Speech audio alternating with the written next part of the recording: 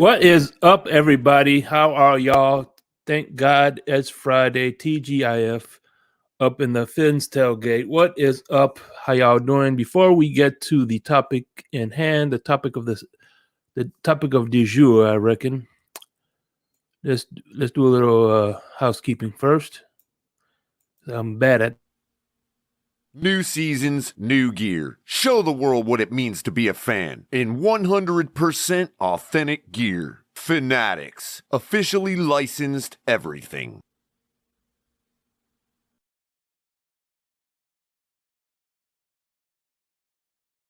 And of course, you want a little bit of energy for the weekend? Get some Doobie energy drink.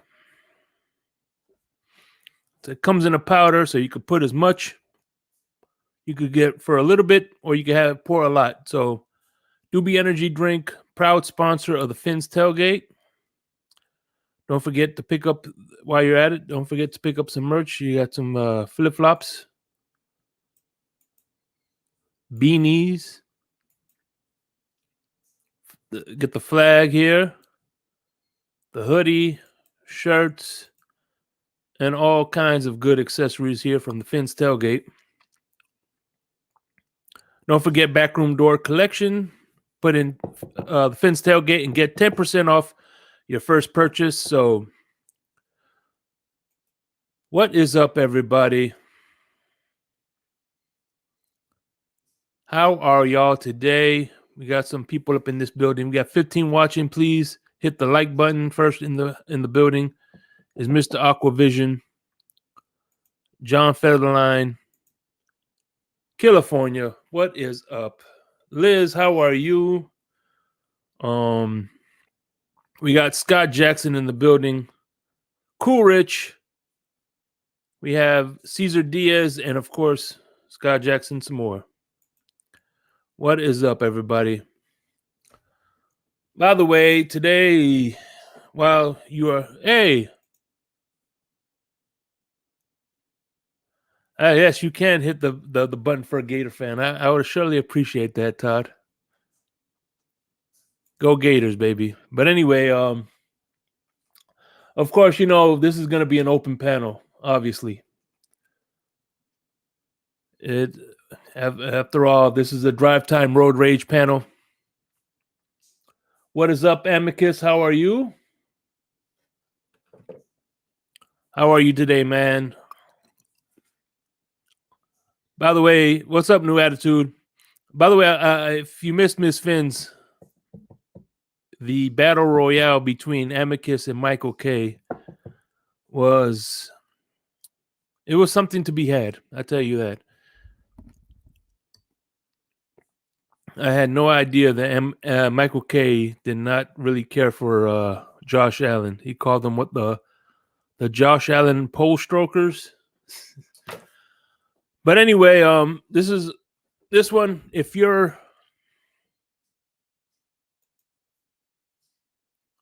well, I appreciate you, Scott Jackson, more than you'll ever know, bro.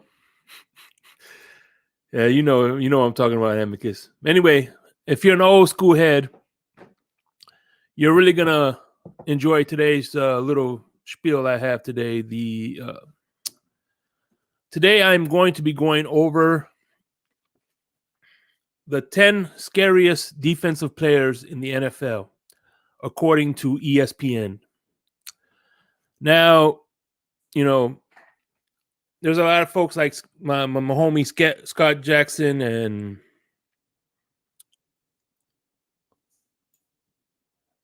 you got Cesar Diaz that don't like to get into the chat. You got Liz, of course, don't like California, John Federline, Aquavision. You guys don't really get up here to chat. So what I'm gonna attempt to do is, because at the end of the day, I love the people who come up on the panel because, let's face it, that's why they call it the panel show. But at the end of the day, the people in the chat, to be honest with you, are really kind of like the unsung heroes. Because let's face it, a lot of content creators, we get our content from the chat. You give us ideas, you help us the show going, you help with the algorithm and the interaction. So at the end of the day, man, as much as I appreciate the people that come up here, I also appreciate the chat room because, like I said, you guys are the unsung hero. A lot of people know who Crypto is because he gets up here. And a lot of people know who Cat for Life is. A lot of people know who Todd Labruto is because he likes those sorry ass canes. But they know, but people, I think people more like Cesar Diaz, California, and Scott Jackson. Those are the people that I think also deserve a lot of the credit for making the Dolphins community. And I'm here to make sure that you guys get your cigar today, man. I mean, yeah, of course. I mean, that's what when you do both, that's what I'm saying. That's why I mentioned the panel guys like Crypto. The people that panel, of course, it's without giving. They do both. If you jump on a panel, you're also writing in the chat box. There's nobody that jumps on the panel that doesn't write on the chat box. So if you're giving if I'm talking about a panel guest, it's a given that I'm talking about somebody in the chat. But I'm talking about people who are strictly in the chat that just want to stay in the chat. That's who I'm giving my flowers to. I mean, the cigars to. So I'm not trying to make one better than the other, but I'm just giving them their due today. You know what I mean? That's all. Nothing, no better, no worse. But that's all I wanted to say, man, because at the end of the day, the chat is where it's at. You know what I mean? So I appreciate everybody who contributes.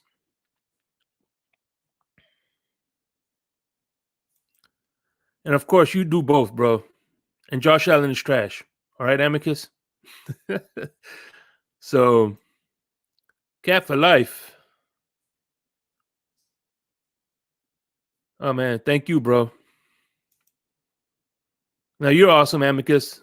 Your team sucks, but you're awesome. All right? I'm not going to hold that against you, bro.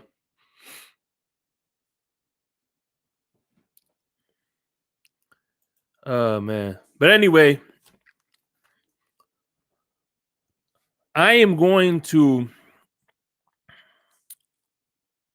All right, y'all ready? Y'all ready for this? All right. In the chat, I'm gonna call out the top 10 players, and once I open up the panel, if you want to revisit this list, anyone that jumps on the panel, please give me your thoughts. But as of now, I'm gonna give you this top 10 list real quick, and you tell me if this player is over, under, over. How can I put it easier? Yeah, over, under, or right where he's at. All right. Let me know. You're damn right, California. You guys are the silent majority, and I appreciate y'all.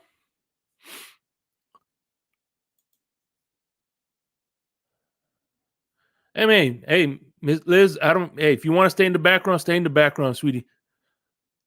But I just want y'all to know that y'all appreciate it as well, man. That's all I'm trying to get through. Yeah, hey, if you do both, I appreciate you just as much. But anyway, oh yeah. Oh, my bad. I forgot. You're right. My bad.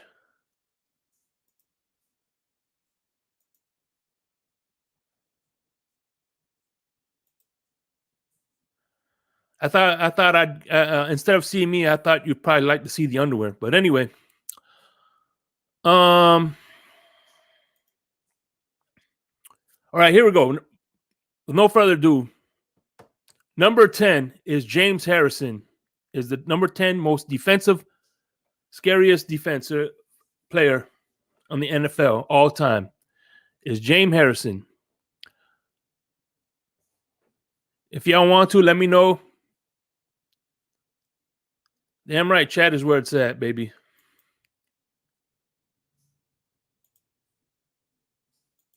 You're welcome, and thank you for supporting this content. I really do appreciate that. All right, now Defensive end James Harrison for the Steelers was ranked number 10. Do you think, yes or no, is that fair where he's at? IMAX should be higher. What's up, Mark? So first one, IMAX thinks James Harrison should be higher. Where do you think he should go in that?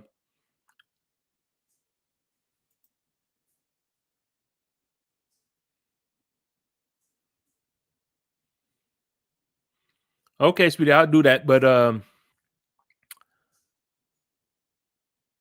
right, next one.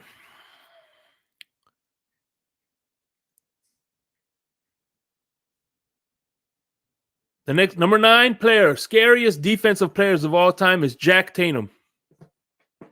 God damn it, would you stop doing that, you little bastard? Jack Tatum is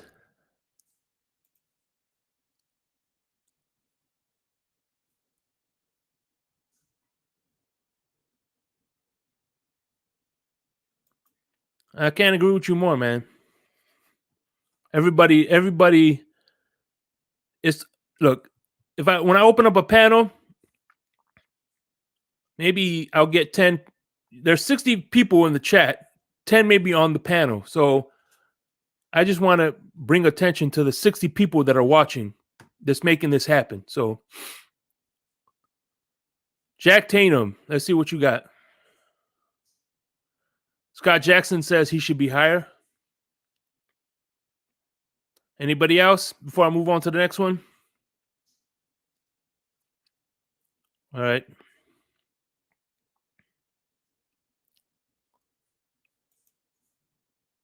Number 32. Let me see. Damn. Actually, over here it says number 33. So, all right, Jermaine. You think Lawrence Taylor is going to be number 1? Well, let's see. All right, number 8. Fair point, Todd. I'll hear it. Mike Singletary comes in at number 8. Middle linebacker for the Chicago Bears. The Bears. They're number 8. He comes in at number 8 for scariest player of all time. All right. Let's see. Kevin Green, Reggie White, Bruce Smith, Kevin Lloyd, Jason Taylor, Deacon Jones, Lawrence Taylor. Well, let's see. Let's see how close you are. Let's see how close you are. I know, but according to this picture I see, he's wearing number 33 in Oakland. So, all right.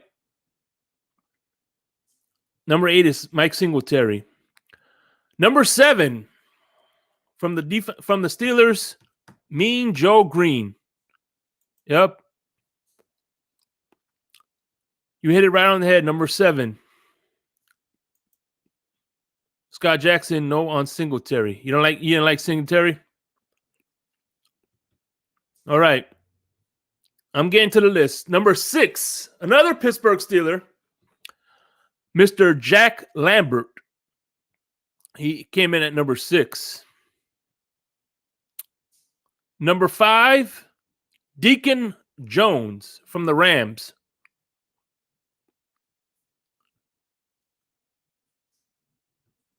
Number 4,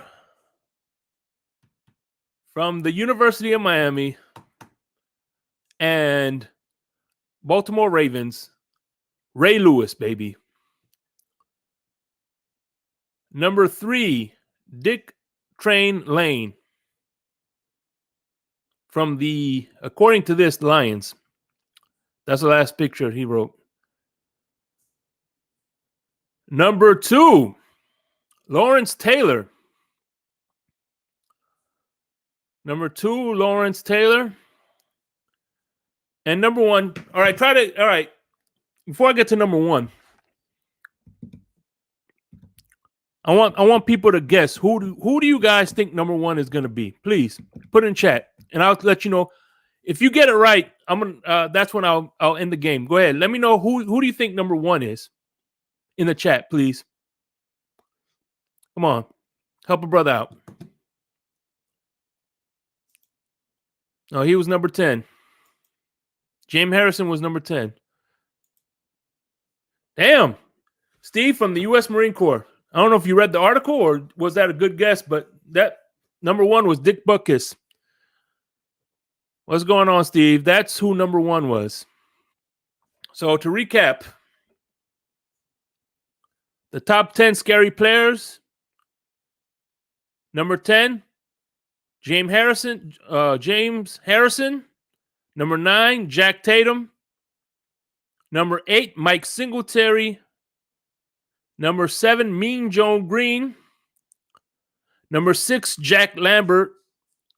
Number 5, Deacon Jones. Number 4, Ray Lewis.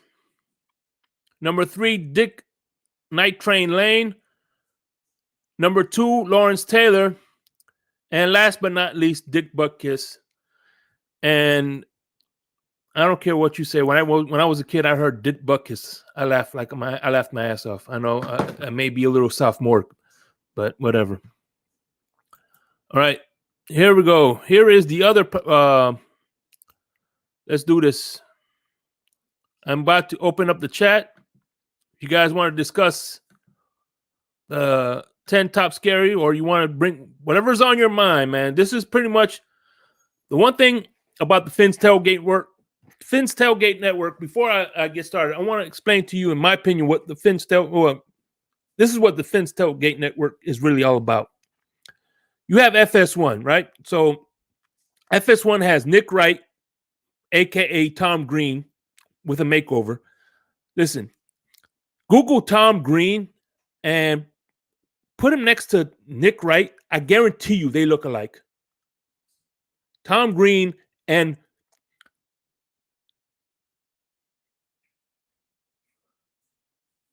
I know I'm not the only one. Okay, I'm not the only one. Yeah. Okay, yeah. Tom Green. You put them together. I'm telling you. When I first saw Nick Wright, I thought I'm like, damn, that looks just like Tom Green with a makeover. Well, anyway, you got him.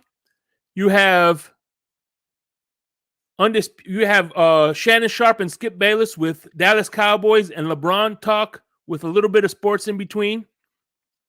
Because we all know that show is just talking about, they're either talking about the Cowboys, they're either talking about Tom Brady, or they're even talking about LeBron James.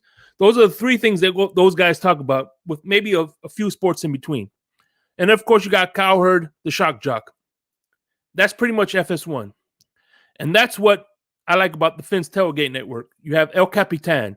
You have Ali.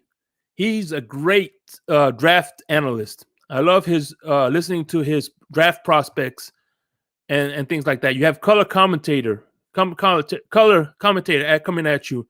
You have Lewis and DTA. One thing about Finn's Tailgate Network is we're united as a team, but we're individuals with our own spin on this network. And there's something for you in this. We have everything. It's like the thing says, it's a tailgate that never stops. So with no further ado, let me open up the line here. Like I said, one of my goals in the drive time, I have 2 goals. Number 1, make your drive back home, bearable one, because I know some people where they live are stuck in traffic. So I hope that I am making your drive time back home a little more enjoyable. And 2, this is about free talk. Whatever you want, whatever's on your mind. That's why when I give you the floor, I always say, what's on your mind? Speaking of which, Todd LaBruto, what's up, my brother? What's on your mind? We are screwed when it comes to Wilkins. Yeah. Why Did you see that? You didn't see the contract signed today by Simmons? No, what happened? He signed the second highest contract for a defensive tackle, 96 million, 66 million guaranteed. Wilkins is getting traded. You're miserable? Why are you miserable, JC? Probably because you're a Bills fan. Yeah, that's what I was going to say. But for Amicus, there's breaking news. What's that? The Buffalo Bills are looking for a surgeon to get the damn dildo out of Josh Allen's throat so he stops choking. Hey, man. Hey, like my man said, who's that? Michael K, the Josh Allen strokers. That shit is funny as fuck. All right. I'd like to welcome the next guest, the one, the only. And by the way, my third guest on the. Hey, by the way, Todd, I'm giving you an invitation to my to be in the blender, so you know. And Right. and by the way, Cat for life, brother. What's going on? What's on your mind? Hey, hello. How are you? Yeah. How are you doing? How are you? How are you today on this TGIF of a day on the road? It's yeah, man. For me, I don't know, man. I feel like I lost By my the way, train of thought.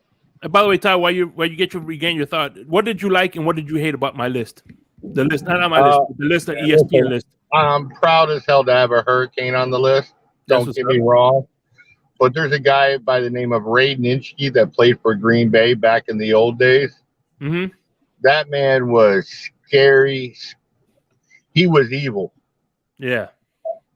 And I thought he should have been on it, and Ronnie Lott should have been on it because ain't nobody want to catch the ball over the middle with Lott roaming. Yeah. Did he chop off a finger? Yeah, to continue to play. That's commitment, bro. Dude, the man, those guys, I think, were two that should have been on the list. What's up, Green And Rat? I would have replaced number 10, and I hate to say it, I would have replaced Ray Lewis with Ray Nitschke. Ray Nitschke. Dude, go back and look at clips of him. This man had all his front teeth gone from hitting people. Man always had blood up on his face. Dude, he was evil. Damn. Oh, you're speaking of blood. You remember Young Blood? Yep. When he played with a broken foot, right? But no, I think we're screwed when it comes to Wilkins now, man, because we needed to sign him before Simmons signed. And now he's going to want 20 plus million a year. I mean, but And what do you think of this? screwed Bo up- Jackson lit up Ronnie Lott. how screwed are we though, Todd? Like really, like Bo is Christian Jackson lit up Wilkins gonna everybody. make or break this defense? Huh? Is Christian Wilkins gonna make or break this defense? No, but I'm really thinking he's going to be getting traded now. Hmm. We can't give him that type of contract. It's just not feasible for our future. Yeah. So if you're saying that, just imagine the possibilities of moves we can make. Yeah. Then you're really opening up a big can of worms. We could get back into the draft, bro, for day one. Shit. The possibilities are endless, bro. And isn't it funny? Batman would have set up the party for starting day 2 since that's when we're picking, and then next thing you know, we're Yeah, day 1 again. And by the way, I'm gonna be at that party, so I'm gonna be You doing. coming down? I'm gonna be doing before the show starts. I'm gonna be doing a special edition of In the Blender with Batman at the scene, live from location. Hey man, if you guys are coming down, I'm going, bro. Yeah, I'm gonna But be there. no, I just think we're going to be trading him within the next by draft day. I mean, what's your gut Scott tell you, Todd? Look at Scott. Yep, he was a mean.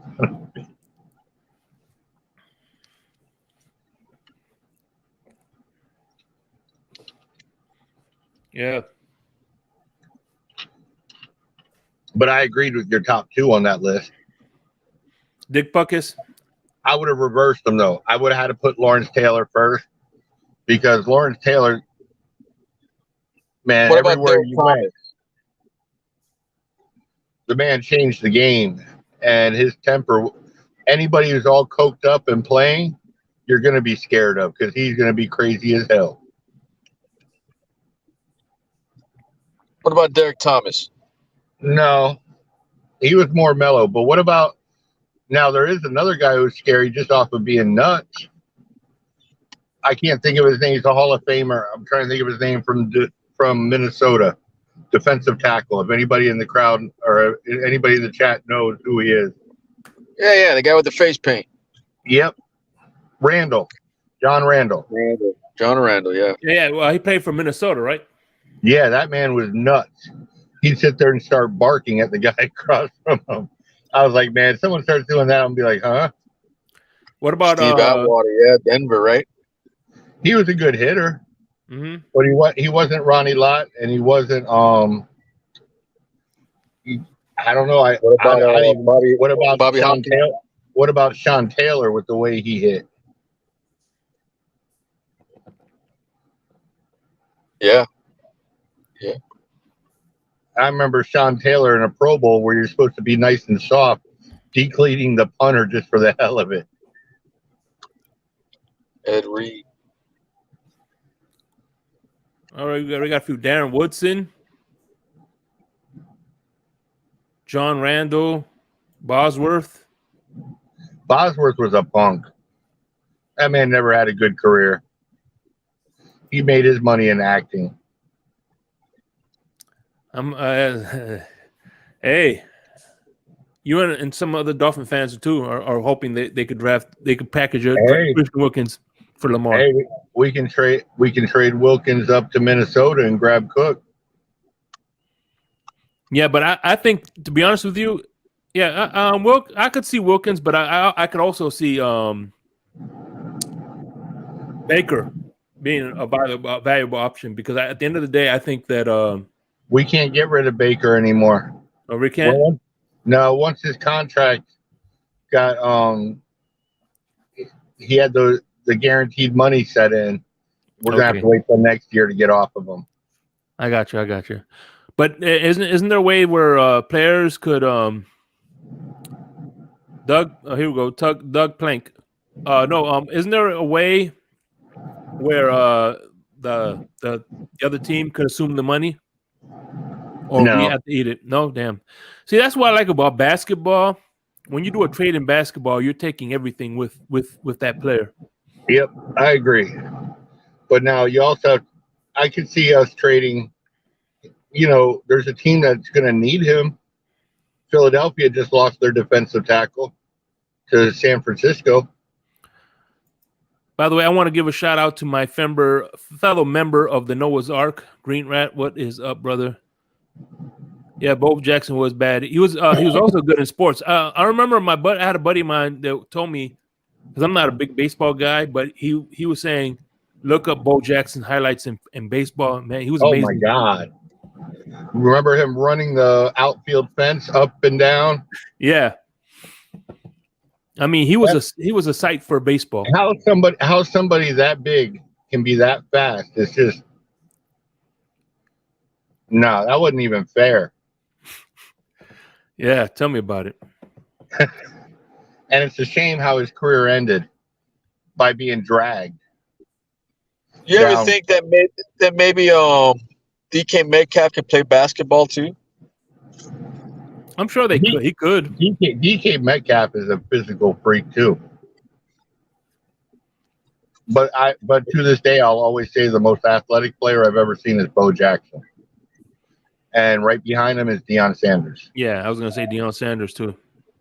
But I got to put him behind Bo, because Deion was fast. Bo was just as fast, but weighed about 20, 30 pounds more.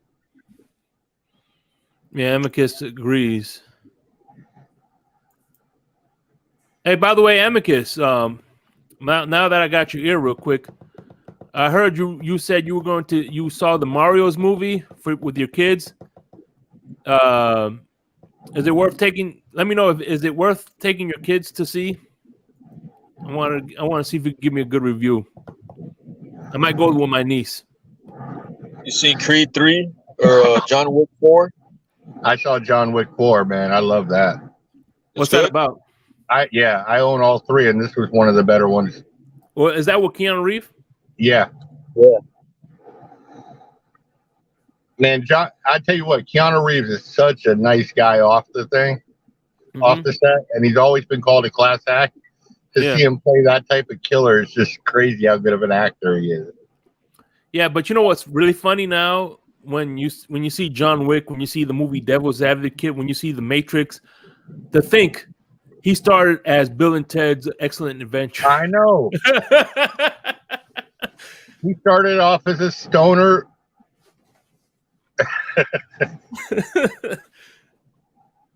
That's crazy. But it's nice to see the class act off the screen. You know what I mean? The way he treats people. You know what else is like that too? If you think about it, Woody Harrelson, he was that little nerdy guy on Cheers. Yep. Yep. And then he played a zombie killer, and that. Yeah, Super Mario 3 is definitely absolutely fantastic. Well, I'm taking my niece then. Thank you, brother. I'm gonna definitely take my niece now. Damn, you're taking the word of a Bills fan? Damn. Hey, listen, I asked him for a movie, not football takes. I can't believe how him and what's his name were going at it about Josh Allen. I just sat back and go, this sounds like our fan base finally. Yeah. I was loving it. Yes, it was. And until right now, I don't know why. I mean, I know it was Josh Allen, but what was specifically about Josh Allen that pissed everybody off? Oh, what's his name? What's it? Michael K called Josh Allen mediocre. Yeah. And that set off Amicus. Yeah, but Amicus didn't have a better take. Amicus said he's better than Mahomes. Mm-hmm. I don't know about that. Far from that. I think he's closer to mediocre than he is Mahomes. 13 seconds, man. Yeah, California agrees with you there. What's up? Make sure y'all hitting the like button. I appreciate y'all. So what's the plan for this weekend, everybody? What's on the agenda? Work. So you going to the movie shake? Yeah, I'm gonna, no, I'm not this weekend, but I'm definitely gonna. I gotta go get with my niece and take her to the movies, and we'll with her dad, and we'll go see that Mario movie. I hope it's not like that John Leguizamo movie. Remember that John? Yeah. Oh my God, That was horrible. They asked him about it. He says it's not the same. I'm like, yeah, it's better. It's got to be better. Can't get any worse. Remember they had like little Ninja Turtle outfits back in the day. They didn't even have CGI. My nephew or my grandson actually is addicted to pixels. Alanier. Is there such thing as an Alanier? For Buffalo? You know, I like the phrase that Michael came up with, the Josh Allen pole strokers. The what? Josh Allen pole strokers. Oh God! I tell you Let what, them go at it. That's their fight. Creative. He's very creative. I have no comment. I'm telling you, this year's going to be a good year for us. I don't know about Buffalo though. Yeah. Man. By the way, speaking of which, there's footage of Tyreek Hill, Jalen Waddle, and Tua Tagovailoa practicing, which is very encouraging. There was another clip too. Barrios has already got into the action. That's what's up, man. Oh, like for real, legit? Legit. Yeah. So, while Josh Allen is playing golf, our guys are getting their timing down. Obviously, eating a lot when he's playing golf. He what? Eating a lot, from what Michael K said, how his gut was hanging over the pant line. Oh. and our quarterback's out there getting ready for next season. Oh man, someone says that was Craycraft. Oh, maybe, perhaps. Wait a minute, careful. Are you trying to say white receivers look alike? No, they had they had good timing. I mean, for the most part, like you said before, I think he had only like 100 yards receiving and 2 touchdowns, more or less. But I feel like they can have a good connection if they had good chemistry in the offseason. Like that would be one guy that would benefit from it. All right, but all right, man. By the way, I'm gonna introduce your the next guest. Hide the women, hide the children from the cover their ears. The one, the only Rabbit Dolphin, my brother Lewis. Welcome to the show. What's on your mind, my brother? What's going on, fellas? Hope everything is well. Everything is wonderful, man. Oh man, I'm trying to finish up this horrible fucking day I've had, but man, but you know I always get hyped whenever I see Lewis. I'm having one of those days I just don't feel like driving. Well, Todd, I've been on the road for the past 11 plus hours. So hey, I've been on the road since 5:30 this morning, and I've just like pulled over. I'm like, I don't feel like driving anymore. It's a Friday. Dude, if it wasn't for shout out to Batman, he was hosting a Twitter space earlier, and with I didn't even hop up. I've been so busy, I've just been listening. But at least he got me through most of the day. What was the discussion? Did you hear the bad news, Lewis? What?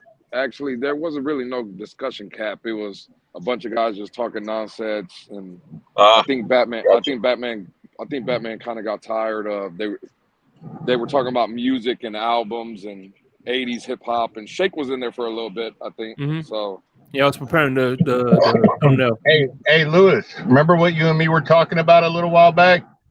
And everybody said we needed to get him signed soon.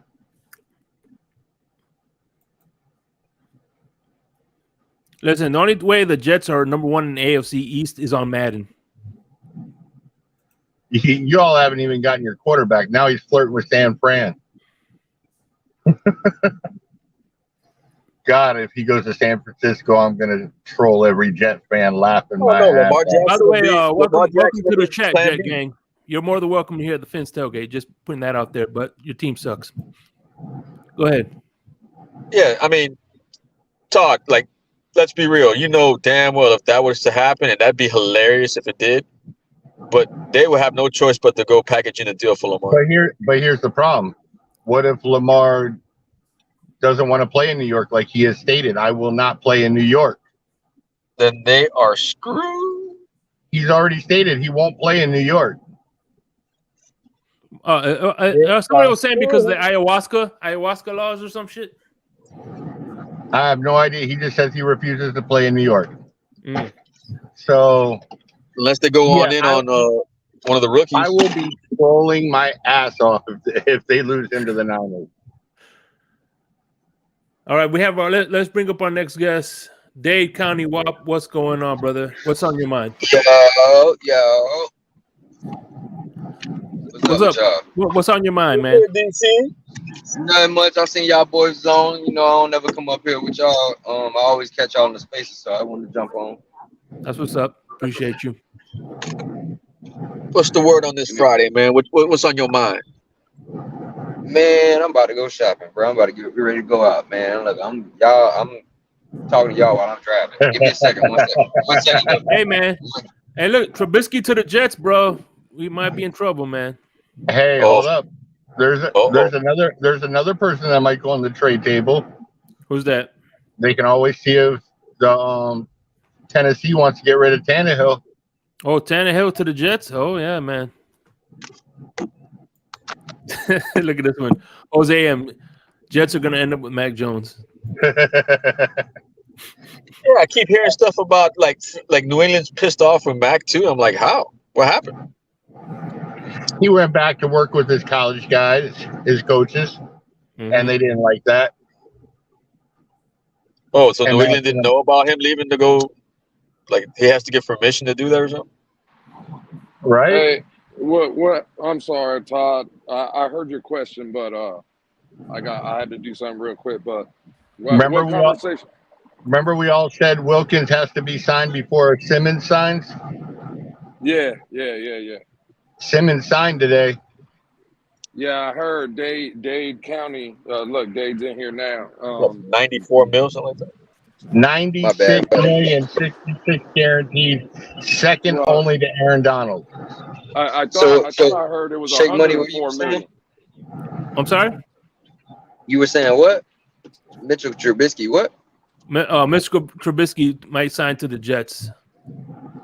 As a backup. They need a backup. No, they're saying if Rodgers dips out and goes to San Francisco. Oh man, that shit gonna be funny as hell. I can't wait. Oh, I got so many Jets fans to get on their ass. Hey, my sister married a Jets fan. You know who my first phone call will be. Sorry to hear that. Hey, I would too. I bitched her out for it. But hey, listen to this. I'm gonna call him, and all he's gonna hear is me laughing. He's gonna know what it's about. Yeah, I ain't gonna lie. I'm petty like that too. I won't even say nothing. I'll just laugh because they know exactly what you calling for. Mm-hmm. It's your fault for answering the phone. You should answer the phone.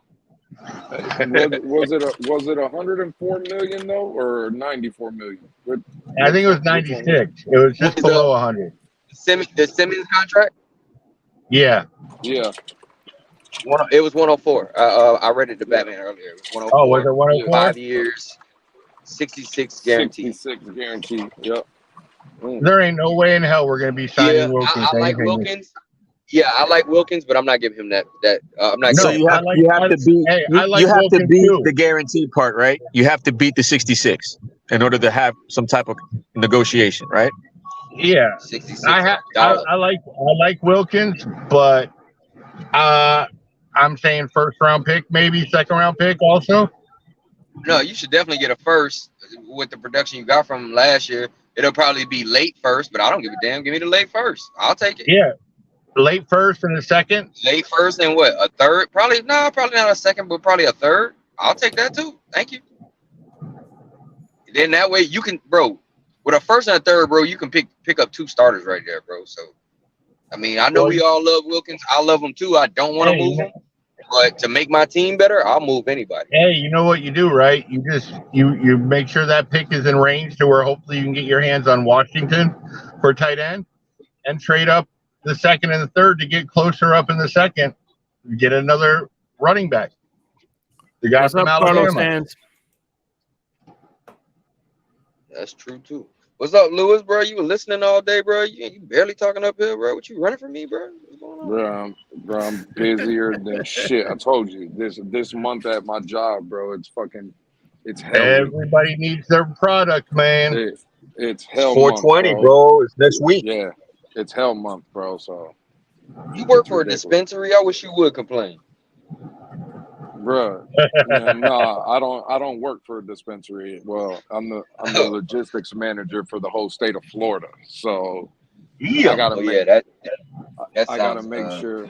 Yeah, I gotta make sure all the dispensaries are getting full. I gotta make sure all the trucks are getting out.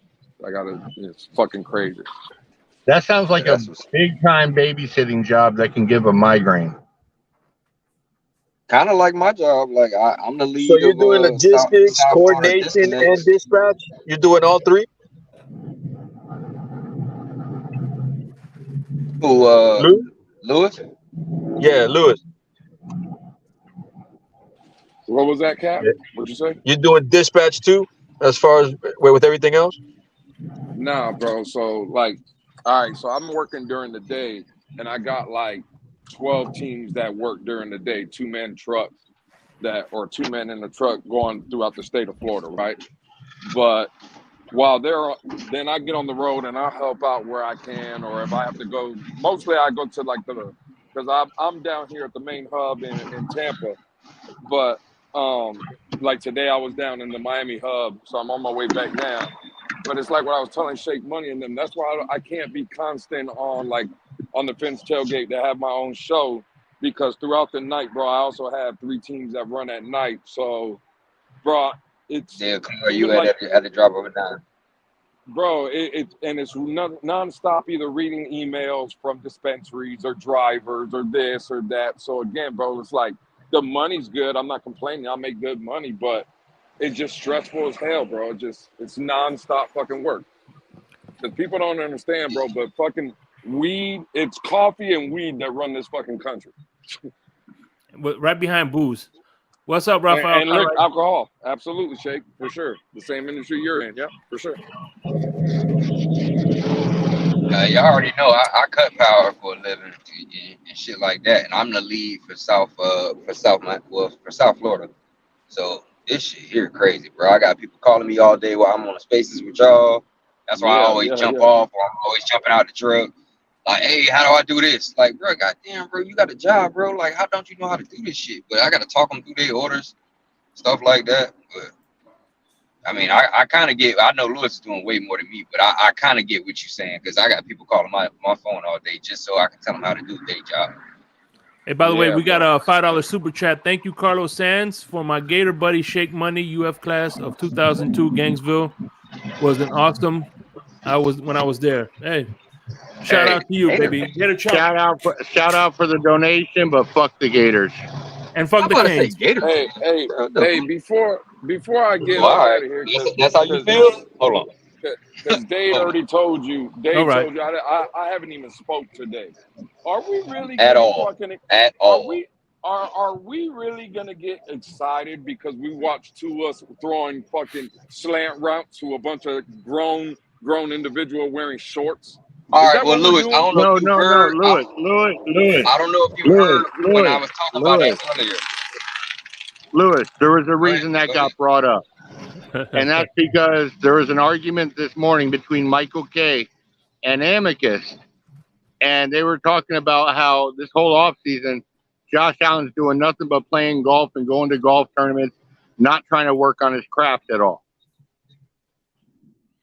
Yeah. So, I was trying to let the guys know in the space earlier that it's funny that Nick Hicks put a video out today when there was arguments yesterday saying, well, damn, there hasn't been any videos like they usually do. He was like, well, damn, y'all sit there and bitch and moan when they put the videos out saying this ain't doing nothing or whatever. This isn't impressive.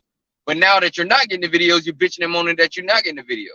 Like, it's a lose-lose. But who's bitching? Who was the ones bitching about no video? It's I mean, I'm talking about just, we don't know all the Dolphin fans, Louis, but you know what I mean? Like, you see it, bro. Like, they're bitching about not seeing videos. So then he drops a video today, and then now some people are bothered by it. And it's like, well, damn, he's damn if he do, he's damn if he don't. Bro, listen, if I want to say something, let me say something real quick. And go ahead, Shay. Yeah. I'm not excited, but I am happy. I am encouraged that I'm glad to see that they're working to better themselves. Would it translate? I don't know. But at the end of the day, at least they're attempting to do something. You know what I'm saying? So I'm encouraged. I'm not excited, but I am encouraged. I think people just starting for content, honestly. I don't think you read into it anyway or other. It's a bunch of guys who wanted to throw the ball, bro. It's a bunch of guys who wanted to throw the ball around, and ironically enough and coincidentally enough, they play for the Dolphins. All I'm saying is I'm in a group chat, right, with about 30-something motherfuckers, and somebody put in the group chat today the video of Barrios running a slant route, and the caption under the text message that he put was, "Oh my God!" Like, what are we talking about? Bro, hey, I'll put a name on that for you because I know exactly who put that. Okay, I know exactly who put that. Can I put a name on that for you, Lewis? Bro, it's crazy, bro. Like, what are we doing out here? I could get my 8-year-old son right now. When I get home tonight, I'm going to put my 8-year-old son in his cleats. I'm going to tell him run a slant route, and I'm going to caption it fucking Barrios and put it on fucking Twitter. Like, what are we doing, bro? Hey, like, are we talking to, like, come on, like, man. I keep telling y'all, okay, look, I know Barrios is the new shiny toy, but I'm telling y'all now, y'all do not want him starting in the slot. I'm telling you. You don't. Hey, I understand we're happy that we got a new toy, but kick returns and punt returns are the only thing you want him doing. You do not want 3 wide receivers on the field at the same time who are all damn near 5'10". You don't want that. I'm telling you. You need a big body wide receiver on the field at all times. I don't give a damn. I don't give a damn. Speaking of which, who is that? Big body. I don't care where you put Braxton. A big body? That would be Ezekama or Wilson. That's the only 2 we got right now.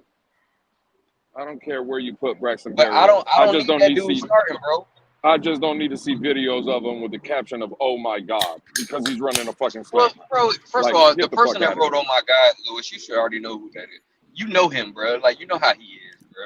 He young, dog. Like, nah. I was Bro, I getting don't on give a him all fuck. day. Is it that guy True Talk? Is it that guy True Talk? Nah, it's Nah. not. I was getting on that guy today. Dave, But let me ask you a question. When you were in your 20s, were you putting "Oh my God"? Have you seen a slant? not a slant, hell no. For first of all, they ain't even got nobody covering them either. So no, not at all. Hey, I did one time, and that's because I was the one who threw the pass to Mark Clayton working with kids.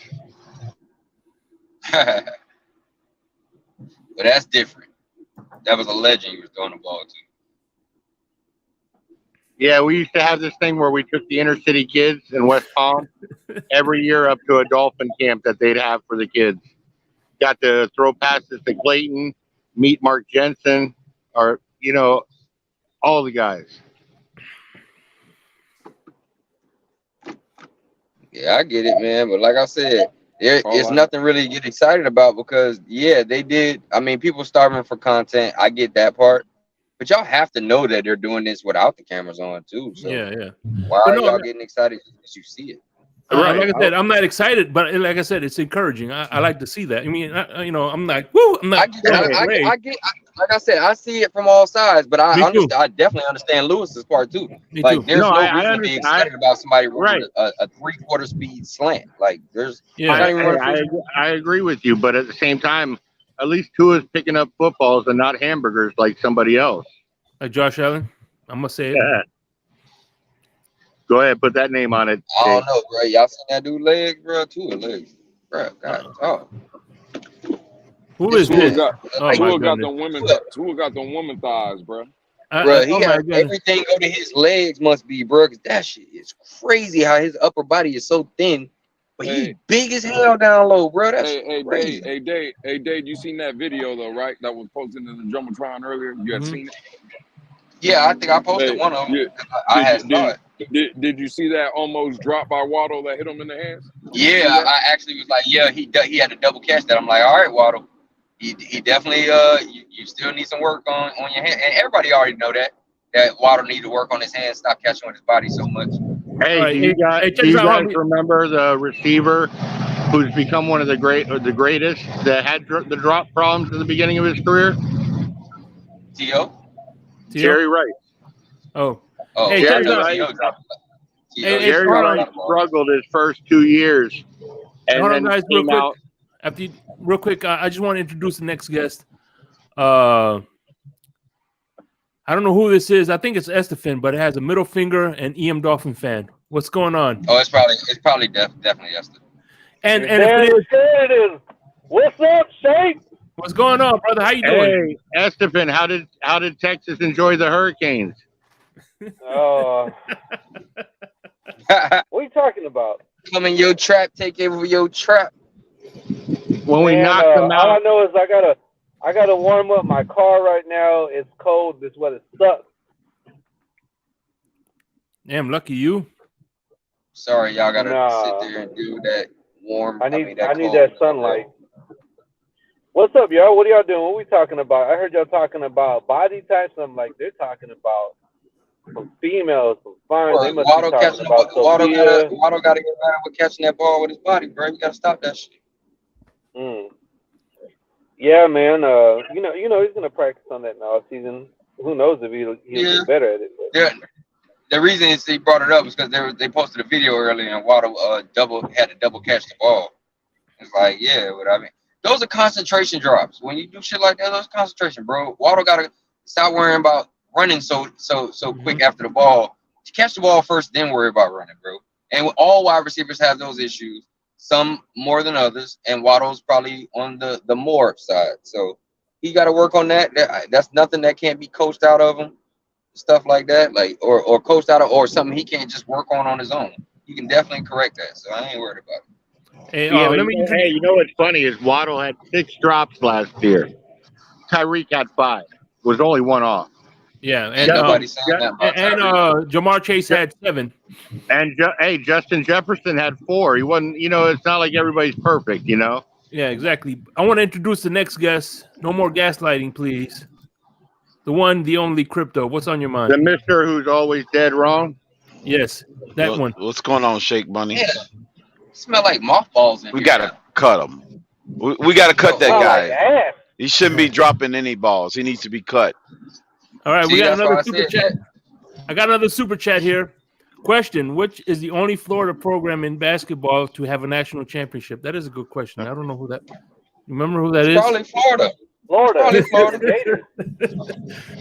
Florida State damn sure ain't win one. I know the Kings didn't win one, so it gotta be They Florida. had Mike Miller and Joakim Noah. Yo, yeah, back in those days. Joakim Noah. Wasn't Udonis Taylor Haslam got back on one. the team? Yeah, Udonis Haslam. By the way, Udonis Haslam played for Miami High too, which was another dynasty. Was a good dynasty too, Miami High back in the day. For basketball, anyway, it was. Well, Andre 3000. I mean, not I said Andre 3000. Andre Johnson went to Miami High too. Yeah. And Roscoe Perry. Speaking of Miami High, what's funny Miami is High. my original nickname. I got my original nickname from Miami High. My original nickname was Shaky Rodriguez, and that's what they named. So that's all I know about Miami High. Hey, Shake, I'll be back. I got to go troll Batman. I got to go troll Batman for a second. You know how Batman's all been on the Wilkins train. I got to go get him mad real quick. That's what's up. What, he's on live now? I'm Is he on guessing. live? No, I'm thinking. I think he got the. I think I got the. Let me see if I got the notification. 305. It takes about takes about 20 minutes to get on camera. Yeah, I was about to say, yeah, he ain't on yet, bro. Yeah, it does. He's got the longest intro. You ain't come up and talk to Jay either, bro. Where you been at? I got to troll his ass because I've been getting him mad all What was the last that? 2 weeks with Wilkins. So you ain't been on the spaces all day. Where you been at? I was listening. Yeah, I saw Crypto in there. Yeah, I'm talking about. I wasn't talking. Yeah, I was in there for a little bit. Man, I stay away from the Twitter spaces. There's a lot of issues that go on in and out of there. Yeah, you ain't lying, man. I ain't gonna lie. That shit's still fun. It helped me get through my shit fast. Still. The only thing I hate about Twitter Space is if you're like for instance, if I'm listening to Twitter's YouTube, a cesspool. If I'm listening to YouTube, at least it lags and I can still listen. Where Twitter Space, there's no lag, so you can't. It breaks in and out. So if you're in a bad spot, you really can't listen. And the other thing though is that shit drains your battery too. Like what Lewis has gone through with people threatening his family. I'm not going to keep my mouth shut watching somebody do that to anybody. Yeah. Well, that's why when I see Spaces, Twitter's a cesspool. There's only like a handful of people that if I see them hosting the space, I'll come through. There's only like a handful of people, like Batman, Estefan, when he was who else? Crypto, who's the other one? Mounty Fins, he does a pretty good one. So, well then, damn Crypto, you're calling it that? Then I guess you're right at home there, right? How many times? So the main culprit. That's been that before I was. I wouldn't. I try to bring peace to all the spaces. Hey, Shake Money. That's some bullshit. That is bullshit. Shake, I agree with you about everybody. You're a liar, and the truth ain't in Twitter. I believe in what you said. Yeah, a great space, except Estefan that don't know shit about boxing. So I just wanted to say that. Yeah, y'all opened up a space like what 9 o'clock last night or some shit. Yeah, I'm like, I'm sorry, bro. I couldn't get him that one. And it was going good until Estefan came in and started talking about Canelo and all that bullshit. It fucked it all up. Right, you know, some people just don't know how to take L's. Man, I'm not gonna lie, man. I really am disappointed. He's fighting Ryder, bro. John Ryder, whatever, bro. I don't. That's real disappointing, man. So when y'all was talking boxing last night, were y'all talking Gervonta Davis and Ryan Garcia or not? Yeah, we talked Gervonta, we talked Loma and Haney. We talked about how Crawford and Spence, they're gonna do that in June. They need to hurry the fuck up. I need that one, dog. Crawford and Spence. They're gonna do it. I mean, I think like 3 weeks ago, Blue Blood and I forgot what is that, Boxing Media or something like that. I forgot. They're both talking about how man, how it was Q, on I haven't the, seen you up on a panel in a long time. Get up here. If you have I think it's Spectrum. It's on the TV guide. It's already listed on the TV guide for June. The Spence and Crawford fight. Well, good. I can't wait to see that shit. Gervonta and Ryan Garcia. I think it's gonna be a good fight, but I just think Gervonta Davis gonna catch his ass slipping. Like I believe Ryan Garcia is gonna put hands on Gervonta Davis. But Gervonta Davis got that dynamite, bro. One punch is going. That's all he needs. I think they both got skill. I think they both gotten better, but I just think that Tank's more tested. He's had better competition, and that only makes you better. So I think I would go with Tank in that fight because of that. If they both had decent competition going into it, good tune-ups, then it's a toss-up. Then you got to go on. To be honest, if it goes 12 rounds, I would go with Garcia. Anything less than 12, I go with Tank. Keep it simple, but I don't care which way it goes right now. I think Tank should win. Yeah.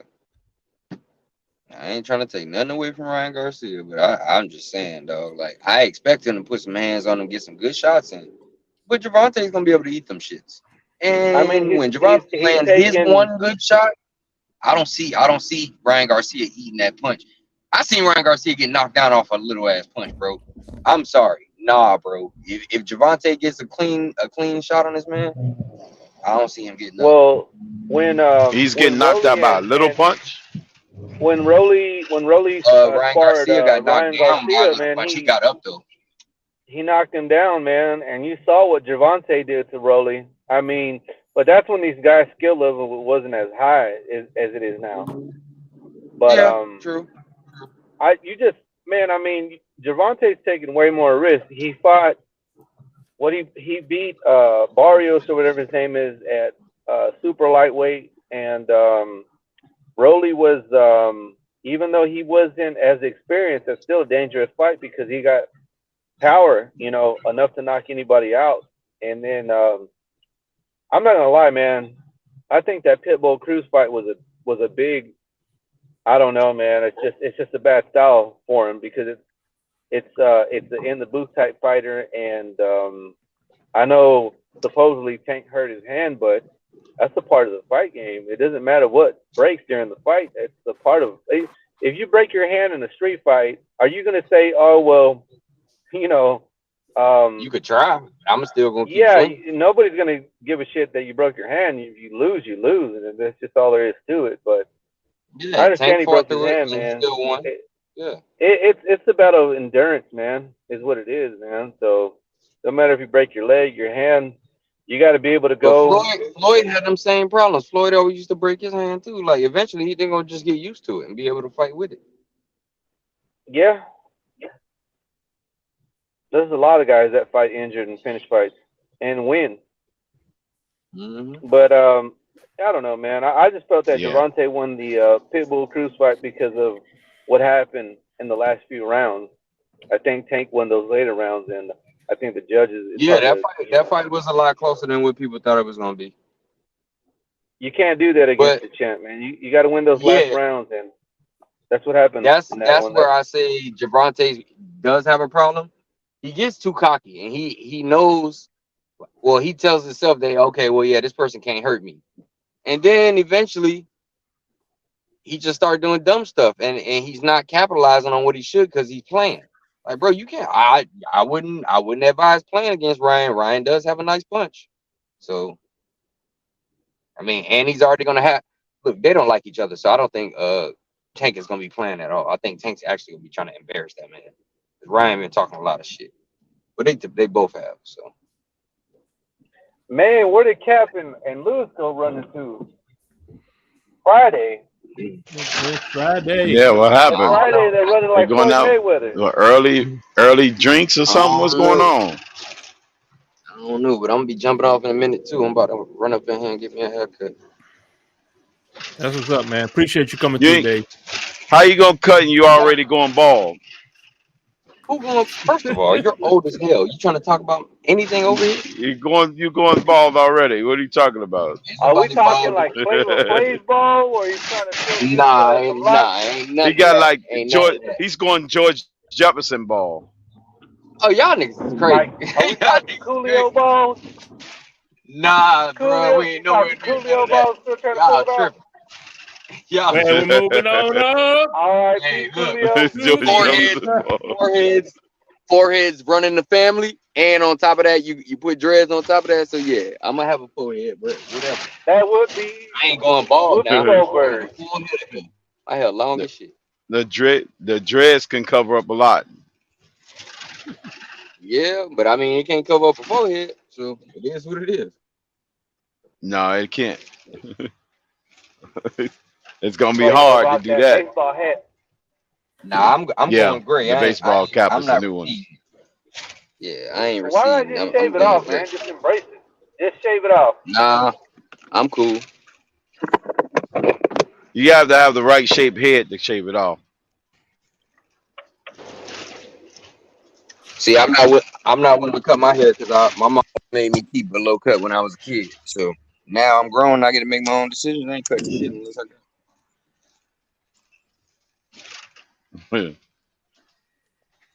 Can't be rolling in here like, oh. But I'll catch y'all a little later. All right, brother. All right, man. Later, Dave. All right, man. Be good. Shake Money. You going to the games, Shake Money, this year? Which games you catching? How many home games you catching? I'm going to. I'm definitely going to the Dallas Cowboys game. My best friend is a Cowboys fan. Hey, by the way, Crypto, while I got you here, because you're a historian just like me, and I don't know if you heard this list, but this is the Sportster released the top 10 list, right? And I want to get your opinion of it, all right?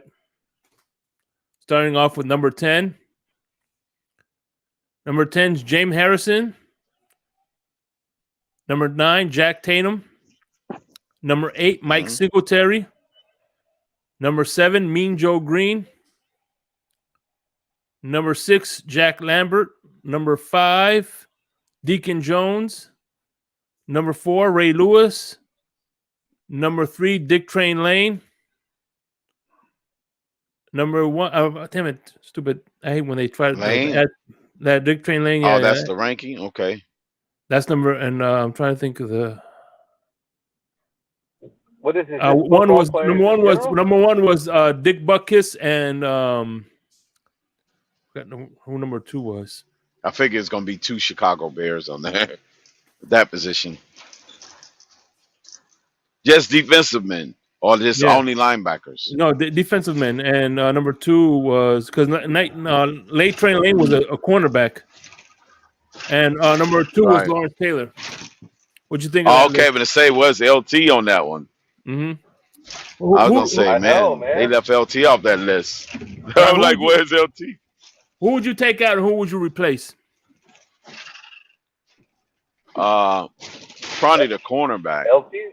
LT, I will put him at the top. How do you not have him on the list? Yeah, LT is number 2. Okay, he's number 2. Okay. What happened was, as I was going through Dick the list, Butkus is number 1. Dick Butkus is number 1. And didn't you meet him? Did you tell me you met him? You can exchange. Yeah, I met Singletary, Dent, Dick Butkus, a couple of other people from the Bears defense. Yeah. No, Jose M. Sanford. Yeah, it was and Mike Dicker himself. Matter of fact, he was like a guest speaker. Ironically, a guest speaker at our church. When I was no Ty Polamalu either. Bruce Smith. Bruce Smith. Will. Hey, I agree. Yeah, these three should have been on that list. Warren Sapp, definitely. Warren Sapp. I will put Reggie White on that list. I'm going to actually put Reggie White on there. Yeah, Dawkins. Yeah, Brian Dawkins. Oh, he would be like right on the edge. Definitely top 15 now. Here we go. Strahan. Yeah, well, hell, he's got the record, you know. What's going on, Carlos Sands? Says, how you doing? Sands. How you doing? How you doing? What's going on, man? What's going on? Chilling. So what you think of that list? I would have LT at top. LT at the top? Yep. Yeah, that's definitely interchangeable. Yep, him and Buckus. Mm-hmm. For a minute, Max Singletary was the top, you know. Yeah, I agree with that too. Was Mike Ditka tight end? Oh, that was Dick Butkus. That's what it was. Dick Butkus, not Mike Ditka, was number one. I always confuse those two white guys. Right. Now, Mike Ditka was playing offense. Yeah. He was a tight end. Dick Butkus. That's what it was. Number one, Dick Butkus. Right. Who did Dick Butkus play for? He's actually a real good tight end at that. To be honest. Who did Dick Butkus play for? Chicago. Yeah, they're both named Mike, but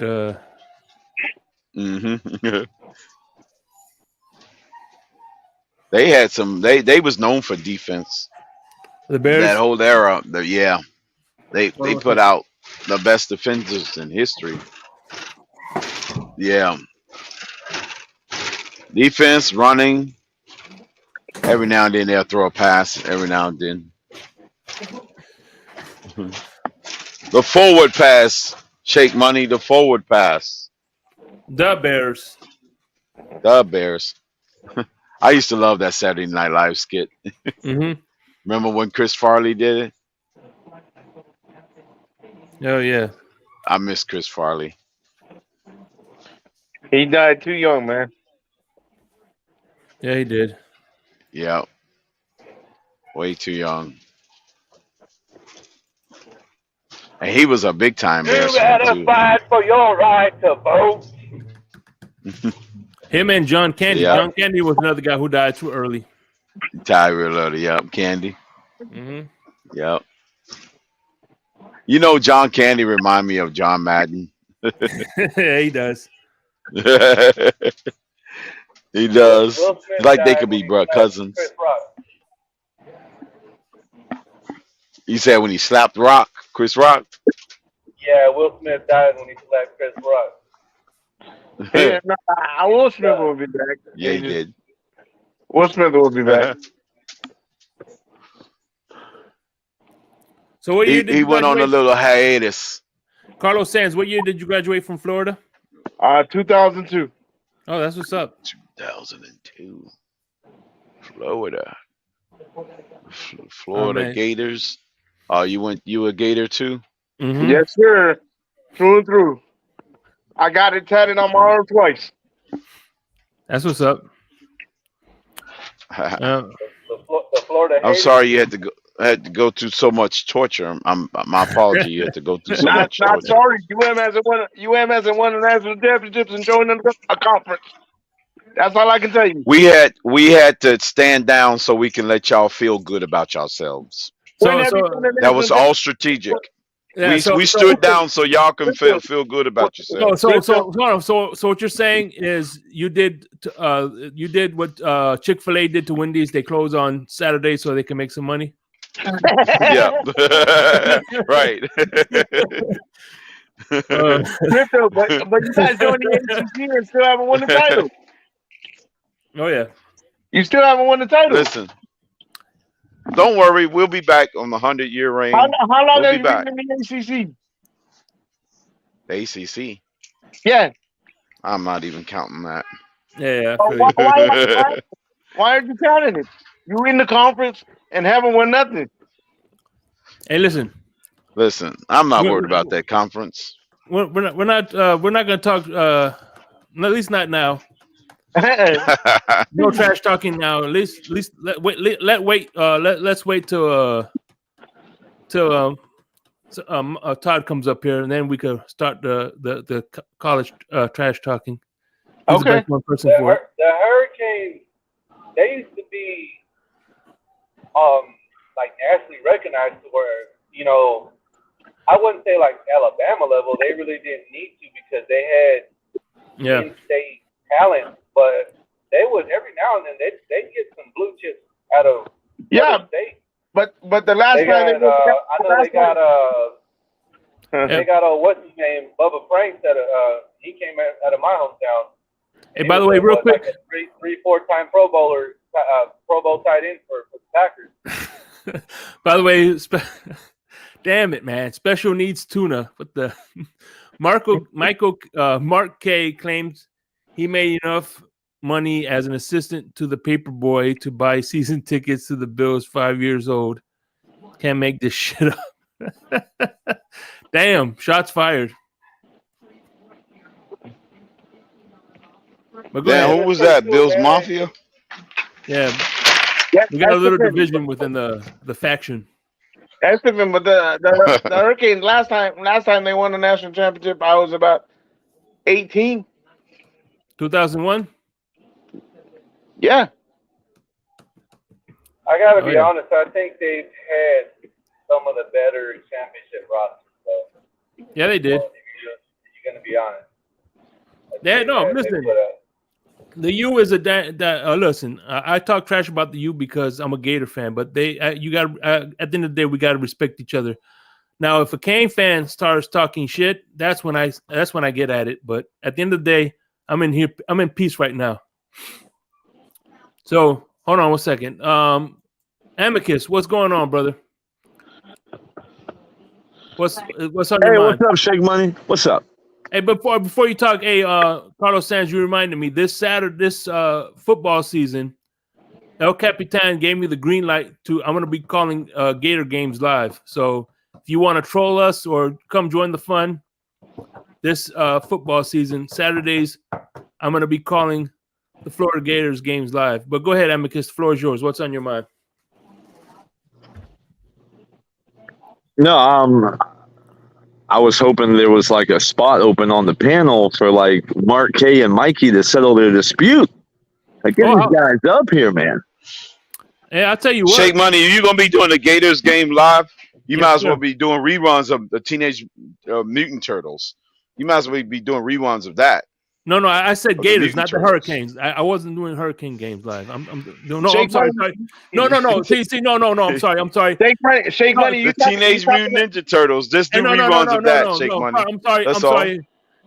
If I want to call Cane's game, I just watch the reruns of Toxic Adventures. Man, Shake Money. Oh, Crypto, you want to go there, Crypto? They haven't. They're not. I say that again. Shake Money. You want to go there, Crypto? The last time the Hurricanes won a championship, Captain Planet was a thing. Earth, wind, fire. Hang on, Shake Money.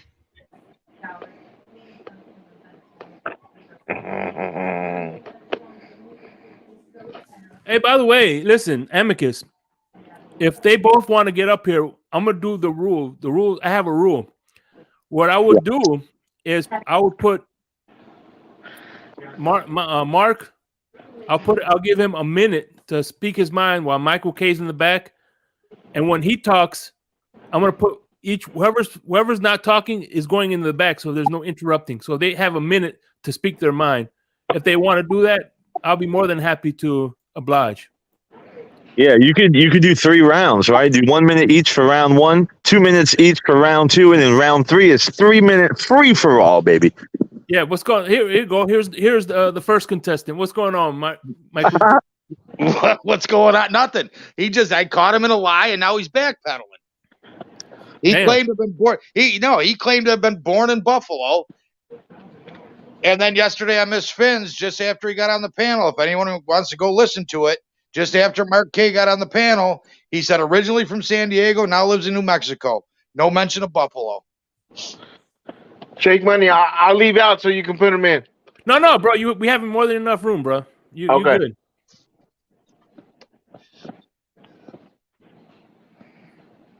I'm just calling it out. You know what? It's one thing if you don't like the Bills. It's one thing if you don't like the fan base. It's one thing or another. Just don't ever lie about being from Buffalo. Are you from Buffalo? Yeah. What part? Mikey lives in Buffalo.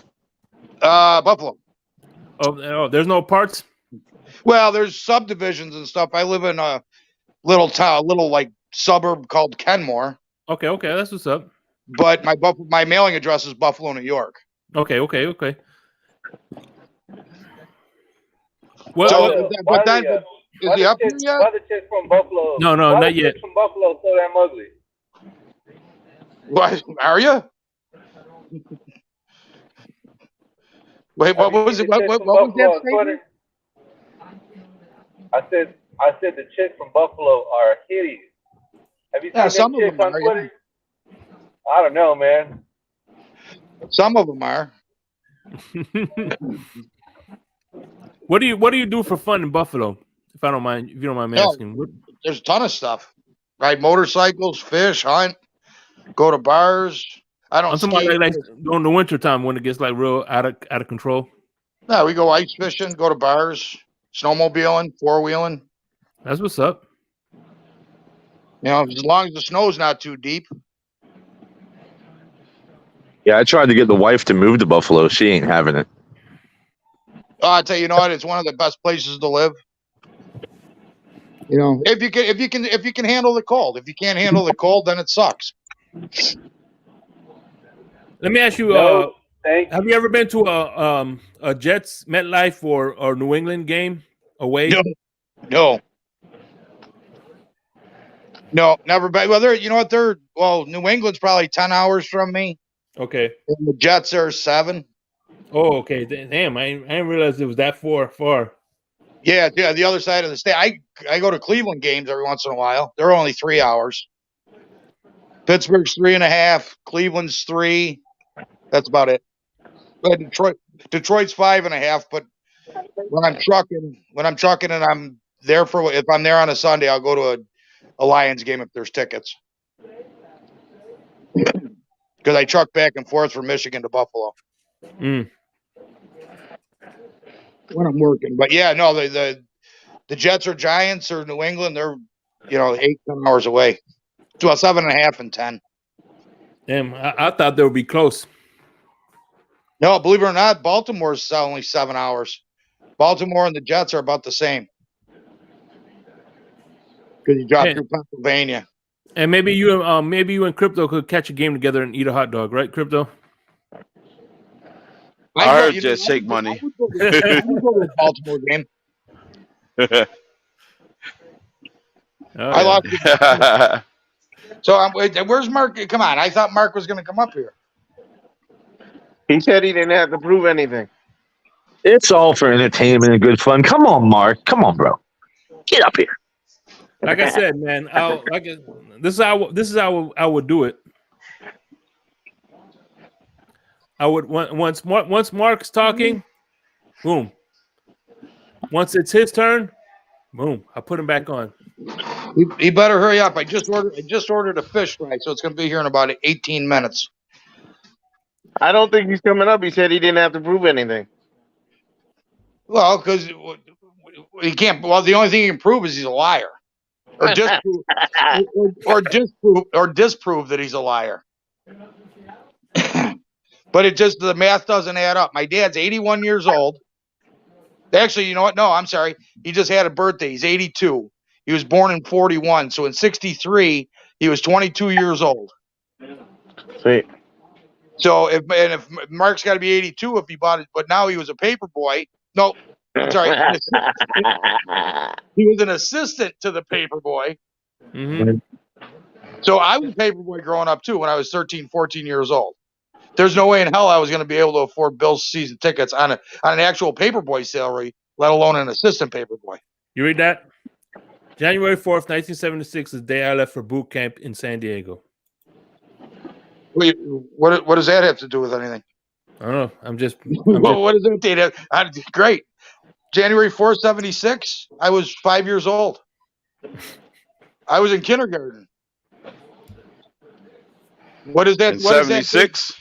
What does that date prove? Go back to where he said he was in 1963, bought his first Bills ticket, and never missed a game until he left for boot camp. Well, that was 5 years old. Newspapers back then were like 4 cents. All right, man. Hold on. You want the heat? You got it. Mark, what's up, brother? All right, let's let Mikey the Clown come up, and we'll have a little discussion about football. Come on, you gutless loser, get your butt up here. Right now, Mark, we're not talking about football. We're talking about your math. We're talking about my math is fine. So you were the assistant to the paper boy, and you bought your season tickets at 5 years old? But that was 1963. You know what 1963 prices are? Well, how much did an assistant to the paper boy make in 63? About 25 cents a week. And how much were the season tickets to a Bills game? Like $8 for 7 games. $8 for 7 games. So that's all you did. Yeah, my father assisted me a little bit. So yeah, it was very inexpensive in 1963. And then I got the full paperboy job, and I worked at Hamburg Super Duper, et cetera, and I made my money for season tickets. You worked at the My Hamburg father helped me when I was 6 and 7, but yeah. How old did you work? When were you working at the Super Duper in Hamburg? Well, like I started there when I was 16. I worked there from 16 to 18, and I joined the Navy at 18. Went off to boot camp when I was 18 and 3 months old. Well, it's kind of funny because yesterday on Miss Finn, you said originally from San Diego, now living in Mexico. I didn't say originally from San Diego. I was originally from San Diego before I moved to New Mexico. I've been in San Diego since like 1985. Okay, so you could originally be from 2 places? I thought originally is one and done. Well, okay, if there was some confusion, let me just apologize for the confusion. No, there was no confusion because you actually said the truth yesterday, but now you're backpedaling. All right, I don't need to hear your shit either. You want to talk football or get the fuck off the chat. Don't get upset, man. Don't get upset. I'm not getting upset. I'm telling you what's fact. You can believe it or don't believe it. If you want to talk football, we'll talk football. If you don't, so let the chat decide. Let the chat decide if they think you're lying about buying season tickets. I don't really give a crap what the panel says either. So what the hell does it make? I say you two show up to the Dolphin game when we play the Bills, and we get y'all some boxing gloves, and y'all settle it that way. Actually, I don't want to waste my time with a bunch of loser clowns. A bunch of losers. Now he's calling the Dolphins. Now he's disrespectful. I love you, Mark. Now he's disrespectful. These two rings, baby, in that undefeated season. Amicus, why don't you and Mikey go get a hotel room and just leave the panel? What? Go enjoy each other. Easy. How did I get dragged into this? Damn, Amicus. It's called deflection, Amicus. You're taking the parting shot. You're taking the parting shot. He's deflecting because he can't come up with a good excuse. Hey, by the way, this is the best line ever. The line of the day. JC. I sell feet pickets. I sell feet picks for tickets. But the question is, does JC paint his nails? And if he does, what color? Well, you gotta listen, man. If I gotta buy feet picks, I gotta have them a little decked out a little bit at least. You would think. Yeah. Maybe a toe ring or something that would work. Yeah, exactly. By the way, Mark, speaking of, because I got you on here. Did you? I know you saw my top 10 scariest defense. I did. I actually give you my top 10, but there are so many more beyond the 10 as everybody was commenting. No, but I'm just saying. Yeah, that guy should definitely make it too, and that guy should make it, and that guy should make it. So. Did you like the list? It wasn't my list, like I said. It was some list that from I saw online. So I thought. Yeah, I'd love to rehear the list. That'd be great. Okay. Let me see. Give me a second. Talk amongst yourselves while I look this up real quick. Okay. Dick Buckus was one of the guys at the top. Okay, I found it. That was a mean dude. All right, here you go. Number 10, James Harrison. Number 9, Jack Tatum. Number 8, Mike Singletary. Number 7, Mean Joe Green. Number 6, Jack Lambert. Number 5, Deacon Jones. Number 4, Ray Lewis. Number 3, Dick Night Train Lane.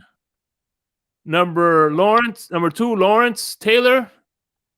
And number 1, Dick Butkus. By the way, in the 70s, I noticed a lot of football players were named Dick. I don't know what the obsession was, but go ahead. What did you think of that list? I have a name for you. I don't know if Given everybody was on crack and they was well. No, I got a name for you that I don't know if anybody's going to remember. How about Hardy Brown of the 49ers? Hardy Brown used to lay guys out with Dick Nighttime used to lay guys out with a clothesline. Hardy Brown just used to lay them out with hits to the head. He was a 50s player for the 49ers. Who's taking a leak over there? I'm taking a mark. Damn. I'm still going. I'll piss as long as he's lying. I'll piss. Yeah, whatever. You want to tell us your history of your? You want to tell us your history with the 10 toughest players? Wait, so now you're telling me you watch some football player in the 50s? No, I'm telling you I read about a player in the 50s. Oh, you named said Hardy Brown. Why don't you look up Hardy Brown? I don't have to, Mark. You know what? Mark? Mark, this is why. I don't have the knowledge that you do. Because I actually had friends growing up. I was outside playing. I didn't have to sit around and read newspaper articles about them. See, this is a real fit. This is where you settle disputes. Exactly. At the Finn's tailgate. The tailgate never ends. You ever see that? All the statisticians, they're all bookworms and eggheads. It's because they didn't have any friends to play with. They didn't know how to get along well with others. Bummer. Huh? This is a bummer, man. That's a bummer. That's the dude. Yeah, somebody in the chat mentioned Steve Atwater, the Bronco. That fucking guy. He was mean. Yeah, he was. Yeah, Water was tough.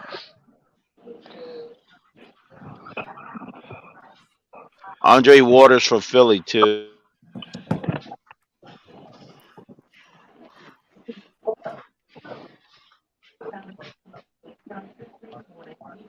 Oh man. Oh. I got about 5 minutes. My food's on its way. What did you order? Well, I ordered a fish fry. What kind of fish is popular over there in Buffalo? Beer battered haddock. Damn, I never heard of that. Oh, it's amazing. It's cold water fish. It's cold water fish, beer battered. It's about the size of your arm. So it's fresh water? No, it's ocean. Okay. It's ocean. They have it in Alaska. They have it in Upper Atlantic, Canada. And a beer. And I'm going to have a beer. Yeah, it's Good Friday, so I can't eat meat. You're having a beer with your beer battered fish? That's appropriate. Yeah. Oh, yeah. No meat? Yeah, that's it. Not on Good Friday. Okay, I got you. Not on Good Friday. My dad growing up didn't eat meat on Wednesday or Friday during Lent. Man, it's a shame. I was just thinking, Mark, you should have lasted 2 more days, and then you could have lied if you gave up lying for Lent. Damn. That's a low blow. Damn. Nonsense.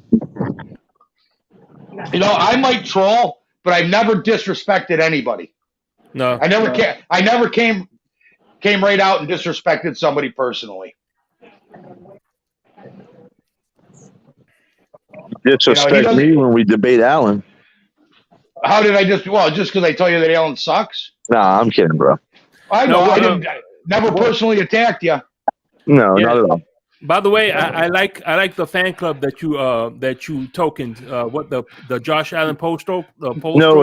No, you have it wrong. It's Bone Stroker. Bone Stroker. It's the Josh Allen Bone Stroker Club. Apparently, I'm the fucking president, unbeknownst to me. By the way, let's welcome the one, the only Ali the Persian. What's going on, brother? What's on your mind? Thank you for stopping by, as always. I appreciate you. Shit about Allen, then you must cry a lot. What's that? Who's crying? I'm not. I was telling Amicus that if that. Ali's breaking up, man. I can't hear him. Actually, he's Amicus isn't lying. He's telling the truth. Damn, Mark left, and for the first time, nobody timed him out. I can't time out when I'm in here. I would have timed him out. Amicus, can you hear me now? Yeah, buddy. What's up, man? What I was saying is, if you cry, if you're worried and get offended that people were talking shit about Josh Allen, then you must cry a lot. Oh yeah, no, hell no, bro. I got the thickest skin on the planet. Mikey knows that. Yeah, you know what? We're talking about all this stuff today, so I'm watching Pat McAfee. He comes out and says Mahomes and Trey Lance are working out together, and they're throwing balls together. Pat McAfee's talking about it. And when you know, he comes right back and says, Aaron Rodgers and Lazard are working out now, and they showed him running. Yeah, they are. Meanwhile, we got Josh Allen hanging out at the Masters eating $2 sandwiches. And see, this is where me and Mikey agree. This is where we agree, because I feel the same way. And I'll be honest with you, Mikey. I know you're not on any of like the groups and everything with the Bills, but I got kicked off. Yeah, I know. I didn't want to say it. You say it is better than me saying it. But anyway, I'm noticing there's more of a trend of people bringing up this whole like off-season, not in the gym, narrative, and I agree with you, man. I've always agreed with you on that. We've talked privately. You know how I feel about that. I agree. Absolutely. You know, and I'm going to tell you right now, we're not going to turn this into a Josh Allen thing because we did that on the spin twice in a row. Yeah. But here's the problem that I have with this whole thing. If he had work ethic, he'd be a top one or two quarterback in the league. If he had work ethic. All right, we got Nathan Peterman. He needs to. What's up, Nathan Peterman? Top 100. That's JC. Yeah, that's my quarterback. That's what's up. Josh Allen needs to put down the jelly donut. Yeah, he does. He needs to get in the gym. He needs to be what Kyle Allen is doing and working out in California. Yeah, well, Kyle Allen's at the QB Summit. Yeah. Because him and Jordan Palmer, they have the podcast together. Yeah. Allen does it. He's got to get rid of that succubus. You know, has anybody ever seen Tuna's wife? Yeah, I have. Yeah, she was like some mid Alabama. Damn. Wow. I never seen her. Wow. Is she hot? Is she hot, JC? No, she's not hot. Like when you're comparing you're an NFL player and what you can have to, she's pretty mid. Dang. Josh Allen's girlfriend's hot. She's like some Alabama which I'm surprised because if anybody knows anything about like Alabama campus sororities, it's one of the most racist things. Or same thing with the fraternities out there. It's so racist. But yeah, that's what. But the point being is you don't see her all over the place. They're not. No. Even he was pissed off when like his marriage was announced and him having a kid. It's a very private person. That's why they don't want to be. Yeah. They don't want to be in the public eye. And that's what Josh Allen used to claim. He used to be like, "Oh, I don't want to be on camera when I'm out and with his wife or his." But now he's at the Masters tournament every day. Yeah. Well, he was claiming he was being chased around Florida by paparazzi. He's a fraud like Mark K. Who's Jeffrey Star? Damn. Josh Crypto, look what you started, bro. This is always Crypto's fault, man. No. Shots are fired. You would have thought I got Mike started because I'm usually the one that gets Mike started. Yeah, well, you both do. Yeah. You both do, but it's just, but you know, I don't fanboy. I just like to get you pissed off when Josh Allen's not in the gym. Oh, I know. In all this, like all the Bills chants that I'm not kicked out of yet. I mean, people are trying hard, man. There's this one broad. There's this one girl that she's trying to get me kicked off, but she's got man hands. Oh, like the Seinfeld episode. Yeah, and I keep referring. I said, you know what? Go break a lobster for me. You know, you're really pretty. By the way, what Bill network are you not kicked out of right now? Any Facebook group that has to do with the Buffalo Bills, I'm kicked out of. Yeah. God damn, man. I even got Man, you're kicked out public enemy number one. Oh yeah, I even got kicked out of the Town of Tonawanda Police Department's Facebook page. Hey, what's the largest Dolphins Facebook group out there? Are you familiar with it? They're all pretty much about the same size. I seen one for about 85,000. I know Dolphin Den is pretty big. Dolphin Den. How big? I'm just curious. Scholarship or just No, actually, I can't remember off the top of my head, but usually your typical Dolphin Den is probably like a few thousand fans. Not too big. So when you're walking around like Miami, I have a Dolphin Facebook group, but I use a fake profile on Facebook because they shut me down a couple of years ago. Damn. Because the Bills Mafia one has 270,000. God damn. So when you're walking around and they Miami, kicked them out of there, and they kicked them out of that too. Yeah, they kicked them out of that one. I'm in that one. Well, technically they got 269,997 because 3 of my names got kicked out of there. Hey, well, do they accept other fans or just strictly Bills? They try to keep it just Bills, but trolls get in there, but they get kicked out immediately. And that sucks. Yeah, well, the moderators are Hitlers. But I noticed that about other. How can they tell? Because the trolls can't hold back, and eventually they'll say something, they'll talk shit about somebody, and boom, that's it. Well, I remember it's not even that. It's not even that. The minute that I talk bad about Josh Allen, I'm out. Yeah, no, I know. Damn. By the way, I remember.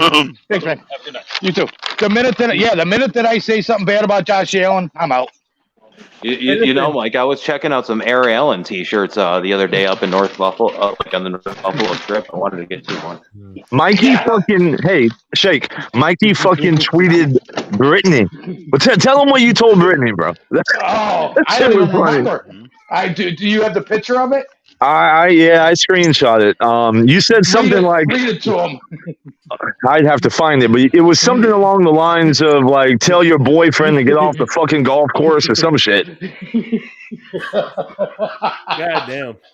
Yeah, but I was wondering when you're walking around Florida or going anywhere, is there a lot of people wearing Dolphins gear out there?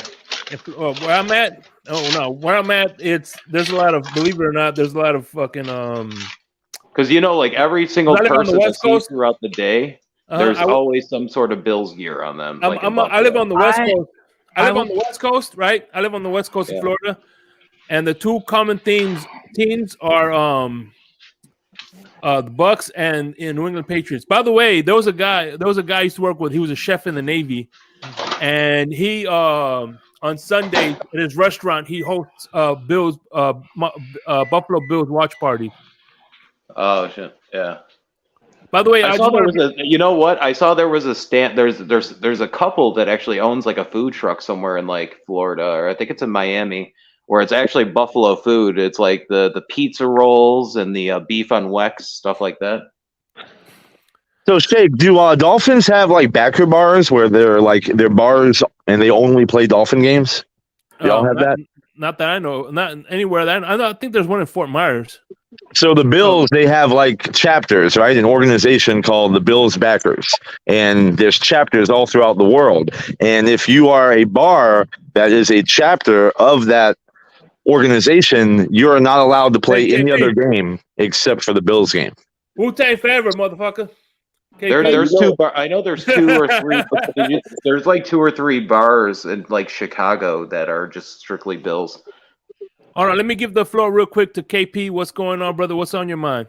Hey, no, man. I was shocked to He's a Seminole fan. He's not allowed. No. Seminole fans are not allowed. UM all day, UM? Crypto. Don't blaspheme. Okay. Listen, don't keep that blasphemy, bro. Okay, I got you. I'm just making sure. Kahari, what's up, my guy? Hey, what's going on, Abacus, man? Yeah, hey, I had to call in, man. I with the revelation that there are Allen sexuals in this world. Who knew there were Allen sexuals out there? They're not. I know. Allen, Who knew that? I'm not a Josh Allen sexual. I'm a They're Kyle Allen sexual. By the way, they're not Allen sexuals. They're Allen. Damn it. What are they called? Post strokers. What's the proper term? Bone Stroker Club. They're called Allen. Josh Allen Bone Strokers. That's what they're called. The Josh Allen Bone Stroker Club. Damn. So let's get it right. It sounds like a bad 70s porn movie. That sounds like a unreleased Kiss album. Yeah, it does. You're right. Josh Allen, did you get that in stores this August? The Josh Allen Bone Strokers. Does it come on VHS? Damn. Yeah, but I maintain like you can't. There's no such thing as an Allen ear. It's not even something that's possible. Because the whole premise, Bills fans don't care about players at all, really. Right. It's never been that way. But not only that, JC, the whole premise of a 2 in the ear is because there's so many people that don't find him to be a great quarterback or even a good one.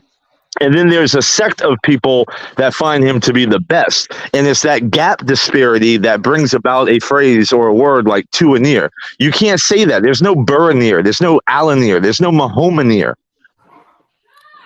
By the way, well, I said I can play quarterback in Alabama from my wheelchair. Hey, listen, I would get offended by this comment, but it's too damn funny. You guys are so bad you drove Tyreek into early retirement. Damn. Wow.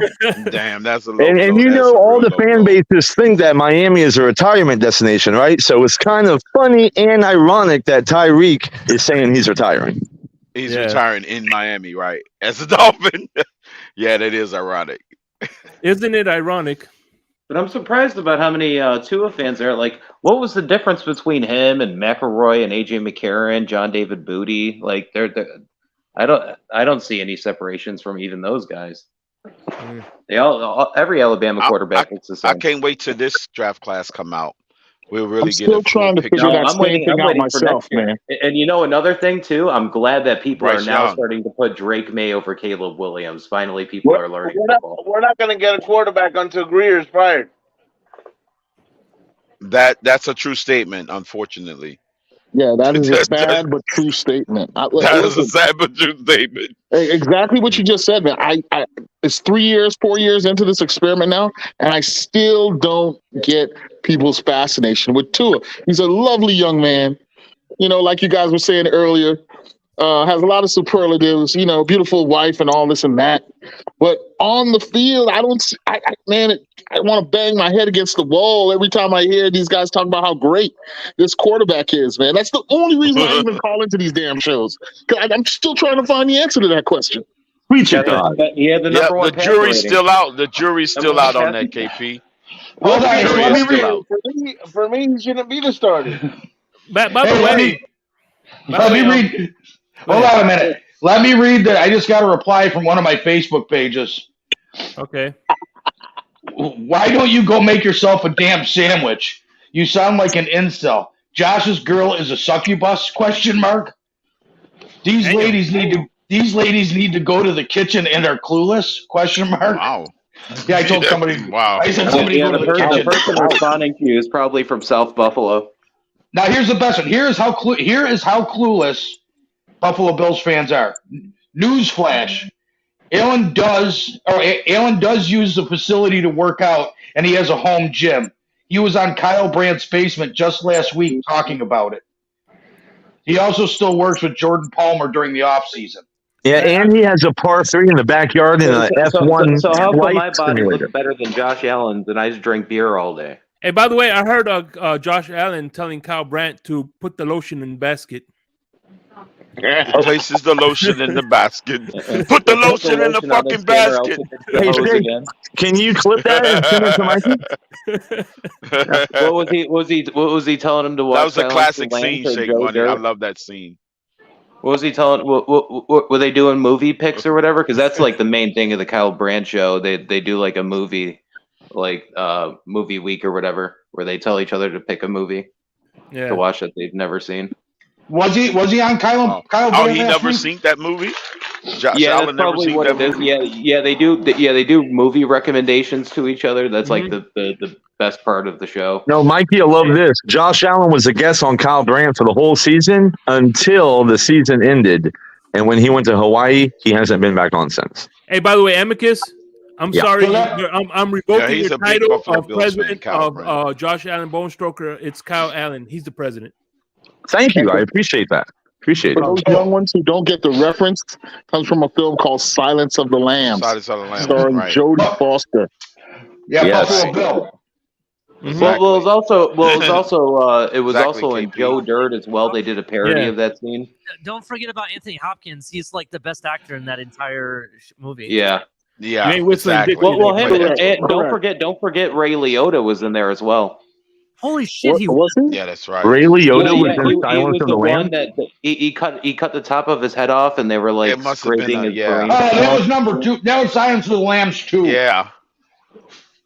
That was the second one. Oh, JC, you're getting your Silence of the Lambs confused.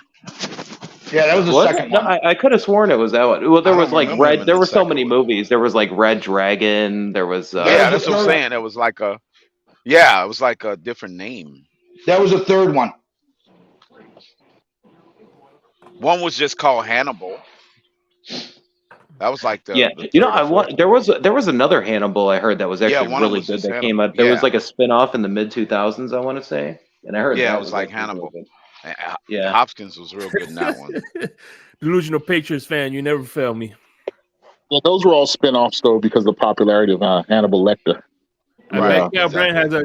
Hey, what do you think? Where's your tattoo, Amicus, of Josh Allen? I don't have any tattoos. I am tattoo free. How about you, Michael K? Where's your Josh Allen tattoo? No. Mine's on my. I got the tramp stamp. Okay, that's what's up. I believe it. I believe it too. No. Hold on, Bill. I don't see anywhere where it's. There was one a month ago. Dan Mitchell was supposed to have one. Oh, Dan Mitchell's clueless. Dan Mitchell is the biggest moron. He's a retired. No. He's the worst Bills fan. He's the. Yeah, Dan Mitchell is horrible. Horrible. What's going on with Dan Mitchell? Why y'all? Because Why he's y'all a so? beta. Why y'all have so much He's animus an against him? alpha. TD's an alpha, and Dan just sits there and takes it You up know the what's ass, funny? and it's embarrassing. Yo, You know what's funny? The only reason You said on the round table he's getting embarrassed. You said TD is embarrassing him on the round table. He's not looking good for the Bills. He's making y'all look bad. No, it's not even that. You know, I started watching the round table because of TD. That's the only reason I even know what it is. Nobody in Buffalo even knows who Dan Mitchell is. Yeah. And anyway, that's a bold statement. I ain't gonna lie to you. He blocked me. I can't lie to you. The best Buffalo content by far, and I hate the Buffalo Bills, is Rico, in my opinion. Rico's cool. Rico's cool. I like Rico. But he's really the only one. Them and Cover One. That's it. I can't. I get muted on all of them. Yeah. I can't talk in Cover One or Bills Fanatics anymore either.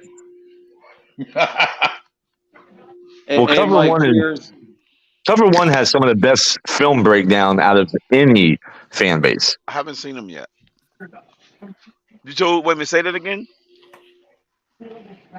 This Buffalo Bills podcast called Cover One, they have some of the best film breakdown out of any fan base. They're really good. They're talented. I agree with but none of them have panels, so their shows aren't interesting. Right. So none of the Bills do what we do? I thought Master Mark had one before. That's more of a. I saw him do a stream. You know what? Live stream before. I've actually found panels for like a couple other teams, like the Carolina Panthers and the Raiders. Yeah. They do panels, but not too many fan bases do it. I was on the Raiders one time. Yeah. Yeah, the Raiders. I went on and antagonized them a little bit. Actually, there's this guy from the Commanders. His name is Louis T. He does a pretty good show as well. Open panel. Yeah, 49ers got a couple of them up there now. By the way, there's a guy. His name is one of the guys I follow. His name is Paul Pickens. He was on a Saints podcast, right?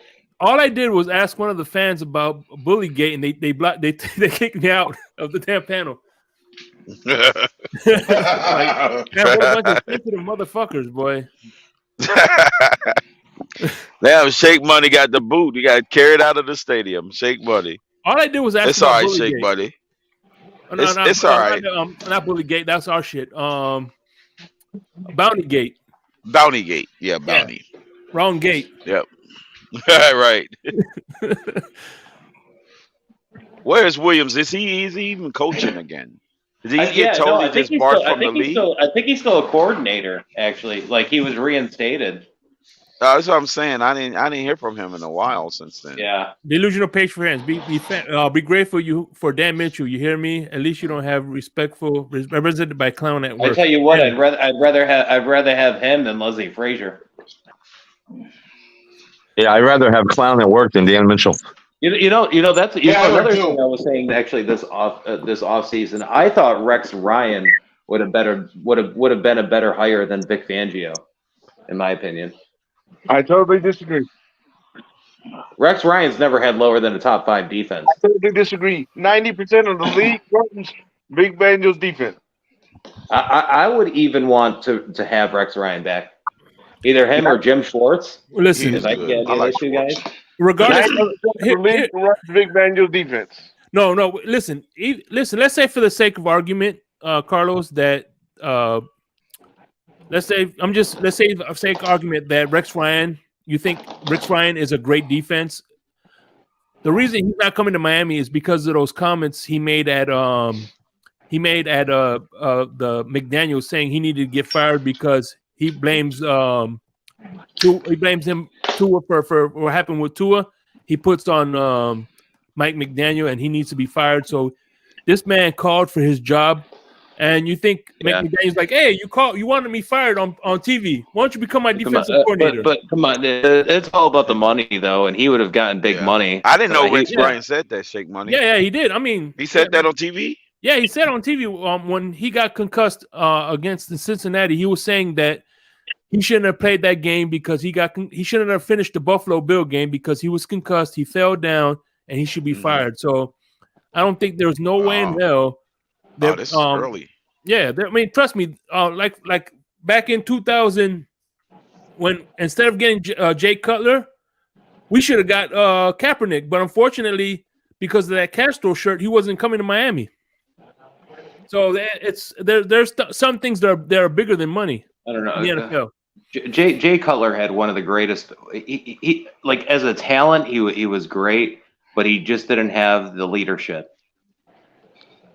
That was Jay Cutler's issue. Cutler could throw that fucking ball. You're right about that. That and then the diabetes was another thing. Yeah, but Cutler had not talent issues, but he had rested bitch face.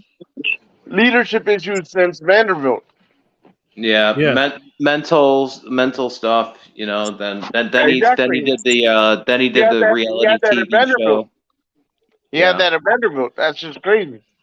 Yeah, but he was he had one of the best arms probably ever. Like his arm talent. Oh, I agree. Yeah, he had the talent. He just didn't have the. He was underwhelming. To say Jeff George. Salute to the big homie EM. What's going on, brother? I'll be back. What's going on, EM? Remember Jeff George? He changed your name to Mark. He changed his name to Mark K. Lies. My God, you are a fucking legend, Mikey. That was like hours ago. Even when I joined, he had that name. I didn't notice it. No. Yeah. Oh, just up here. Yeah. Yeah, hey, I'll be back in 5 minutes. I gotta do a little. I gotta do a little troll, and I'll be back. That's what's up. Shake, do you agree? I mean, one of the worst Dolphins ever was Dante Culpepper. As a quarterback? Yep. Yeah, No. with Never saw Minnesota, the with field. Minnesota, he was great.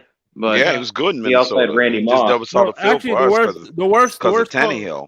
Shit, you got Cleo Lemons, you got Lucas. You have a Yeah. plethora. You know, Dante Culpepper reminds me of Randall Cunningham. Randall Cunningham never looked great with the Eagles, but with the Vikings, you know, and that what year was it? He looked great. Yeah, he was with real Dennis good. Green. With Dennis Green. With Dennis Yeah, Green but that when year, we picked up they was a Dante top Culpepper, offense. we had a chance to get Drew Brees. That was the biggest All right. mistake they ever did. All right, check this Yeah, out. Pat, that was hold a on. Yeah, but it's a stretch to say Hey. he's the worst Dolphin of It all set us- time. Well, we've had Joey Bosa. We've I had said people one of the like, worst Dolphins. One of the worst Dolphins. Hey, Yeah, let me but ask that's you. what I'm No, saying. he never played for us. Hey, hold on 1 second, real quick. I'll let you get back to the Never saw the conversation. field. I'll let you get back to the conversation. Chat real quick. I got 46 watching. In the chat, I want to see a consensus here. Just put down if you want to. I want to see, and I'll type it. I'll highlight it on the screen because I don't want to interrupt the conversation here. But who, in your opinion, was the worst Dolphin quarterback? Please put it in chat. Thank you. Go ahead, guys. I'm sorry. Because if we would have gotten Drew Brees, Can we say what number would've been he a different wore? story. We're not at that segment yet, Crypto. Shake, you should do a poll. If you do a poll for this, please put Tua's name in the hat. No, I'm not putting Tua's name in the hat. Thank you. Did Pat White ever play in a All right, game guys, for drive Miami? safe. He did. He played like a couple All right. series. He played some. Yeah. He plays. What about Marcus Vick? Did he ever He make actually it got on the off the field. practice squad as a receiver? Who's that? Maybe Marcus during one Vick. season. Very low spot time during that one season. I don't know if you guys remember, but Marcus Vick was actually drafted by the Dolphins, but he was drafted as a receiver. Yeah. Mhm. I remember those days. Scott Jackson with John Beck. John Beck was definitely was up there. Dude, Yeah. I was listening to. He was a second rounder. Yeah, John Beck was the worst in my opinion. We've had some bad ones, man. Brock Heward. I would say Lucas maybe, but Beck is up there. Yeah, Ray Lucas. Really, Skyler?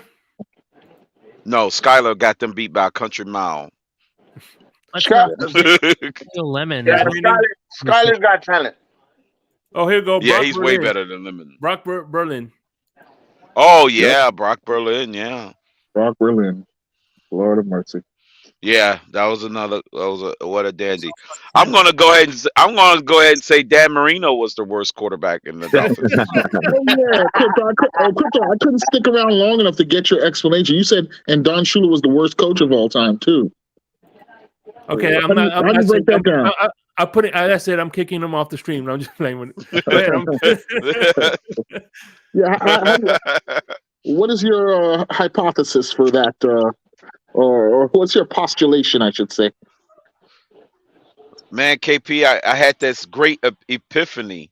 It just dawned on me how, I was fooled all these years. I was deceived. Drinking the Kool-Aid of Shula and Marino. Those guys are horrible. You know what? It's the same as Belichick and Brady. It's all Yeah. Pat White was 0-5, left the field on a stretcher. Definitely the worst. You know what hot take I have, actually? I think Sam Darnold could look good in San Francisco. I don't know what you guys think about that, but with an actual good organization and a good offensive coach and somebody that can actually develop them, I think Sam Darnold can look good with that team. Brock Purdy's gonna get that. Brock Purdy, when he gets back, gonna get that job already. Listen, that's going to be an interesting. I think competition San Francisco is completely open. Yeah, that's an open agree seat. with you. I would tend to agree with you, but I think you got to give him the David Carr. Is David Carr the older brother? He's gonna have some of that. Those ghosts, those ghosts. Like David Carr, he needs to be rehabilitated. But yeah, I've always been a big Sam Darnold guy in terms of his ability. I think and then this draft, I think Will Levis is like a clone of Sam Darnold. They just had terrible development. That's about right. Let Ali speak. What are you saying, Ali? I was just gonna say that I think that in retrospective of Sam Darnold and like what he's gone through, I honestly think he needs that type of an organization. He does need a 49ers team to be able to rehabilitate. What was the word he used? Rehabilitate. Yeah, rehabilitate his career, because I think being in that type of setting where the whole organization as a whole is focused on one goal together, I think that would help him. Playing for the Jets and the Panthers, being, seeing turnover year after year, and the Jets, who knows what the hell they're doing. At this point, they're probably going to bring in another Packers quarterback that's going to end up sending dick pics to Zach Wilson's mom. So, I mean, I don't even know. Goodness gracious. Yeah, everybody does that. Yeah. Zach Wilson's mom? Anybody would think any quarterback will be good going to the Jets, to be honest. Hold up. Sam Darnold did sit out for a sexually transmitted disease, right? Didn't Sam Darnold have that? I think that was the case. He had mono. Sorry, I was just messing around. So something. Maybe he already knew Zach Wilson's mom. Maybe he already knew her. I think Ali makes a good point, though, because Sam Darnold, on those franchises, he had to carry the load, right? On the 49ers, he wouldn't. And it could be a team like that could actually spring you back into action. Absolutely. They tried to piece things together and make it look like they were God's gift to earth. The reality is that the organization, not just the team at the team level, the ownership, the GM, everything about that organization was shit. Right now, they've done things a little bit better. I mean, I'm not gonna lie, it looks better now, but still, he had to go through that, and I think that's part of the reason why he got shitty performance from it. By the way, who's got Zolak? And I just got back. Which team are we talking about, Ali? We're talking about Sam Darnold in the Jets. Scott Zolak played for the Patriots. No. Even who was the receiver that was traded from there to Carolina last year? He was talking about Sam Darnold. He was like, I just feel like they just had terrible development. Changed his name recently, didn't he? Did you see him on the Pivot podcast? I think it was the Pivot podcast when he was talking about. I don't know exactly what he said, but I believe he played for the Cardinals until they released him, I believe. Yeah. He was a bad team guy or something like that. But yeah, he's like it was when they were trading for Baker Mayfield. He had the tweet, and he was saying I don't think it was Sam Darnold, him as a player. Is just that they were terrible at developing him. Yeah, and that's the thing is even when they brought him there, look what they did. It wasn't even a year later they brought in Teddy Bridgewater there. Bridgewater was there for a hot minute. So it's just turnover after turnover. You never fully focused on the guy to develop him correctly. Of course, his performance is going to be crap. That's basically what my whole point was. Just look at the difference with Geno Smith going from the Jets to being not a starter in the league and then playing for the Seahawks last year. Both you guys are right, man. Even Ray Charles and Stevie Wonder can see that. Yeah. Damn. Curse of Teddy Bridgewater. But even Geno Smith was never a great talent. He wasn't on even at West Virginia, he wasn't on the level of Sam Darnold at USC, No, you're right. He was a first round draft pick. It doesn't mean he's a bad player. I thought Pat White was a great college player. I loved watching him. Yeah, in college he was. That's why I had so much hope and Steve Slayton on that West Virginia team, they were so fun to watch. Yeah, they had a run and gun type of thing going on. But remember the fullback that they had. Remember, I don't know if you guys remember the fullback that he would break his face mask every game. Mm-hmm. I think he ended up playing for Seattle for a couple of years. He was a Pro Bowl level player, but that team was so fun to watch. Mid 2000s college football was so awesome. Yeah, that and early 2000s Miami teams, like the 2001 2002 team, probably the most fun team to watch ever. Greatest roster we've ever seen. No doubt, man. In fact, I'm going to plead the fifth. In fact, I'm going to say this. You don't think that's the greatest roster we've ever seen in college? I'm not a Canes fan. I'm a Gator grad. There's been some great Gators teams, like the Aaron Hernandez, Tim Tebow teams with and Percy Harvins. Don't get me wrong. That 2001, 2002 Miami Hurricanes team was way too stacked. They even had some good teams in the 80s. What was that quarterback who was there for 4 years who broke all the records? I think his first name was Kyle back in the late 80s. Didn't do anything in NFL, though. I can't remember his name, though. So, JC, just remind me, for the audience, I have to remember, who won the college football championship in 2002? I know you're talking about the Ohio State KP. Are you talking about the Ohio State one or the Miami? Yes, I'm just messing, dude. I Or just want Maurice Oh yeah, no, that was with what's That was his the name? rigged one. That that was the rigged That's championship. when Willis Who McGahee was the played running with me. back? What was his We would've name won. again? That he ended up That going championship to was rigged in 2002. It was rigged. Don't blame the team. Blame the referees for blowing the call, bro. Exactly. Yeah. Who was the running back again? Who was that famous running back for Ohio State? That guy was such a loser after Maurice Claret. Maurice Claret. Claret. Yeah, he ended up going. Didn't he go to jail or something like that? And then he got signed to like the Broncos practice squad by stealing like memorabilia or something. It was like some type of robbery or something he was involved in. Yeah, but he ended up trying out for the NFL afterwards. He just didn't make a team. He was on like the Broncos practice squad. Yeah, I remember that. It was the Broncos. You're right. Yeah. I don't know. I'm kind of like 50-50 on Ohio State's quarterback that's supposedly going to be number 1 this year. Like, I think he's good. I think he's way better than a lot of other quarterbacks that you've seen in the past in regards to coming from Ohio State or the Big Ten in general. But I'm not. Do you listen to Menace to Sports at all for Ohio State content? Sometimes, not all the time. Yeah, I actually like that guy. What is it? He used to be, what was it like? I think he was under the like Urban Meyer, he was like a wide receiver recruiter or something like that, right? Wasn't it? I don't remember, to be honest. Crypto. It was Kerwin Bell. Kerwin Bell. Yeah. Okay. Every quarterback in this draft will be a bust except for Anthony Richardson. I disagree. No, I think this is going to be the new 1983 class. I think they're going to have like 6 of them. Anthony Richardson does not have accuracy. Yeah, but Josh what did that He come has from? intangible. And so out of did college. Yeah, it's did Josh intangible Allen. off the chart. Exactly. So Josh did Allen Josh had no Allen. accuracy. Josh Allen coming out then wasn't accurate. Yeah, No, he he doesn't have wasn't touch accurate. either. He doesn't have touch either. Anthony Richardson will be an NFL bust. You know what? Listen. It Depends. That's easy to depends on say. what team he That's goes easy to. exactly. It's easy to say, but if you get in the right system with the right coaching and support, I think those Exactly. accuracy It issues depends on are where you get drafted to. those accuracy issues are among the easiest to fix when you have the tool set that a guy like Richardson brings. He never did anything for 3 years.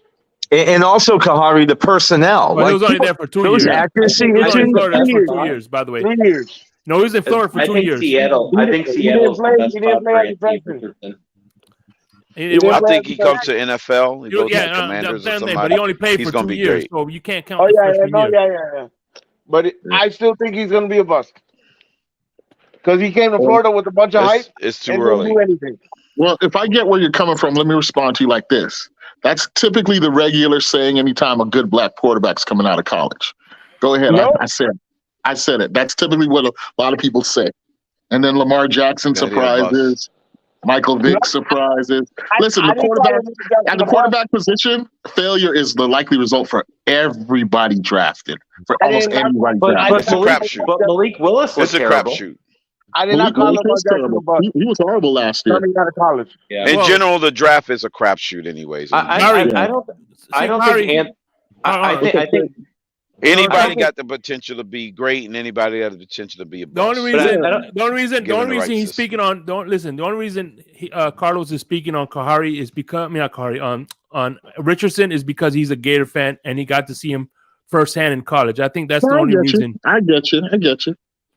No, I don't have he didn't any look great. way He to didn't know. look great in college. Yeah, he was right, bad though. in college.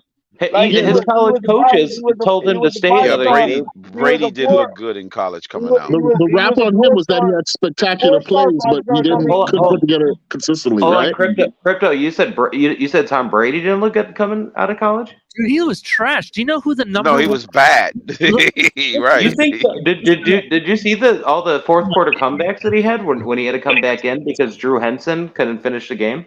JC. Yeah, but look at it. It was in washed-up time against the backups. University of Michigan, right? Who is the all-time number one quarterback for University of Michigan? I'll wait here and wait for you. Is it Jim Harbaugh? I don't know. Brian Greasy, it was maybe. Greasy Former Harbaugh. Yeah, it Miami was either Dolphin Greasy or is Harbaugh. the number one Michigan quarterback.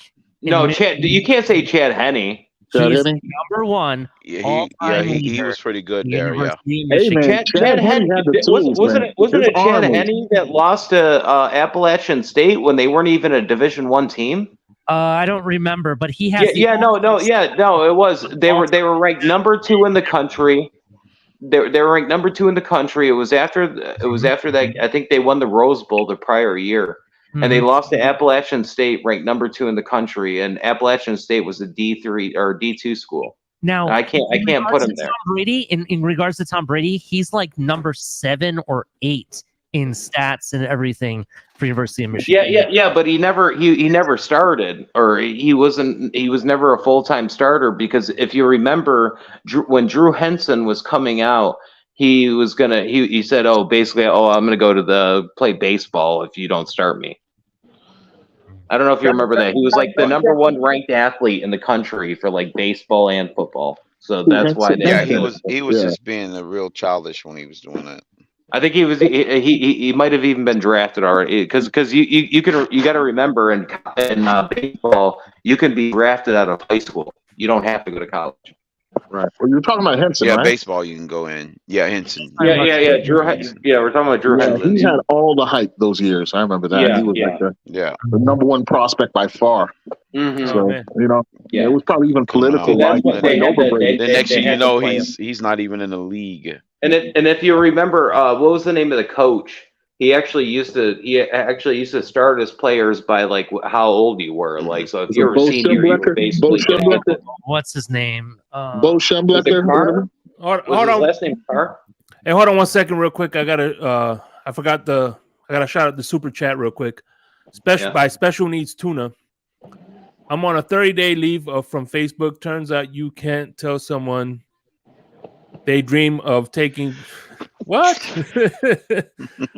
Hey, Josh Allen, money shot to the face. Okay, well, we learn something new every day. I'm sorry. Go ahead. Thanks for the $5 donation. I never got kicked off. That's Michael. That's Michael K. Carr, is that who you're talking about? Yeah. So basically, the way he would give his positions, it was like the older guys would always get the job. But then it was the first time ever he ever started like a freshman player or sophomore player over an older player, and that's why Brady never started. It was the whole Drew Henson thing. And those Michigan teams made their legacy on running the ball. They always had like one of the top running backs. And that's how Big Ten football always was. Yeah, big old lines, running Wheatley. And they always the thing with the Big Ten, they always had the best offensive linemen too coming out of the draft. Let me get back to Anthony Richardson for a second, guys. He came out of high school a 4 or 5-star quarterback, had all the hype, was supposed to take Florida to the national championship, didn't do anything. Yeah, but when I say that Richardson, in my opinion, will be the only one that makes it. Hold on, let me land. I was just gonna say one second. Hold on, JC. Let me land real quick, please. To me, it's the ceiling and the intangibles that he possesses that none of the other ones have. I think they'll all be bust, except for Richardson. I understand where you're coming from, but when he went to Florida, we were saying that for 3 years. We didn't do crap. Well, I'm a Florida fan. I'm saying Bryce Young will be the survivor in that bunch. Let me give a little rebuttal to that, because I'm a Florida fan as well, and that what happened was the Dan Mullen wasn't recruiting top guys. He thought he could turn 3s into 5s, and what happened was there was a big debacle. we have Billy Napier.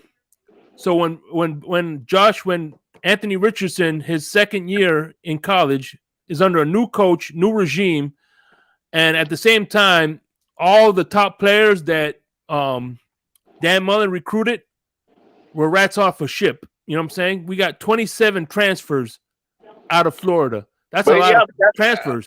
Shake so at the end of the day, hold on, Carlos. At the end of the day, how do you expect Anthony Richardson when you got 27 guys leaving your program the next year to really succeed? The continuity is ruined. But then you look at a guy like Chris Leak. Chris Leak had all the success in the world at Florida and didn't do shit in his couple NFL opportunities. Exactly.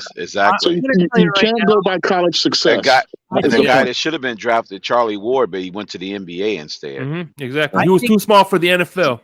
I think CJ Stroud is actually going to have a so-called. I think that's who, you know what, Ali? That's the guy. I think CJ Stroud will be the better out of all the quarterbacks coming out this guy. I'm thinking it's going to be the short guys this year. A lot of the previous quarterbacks.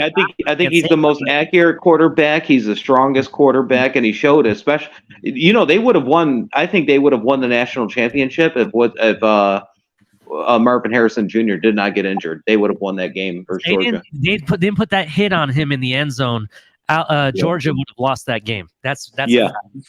And then he's going to be. I think he's going to be a top 3. He's going to be a bear. He's going to be a bear, Ali. Watch. I'm telling you right now, he's going to be in Chicago. It's live on the Fins tailgate. If there's a player to get me to buy a jersey that's not a Miami Dolphins jersey, it's Marvin Harrison Jr. You can take that money to the bank. Yeah, I think next year he's going to be good. You know, Drake May. Him and now finally the analysts are carrying on, Ali.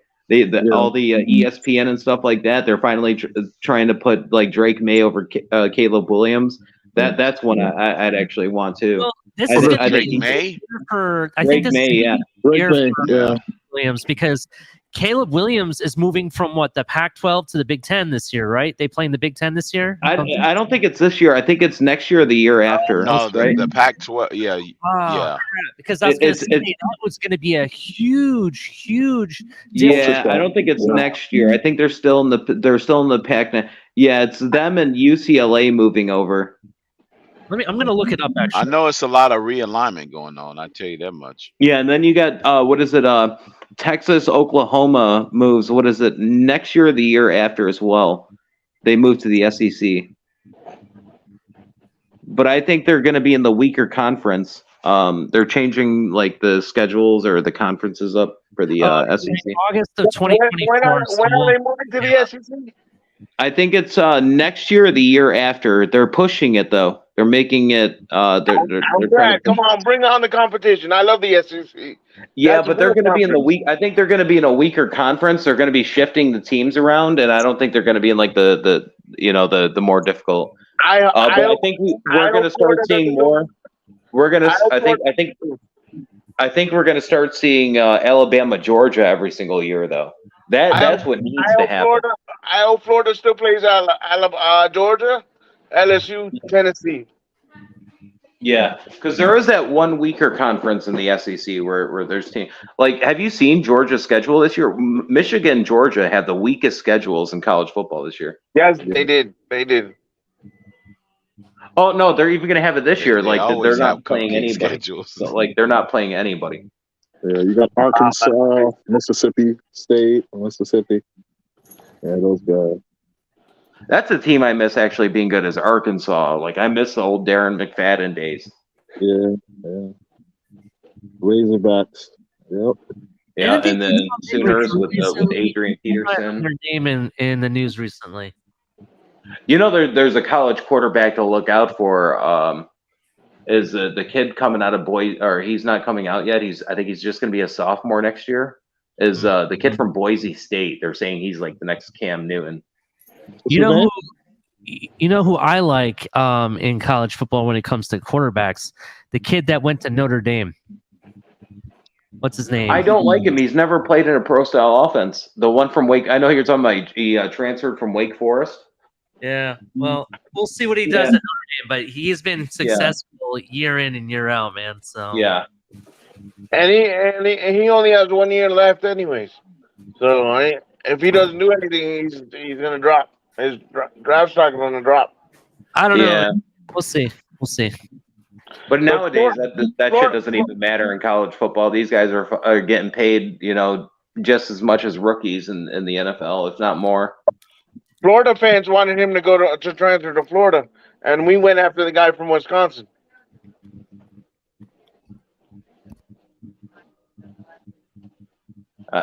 Was it who was the quarterback that recently transferred?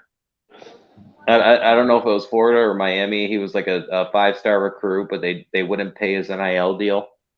The kid from the West Coast. Rashad, you talking about Rashad?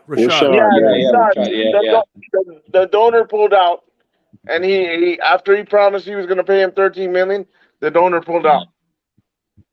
That's it. Only $13 million. Probably had that tied up in cryptocurrency or something like that. Quinn Ewers. Quinn Ewers is making first-round draft pick money in Texas. That's crazy. Yeah, but I guess he was promised the $13 million, and then the donor pulled out. He said no. So he left Florida. I think that was a big loss for Ohio State, was losing Quinn Ewers. Well, when you had he wanted to start right off the bat, and you had CJ Stroud there, it's kind of hard. Yeah, Plus, I understand that. Yeah, on top of Quentin Ewers, they had gotten a recruit. I can't remember where he's from, but he's Samoan. That he's supposed to be like the top-rated dual threat quarterback. Are you talking about the kid that went to Tennessee? DJ Ulalege or something like that? Or not? I don't know where he ended up going. I know you're thinking about the top-rated quarterback this year that's coming. He went to Tennessee. He got I think it was $8 million in NIL. He's famous for he does 7-on-7s in his pajama pants. I know who you're talking about. And Florida's got a good quarterback coming on 2024. He's actually flown to Florida already 6 times to recruit kids. USC's got a great USC. You'll see USC is going to be really good. They got I think the top rated. They got the top rated wide receiver. They got the top rated tight end. They have the number 1 quarterback coming in. But of course, Caleb Williams has to play another year because you have to be 2 years out of college. It's not like Quinn Ewers, where the thing with Quinn Ewers, he left high school as a junior, so he can get drafted into his 2nd year. Yeah, which is DJ Lagway, by the way, is the name. Class. Yeah, DJ Lagway. DJ Lagway, number 2 on. He's the number 2 quarterback in the nation, I believe, for the class of 2024.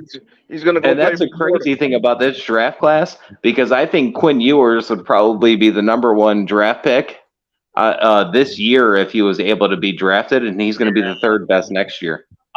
So Ohio State supposedly is about to land Air Noland, who's a top 10 quarterback, I guess, in the recruiting. The guy I'm talking about, though, I've not been able to find his name, so I apologize. I don't know. Shake, I gotta go, but keep up the good work, buddy. Oh, here it is. Dylan. Thank you, Carlos, man. Much appreciated. Thank you, man. Is that the guy you're talking about, JC? Dylan Rayola. Who is it?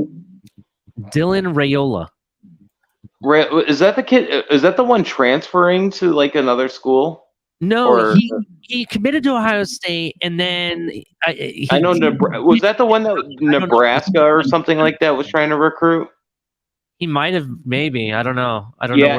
I know exactly who you're talking about, though. No, I know who you're talking about.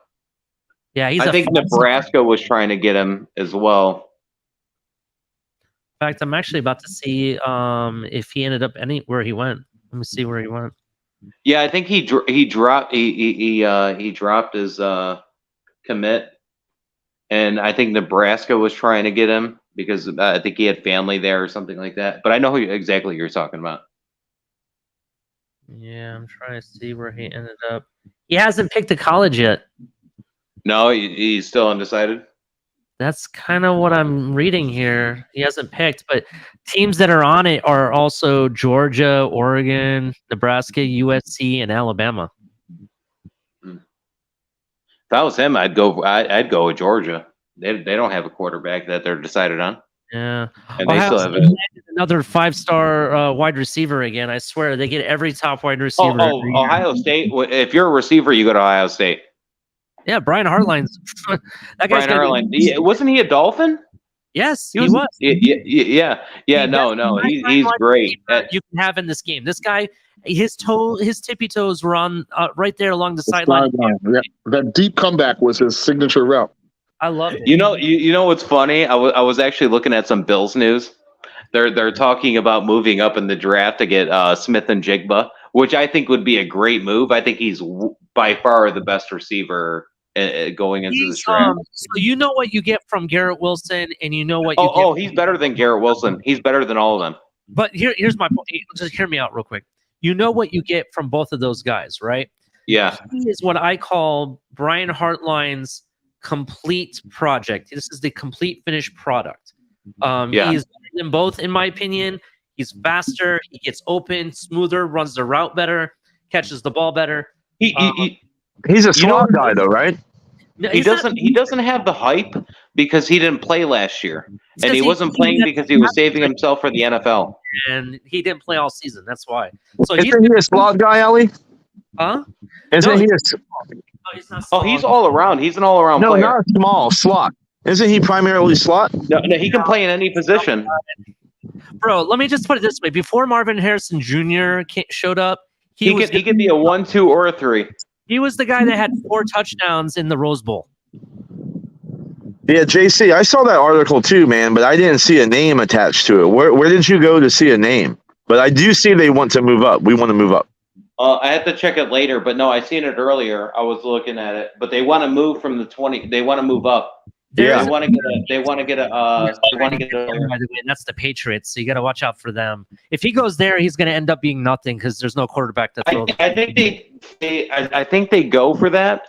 If Arizona's trying to ask more for DeAndre Hopkins because they're going to have to take on that contract or a part of that contract if anybody's going to trade for him. Bro, if we move up and get in Jigba, oh my God. Yeah, I'm gonna that's what I would like. Hey, by the way, Ali. Yeah, go ahead. Is losing to Michigan a real sore spot for you guys, or not really? Well, I'm just gonna put it this way: it is. Becomes there's an actual day where the governor of Ohio puts into law that you cannot say the name of the team up north. So everybody calls it the team up north. Oh, damn. That's how. Let me just put it this way: the Ohio State-Michigan rivalry, in my opinion, is the biggest rivalry in all of college sports. I agree. That's just my opinion.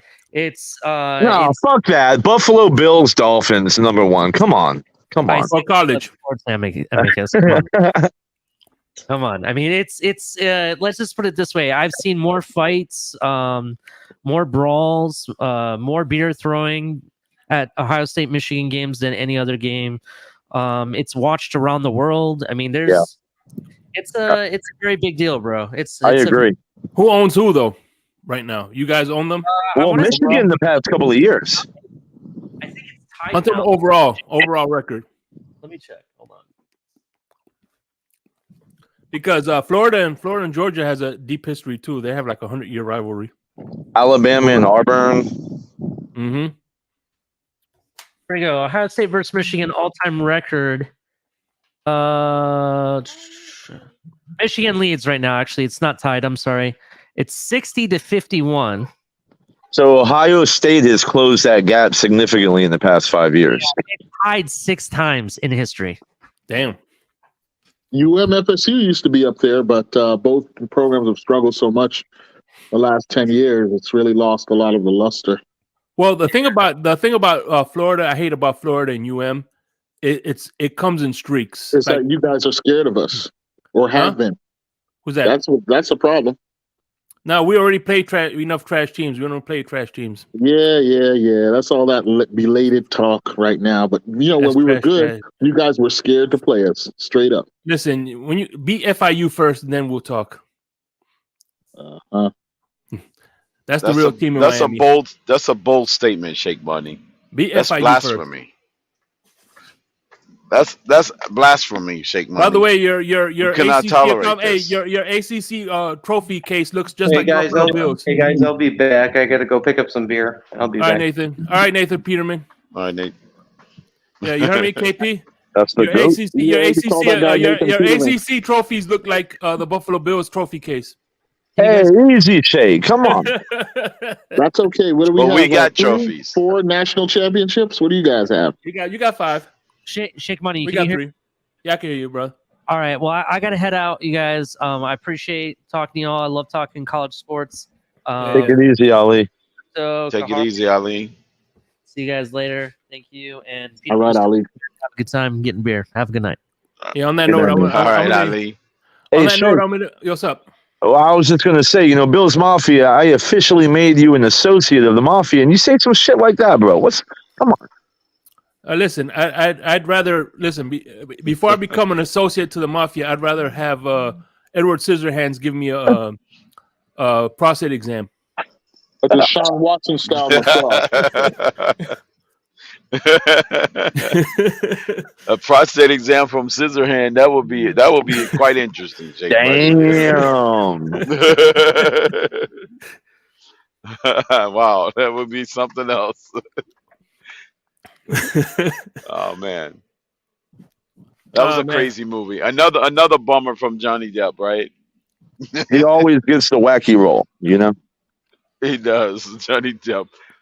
I still want my money back from that stupid movie, The Ninth Gate. I still need my freaking $8.70 back. Yeah, you want to spend some good money? Go see Super Mario Brothers 3D. That's a good fucking time, man. Yeah, it is. Oh, and you said 3D? Yeah, the one that just came out a couple of days ago. No, I haven't seen it. I haven't been seeing no movie previews in a long time. I've been into Netflix and binging on Netflix, watching crazy movies and stuff. Hey, are you into war movies, Crypto? Yeah. World War II era movies? Yeah. Uh-huh. Well, Norway has put out a couple bangers, man. That movie on Netflix, Narvik, is excellent. And then they got a new one out right now called War Soldiers. Excellent. It's a 3-part series on the Norwegian merchant fleet during World War II. It's excellent, man. That's what's up. Okay. Yeah, I've been kind of like binge watching different ones. Like the one movie called 100. That's pretty good. And there was another one called Manifest that I was catching up on. Squid Games. That was crazy. That's insane. That movie. Yeah, Squid Games was the shit. I haven't seen that yet. Yeah, it's crazy. Me and the wife, we're late, man. We're late. We're just starting Game of Thrones season 1. Damn. Oh, okay. Okay. Yeah. That's like what, 4 different parts in that one? Once you get, well, let me just give you a hint. Red Wedding. When you get to the Red Wedding, don't go get a beer. Just sit there and watch. For what? For what? Talking about on the Game of Thrones or Squid Games? Yeah, the classic episode of Game of Thrones is. Oh, okay. The Red Wedding. The Red Wedding. Sorry, what season is it? I think it's season 2. I don't remember. Okay. Yeah. Red Wedding. All right. The Red Wedding. Yeah. Everybody knows about the Red Wedding who's a Game of Thrones fan. Mm. Hey, don't listen to anybody who's going to give you a spoiler because they will mess it up for you, man. So just be on the lookout. Yeah.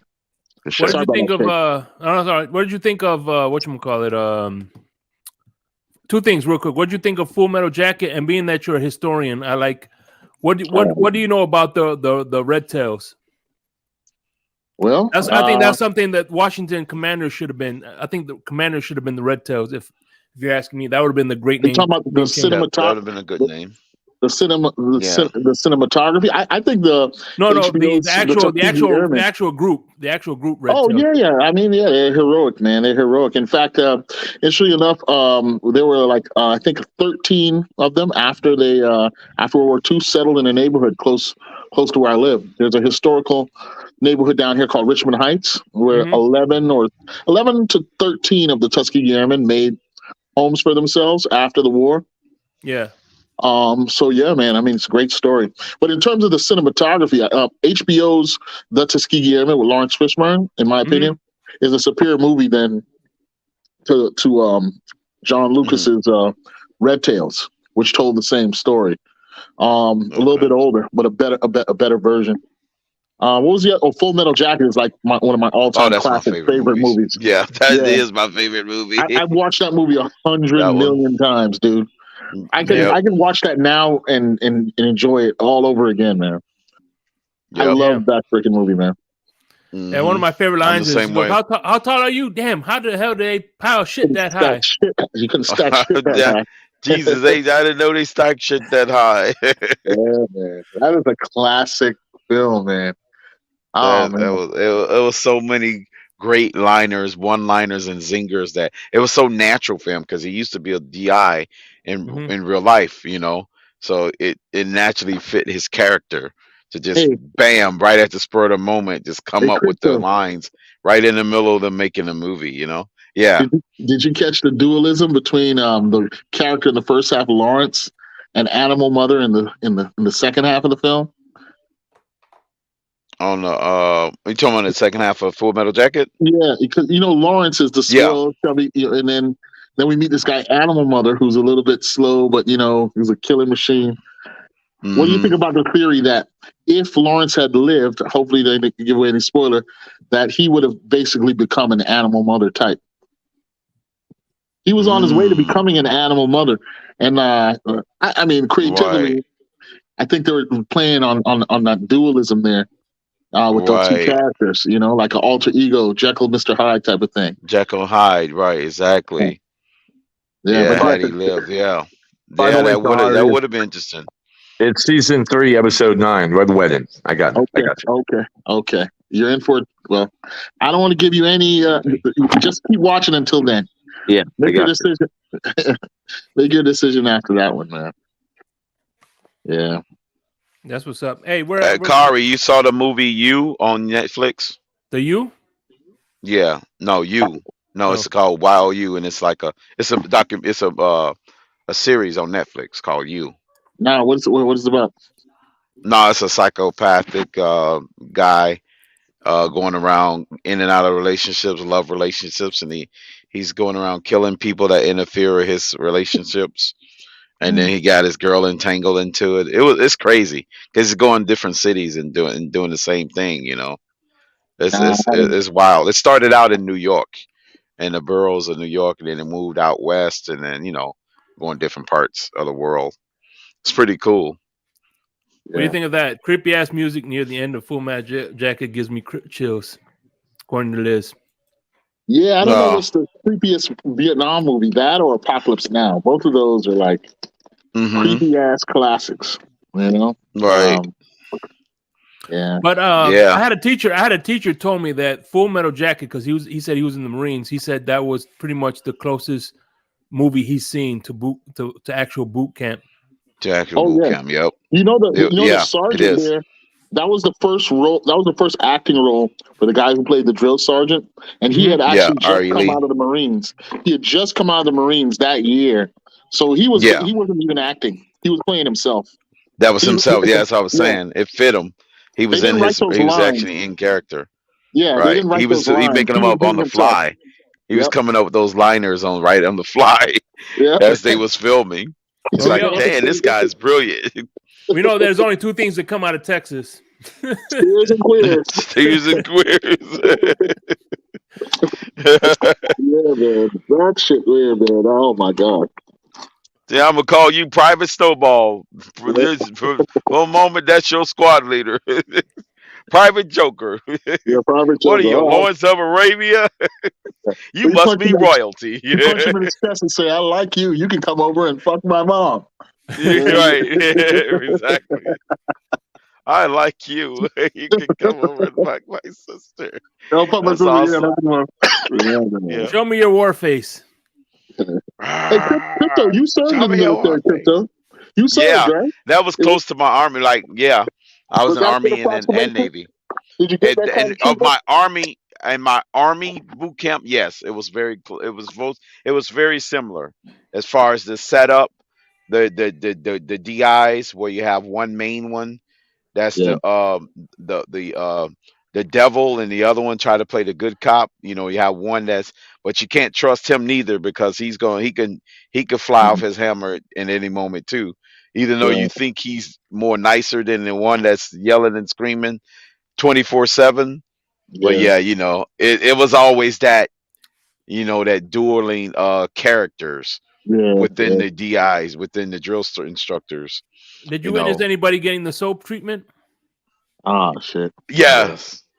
That was Damn. it was different versions of the soap treatment. It was like all kinds of stuff that would be brought from the mess hall, and but yeah, I witnessed some crazy stuff in my Army boot camp more so than my Navy boot camp.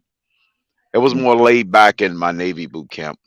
It was still the DIs were still kind of real tough, just as tough as the other ones, but it was no comparison to the Army DIs. Those drill instructors are crazy. Damn, They were lunatics. I figured since you went to the Army boot camp, they want to send you to another boot camp. Why send you to two different boot camps? Because of the They wanted me to acclimation of the different traditions and customs. So it was like basic sailorship that we had to go through to learn when you're coming from a different branch that's not related. So hell, we even had a Marine guy in there that was in Marines and Air Force that was our platoon leader in the Navy, in my Navy boot camp. He had 9 years of prior service, and they sent him through boot camp in the Navy. He was 6 years in the Marines, 3 years Army. I was just 2.5 years Army, 3 years Army. And it was just me and him was the veterans as far as the older guys that had prior service. Yeah, the Navy will send you through from scratch. So you served. So like for instance, when you were in the Navy boot camp, right? You went there. So like you went there with guys that were all guys. Everybody you were in Navy boot camp, did they have prior experience, or all of them were? It was mixed, new and old. No, most of them were brand new off the street. Okay, but new recruits off the street. There was civilians coming fresh in, and it was just maybe me, the platoon leader, and somebody else. I think it was one other guy that had the only ones with prior service that had been in any other boot camps other than the Navy boot camp. Yeah. Hey, so right. Did you mentor anybody? Yeah, that one comment color put up there is a lot of stuff about being on the boat. By the way, hold on. Everybody's a firefighter. I like this comment real quick. You should have told the drill sergeant you can't talk to people that way. I know that would have been very. I definitely would have got punched in the gut on that one. Hey, you can come over and fuck my sister. You can come over and fuck my sister. I like you. You must be royalty. Oh man! Yeah, that was it. You can't talk to people that. You know what? That's interesting. I'm trying to figure out if anybody even thought about saying something like that to the drill instructors when he's just going off the handle on somebody and everybody just standing there at attention, just looking straight forward because you ain't making eye contact with them at all. Because the minute they catch you making eye contact, it's over. He's gonna come jump down your throat. Yeah, that shit is funny until they're in your face, right? Yeah. Yeah. Because sometimes some of it you want to laugh. You got to keep from laughing, or because the minute you screw up, they're gonna be on you they're gonna be on your ass like crazy. Yeah, you think it's funny. This guy thinks it's funny. Right.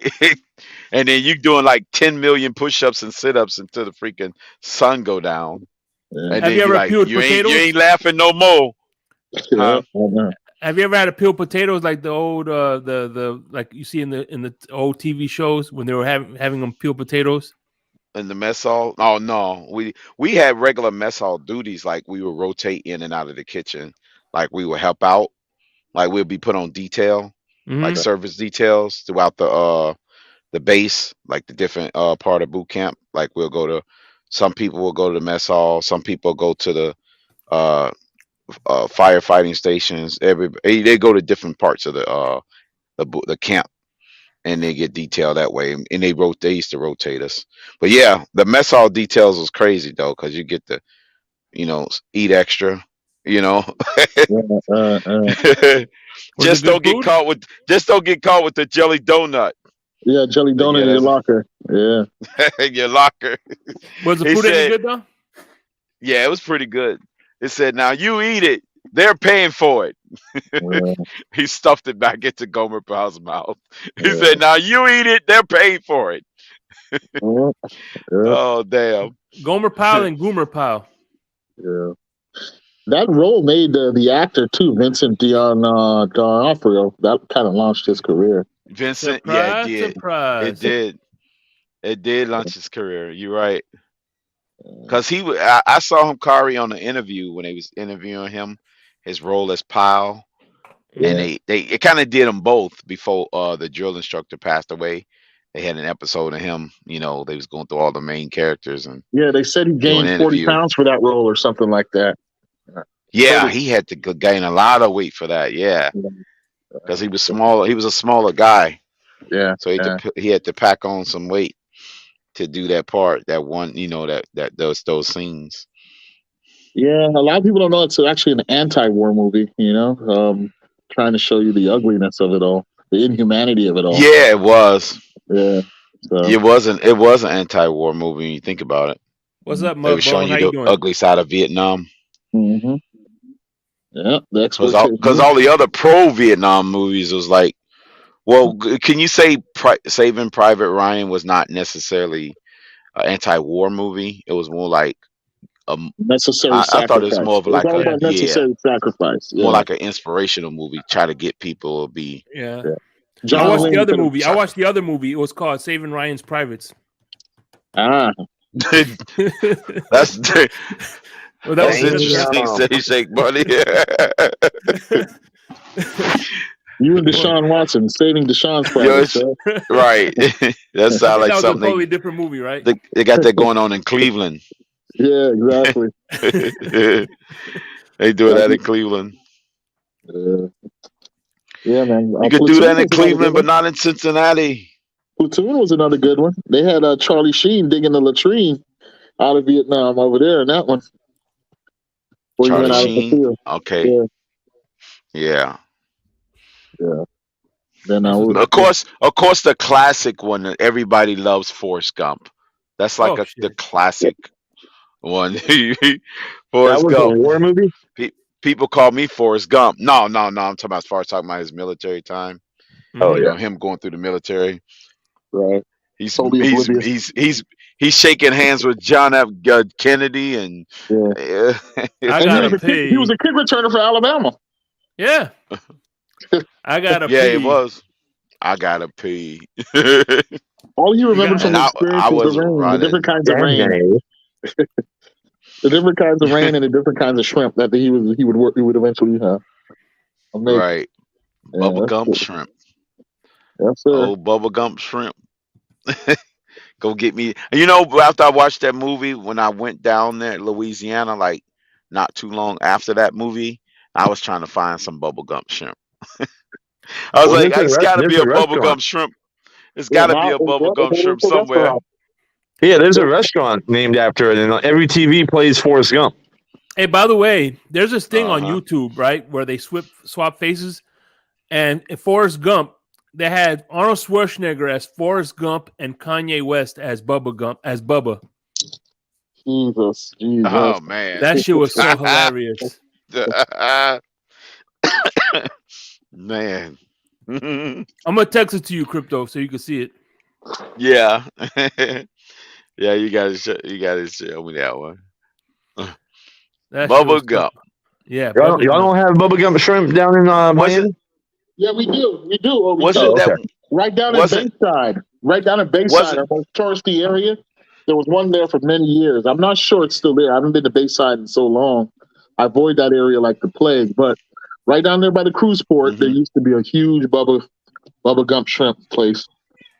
now KP, didn't the guy who played Bubba Gump, wasn't he in the movie Glory? Is that the I same don't know if he guy? was in Glory, but he had a nice career until he went to jail. His name was Malachi something. I don't remember his I last thought name. I thought that was the same guy. No, in Glory you had Morgan Freeman, Denzel Washington. That Yeah, I guy was. know, but the other guy that was Yeah, I he know who was you're in talking that. about. He wasn't in Glory. He was not in Glory. Another great Okay. war film, I by the way. mixed him up. Yeah. Okay. Yep. Yeah. Here's a good Yeah. one. What about Dead President's War Scene? Yeah. Like we talked about Dead Presidents a couple weeks ago. Yeah, that's an interesting movie. Yeah, it is. Back in those That's days, Vicious, yeah. Lorenz Tate. Lorenz and the Tate, Bush yep. and He's the one of my girl, favorite actors. the girl actress at the time. I was in love with her, man. The Bush Wright. I don't know what happened to her career. She stopped acting altogether, but that used to be my teenage crush. Mm-hmm. Yeah. Yeah, it was a good movie. Yeah, Yeah, I remember my teenage crush. My teenage crush was Lisa Turtle. Lisa Lark Voorhees. She kind of like they kind of went away from her a little bit, like outcasted her. She went crazy or some shit. Yeah, she was on drugs or something, I think. Yeah. Well, Lisa Alyssa Turtle? Milano was a baddie too, man. Alyssa Milano. Yeah. You ain't kidding me?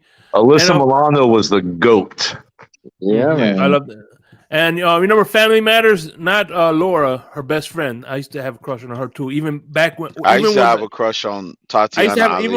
even with the Punky. Even in the Tatiana Punky Ali was my Brewster's crush. days. Hear me? Even on in the punk, because I grew up.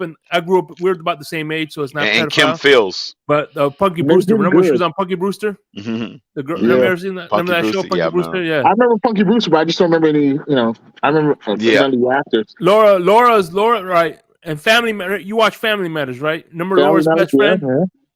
Yeah. She was Punky Brewster's best friend.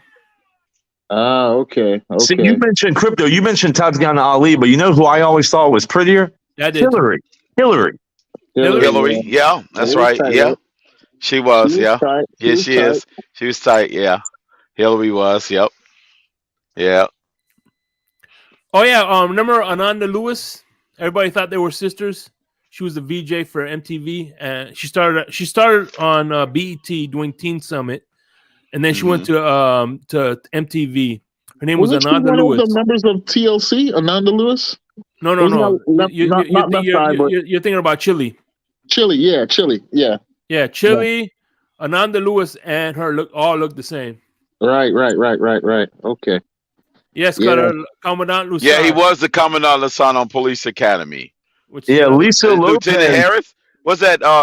Wait a minute. Wasn't Lieutenant Harris was one of the main guys? He's one of the assholes. Yeah, that was the guy that everybody wanted to prank on. So y'all mentioned a football connection.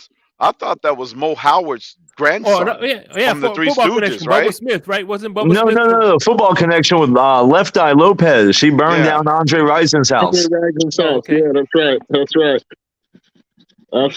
Yeah. Yeah, she was a real gangster. Maybe I'm mistaken. No, maybe he's older. Maybe his son or grandkid, Mo Howard. Was a baseball player, right? All right.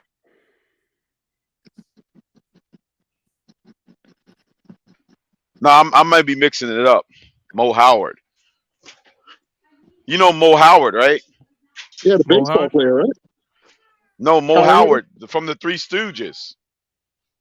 Oh, Larry Moe and Curly Moe Howard. Okay. Right, that Mo Howard. Yeah. Don't forget about Shim. They had some Shim in there. chicks. No, that was his brother. Yeah, that's his oldest brother or elder brother. One of them, the oldest. It's amazing how politically incorrect the Three Stooges would be today in its original form. Oh, you know what else It would was be? pure violence. It was pure violence. Well, look at Married with Children, man. That fucking show would never last today. Yeah, exactly. The original Pink Panther also was very, very politically incorrect. Yeah, oh yeah. All the Bugs Bunnies too. Like Pepe Le Pew was a serial You rapist. said the Pink Panther Shake Money? Yeah, the original Pink Panthers, not the one with Martin. Okay. Yeah. Oh, okay. Pepe Le Pew is the biggest creep of the world, man. That was crazy. Yeah, that was one of the shows back funniest then, jokes I you ain't heard. even there. One of the funniest jokes I heard was from Dave Chappelle. You go, see, sometimes you gotta be like Pepe and take the pussy, right? And you're like, no, you don't do that. No, worse than them though was remember Captain Caveman? When he saw a girl he liked, he'd hit her over the head with the big club and drag her into the cave. Captain Caveman. Oh yeah, you can't do that But shit. see, the most politically incorrect one will be All in the Family. Oh, the bunkers. Yeah, the bunkers. Yeah, that's all they were. They What used to be about going Sanford at and it. Son? Yep, Sanford and Son. Yeah. I grew up on Red Sanford Fox, and he's Son, the man. best. Red Man, Fox me is too. absolutely the Those best. are classic TV shows, man. Yeah, man, Yeah, that I was would the era. say he's the granddaddy of them all. Red Fox and Pryor, man. They're the best. They're legends. Yeah, color. I know that, man. I watch the reruns all the time, bro. It's fucking classics. Yeah. You know, Lamont Sanford is he's still around. Here we go. They said he's like 400 pounds. All right, hold on. Fuck all that. Right, Lewis? Fuck all that. Lewis. Man, fuck all that, man. What you talking about? We going down memory Some lane. good old Lewis. classics. Memory Red lane, Fox. Lewis. Nostalgia. Nostalgia. Memory lane. I hear you. What's good, fellas? Not much, brother. How you doing, man? Not much. Finally just stepping inside my truck, Shake, heading home, man. Finally. That's what's up, brother. Hey, by the way, man. Okay, you back in the truck, Lewis? Hey, I'm gonna tease this right now. I'm gonna do a live episode of In the Blender with Batman this month, but I'm also gonna do one with my man Lewis here in a cigar bar. Absolutely. I thought you're trying to make good content, Shake. Oh yeah, we are. We're not talking about the Bills. That's great content. Amicus, I'm the best. The Bills are boring content because they just win. Lewis is my guy, man. I'm just fucking with him. Absolutely. Actually, I thought it was Aquavision. I thought that was Braxton Berrios that worked out with Nick Hicks. But then again, all white receivers look alike to me. So sorry. But go ahead. No, who was it? Was it really Nick? Was it? I'm starting to figure that out. Was it Barrios or was it Craycraft? Well, Can anybody verify that? Huh? Barrios had a video too, but Craycraft was the one with Tyreek and Waddle. Okay. That's what's up. Was it Wooly? What about Wooly Nelson? Shake Money. Who? Wooly Nelson. Willie Nelson. Can't wait to go on the road again. Right. Snoop Dogg said the only man that's ever outsmoked him is Willie Nelson. Damn. Yeah. That's it. Welcome to the panel, the OG color commentary. What's going on, brother? We're a few short of a full Finn's tailgate panel. I know, right? Nobody outsmoked Willie Nelson. Nah. Last time I saw Capitan, he was slumped over the car on the side of the road, and Ali was out somewhere eating kebabs, and DGA is out in Chaz somewhere. And who's that leave? Who am I leaving out? Ali. All right, that's pretty much it. Ali, DTA. Yes, hold on. Yeah, that's pretty much it. Right, we got our bases covered. Did El Capitan ever recover from that rabid raccoon attack on live stream? Yeah, we pretty much got he got attacked by a raccoon. They're busy. They're busy at their Tua shrine. They're busy at their Tua shrine saying their Hail Marys and all that kind of stuff. So, yeah, that's what's up. Capitan is literally worshiping Tua right now. El Capitan is literally worshiping Tua as we speak right now. Well, I thought you were talking about the raccoons that attacked Capitan. That was a Bills Mafia raccoon. It was a Bills Mafia raccoon. We sent him. Nope.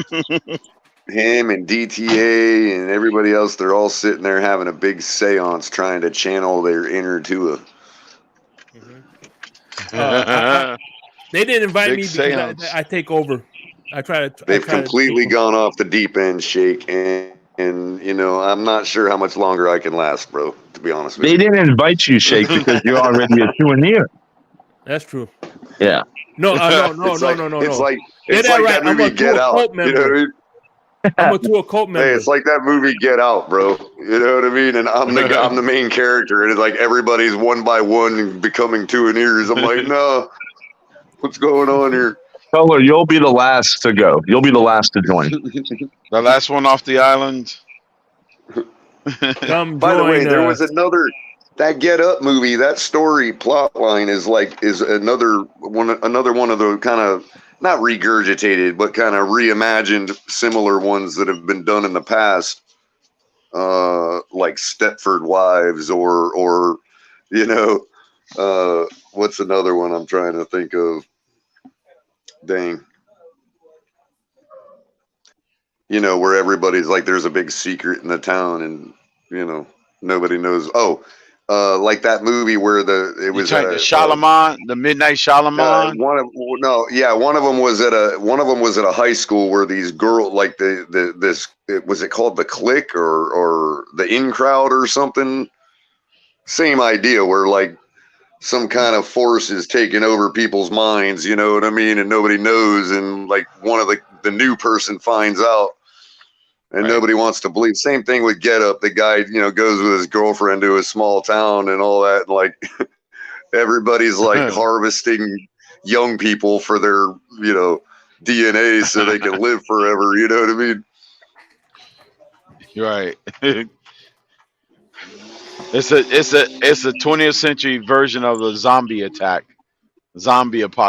Yeah, that was a pretty good movie. Get Out. Who was the producer or director? He's kind of cutting his teeth right now on a lot of good stuff like that. Forget who it is. I forget who did Get Out, man. It's kind of at the tip of my tongue, man. I forget. You remember Shake Money? The Chattel know. Who directed Get Out? Who's the guy behind Get Out? Y'all will tell me. The chat will tell us eventually. Maybe it was Somebody Mike Quimby. You heard me, Shake Money. I said maybe it was Mike Quimby. Oh, Peel. The guy from Peel? Yeah. I think he is one of those guys, I think. Oh man! As soon as I hear it, it's gonna be like, obvious. Yeah, Jordan Peele. That's it. That's what it was. Jordan Peele. Yeah. Uh-huh. I've been watching. Lately, I've been watching like when I want to watch something real quick. I've been watching Key and Peele lately. I haven't really watched them when they were on syndication. Mm-hmm. Welcome back, Kahari. Yeah, my phone died. Yeah, it was Jordan Peele. Yeah. From Key and Peele fans. Yeah. He's like, yeah. All right, Kari. Man, I tell you what, he did probably one of the best Obama impersonations. Yeah. Those skits are classic, man. If you ever watch their show or just YouTube Key and Peele, yeah, they are funny for days, man. And is it just me, or does The Rock sound exactly like Obama? It's just you. Like if Obama did an impression of The Rock's shtick on WWE, you wouldn't be able to tell the difference if you were just listening to it. Well, I could see the mannerisms. I could see how mannerisms. Like some of the mannerisms. Impersonate him, yeah. He will be able to get away with impersonating. Okay, so do it like this. So do it like this. Imagine Rock's shtick with Rock doing it, but instead of him saying smell what the Rock is cooking, have him say smell what Obama's cooking, and you'll be like, yeah, that's Obama. Yeah, actually, man. you gotta say smell what Barack is cooking. Right, Barack. Right. Smell what Oh, Barack that's is cooking. clever, Shake. I There like you go, it. Shake. Fucking trademark that shit. There you go, I'm Shake. telling you. I'm Just surprised Obama never It's did. just 8 years too late, Shake. Like, can you imagine? Like, No. bro, he'd have won me over if he'd have done that on a pep rally, On the rally or stomp. something. On the rally. If like right at the end, when he's like, and hey, we all could have a better tomorrow, and God bless America, and then he rips off if you smell what Barack is, well, he would have had me, man. I'd have been like, that's it. Hey, by the way, You there know was what an I mean? SNL. Where do I vote? Yeah. Hey, by the way, there was an SNL skit, right, where they had one of the guys. He was just a regular Obama, and then where he finally got so angry, The Rock became like the angry, like the Incredible Hulk version of Obama, and started kicking everybody in the ass. He started throwing everybody out the window. You ever seen that You one? guys By The saw Rock. Adam. What was it? Black Adam was his last superhero movie he made with The Rock. Was it Black Adam or Shazam? No, it was Black Adam. That was a good one. Black Adam. That was that was Black Adam. Some That was a people good say one. it's good. Other people say it sucked, man. I tried to watch it twice and fell No, I asleep liked both it. times. So. I mean, I liked it. Yeah, It was pretty cool. It was better than Hannibal. Not Hannibal. What's the one that Will Smith did? When Hancock. I like it better than Hancock. Oh, that was hilarious, man. You know what movie Yeah, it was from the funny. 80s Just I total thought was really slapstick, good? but hilarious. Did y'all Yeah. see the new Ghostbusters? Which one? I never saw the new one. The with one with the all women? all-time No, not the one with the women. The ones from like a year and a half ago. Who The just brand said new it? one. Who just was that? Crypto just said it. The feminist one. Not that one. The Right. one from a year and a half ago. It's fucking good, man. If you haven't seen it, it's a good movie. That was the one that Melissa McCarthy? recently came out. Yeah. With Melissa McCarthy? No, not that one. The fucking feminist one was like 6 years ago. I'm talking about the one from like 2 years ago. The new one. 2 years? I don't remember 2 years ago. Yeah, They said bro. it- It's nostalgic. Oh, you know what? You right. No, you right. They did come out with one 2 years ago. Yep. It's like a CGI, like ultra CGI. It's Oh, fucking see, I good. wasn't aware of It's that good. one. I wasn't aware of that Yeah, one. it's a CGI one. Yeah.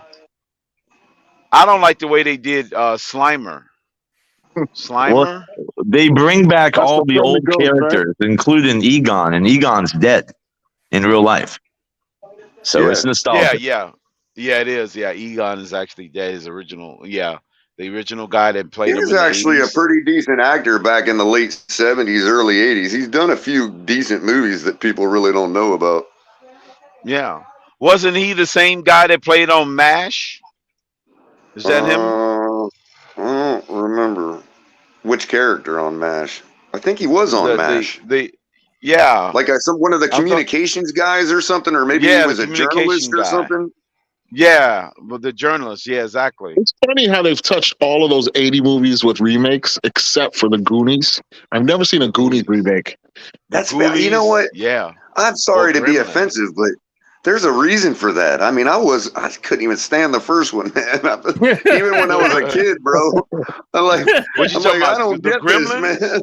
Yeah. Why you didn't like Gremlins? No, Gizmo? the Goonies. Oh, The Stripes, Goonies, Cap for not Life, the Cap Gremlins. Stripes.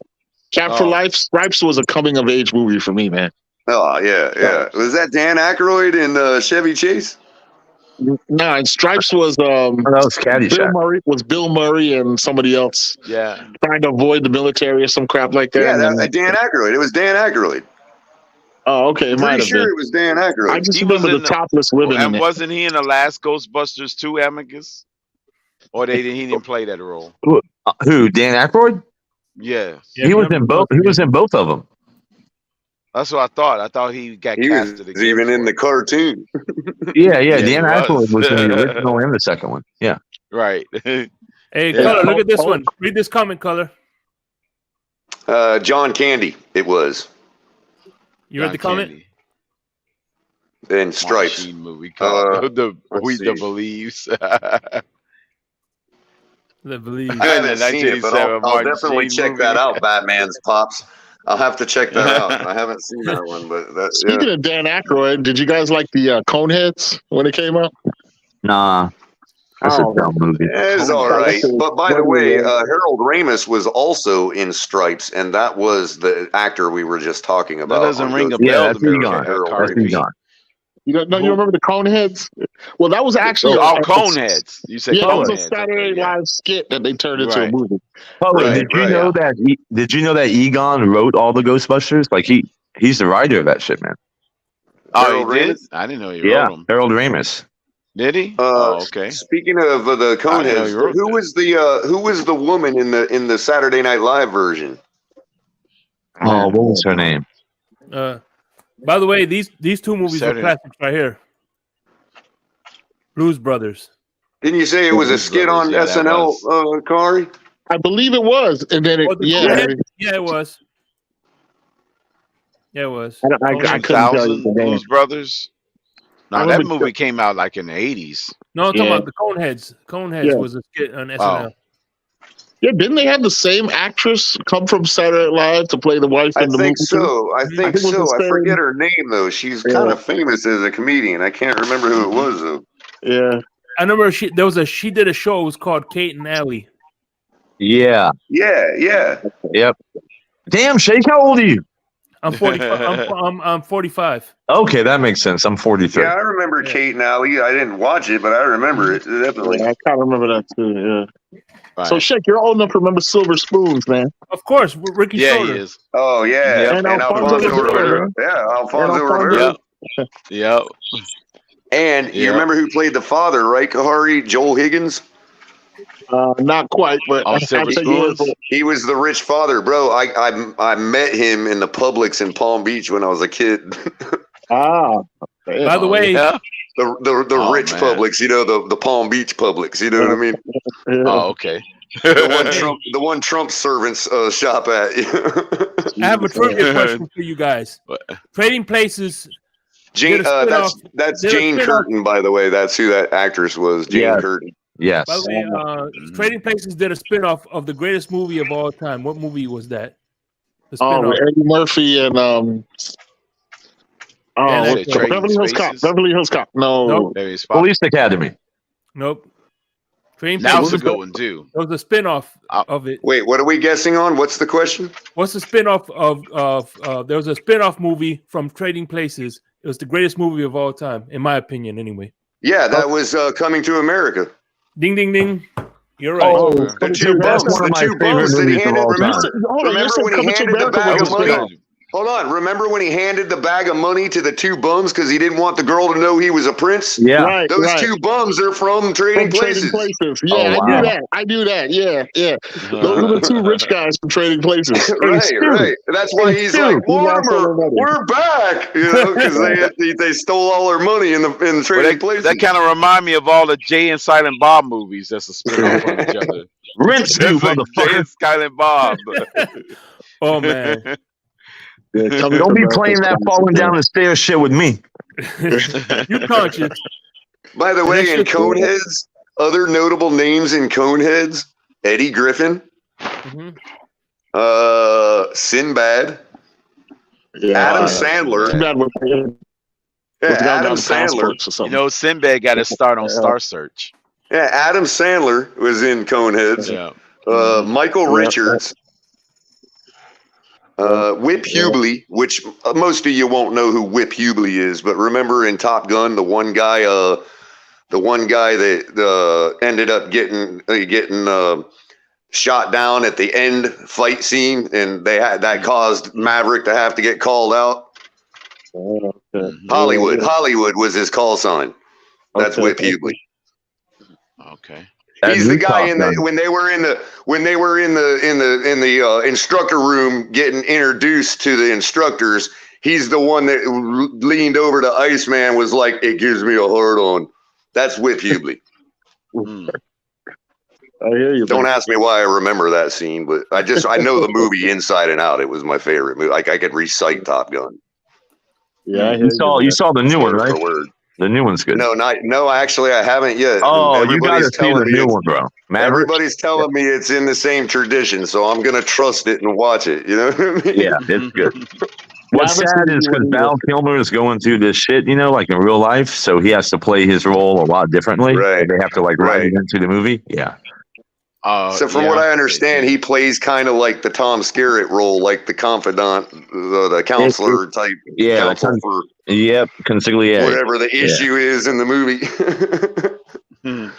So I'm guessing. So from what I hear, so Goose's kid is going to the instructor school, and he has animosity towards Maverick because he thinks he killed his father and all that. Exactly. Yeah, it's a good storyline. They did a good fucking job of tying it in. Simple but brilliant. You know what I mean? Simple, brilliant, works. Let's see some action. You know what I mean? Yeah, but make sure you watch it. 1980s flick, man. Make sure you watch it on a good surround system. If you have one at the house, it's fucking worth it. Now remember, Amicus, they used to. The Bose display at most department stores had Top Gun running 24/7 to exemplify its capability. Audio. Exactly. Yeah. And by the way, the quick debate question was: Die Hard a Christmas movie? Yes or no? Absolutely. 100%. Yeah, that was a great one. Die Hard. Matter of fact, it's a Christmas movie first. How about that? Because they have Christmas songs in the fucking movie. bro, it's about family. Yeah. It's about, reconciliation. That's what the movie's about. That's what the plot is, the issue between him and his wife. Right. That's what the movie's about. It even has the guy from Family Matters. I mean, come on. Yeah, here's another situation where ton of Christmas here's another situation where even on Christmas freaking Eve, I can't even have a decent night with my wife. You know what I mean? And she's upset over it. You know what I mean? They're all having marital problems. Yep. It's a Christmas movie. It's like it's almost like It's a Wonderful Life. Like, what would happen if the building did? If the terrorists won and McClane dies? I mean, what would his family? It's a Wonderful Life in with Bruce Willis. That's what it was. Right, with guns. and British actors playing German terrorists. Yeah. Right. Yeah. Well, listen, when a husband and wife are going through shit like that, the only thing that can bring you back together is when you save her fucking life. Yeah. And that'll only give you another good 3 months. And let's face it, her career, let's face it, he saved her job too, because I mean, she was going to have to explain to the boss why, her husband shot up the whole place. Right, how about this one? Lethal Weapon was a Christmas movie too. Oh yeah, Lethal. I was sitting here trying to think of Lethal Weapon with Gibson and Danny Glover. Yeah. That one's close now. That one's getting a little riding the line there, Shake. Yeah. Hey, welcome back, Todd. What's up, Shake? What's up, Todd? How's Jacksonville these days? It's getting hot. The weather's changing. Yes, and it still sucks. How about Gremlins? Is Gremlins a Christmas movie? Absolutely. Yes. Reminds me of my kids on Christmas morning. When Careful what you ask Santa for. Is that the moral to the story? Be careful what you ask Santa Claus for. Hey, by the way, Todd, are you still going to Kansas City, right? Hopefully soon.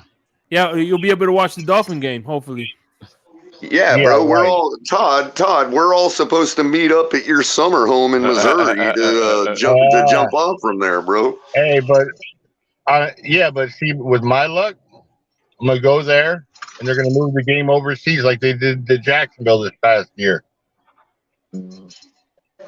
Well, I just hope it's early in the season, because I'm really not into sitting there in 19-degree weather for 3 hours again. That wasn't very enjoyable, especially when we got smoked by them, If they do keep it in the States, it's probably going to be a Monday night game. Even colder. Yeah, it'll be even colder. That'll be brutal. Yeah, it can be even more brutal. Well, let's pray for September, guys. September. Right. You throw some snowballs at the players.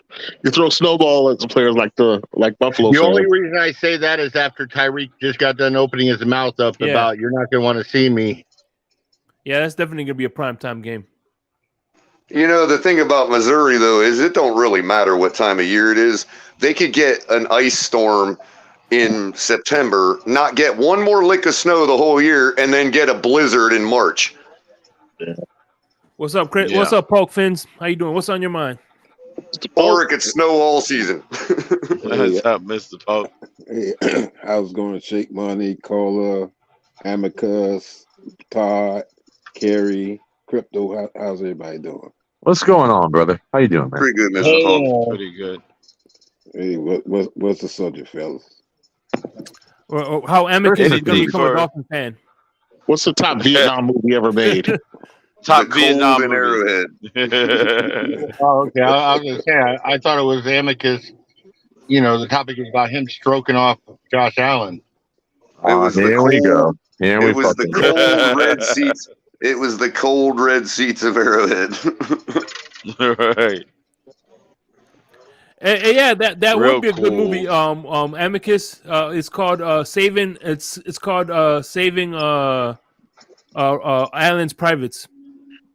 Yeah, Vietnam movie, yeah. Mm-hmm.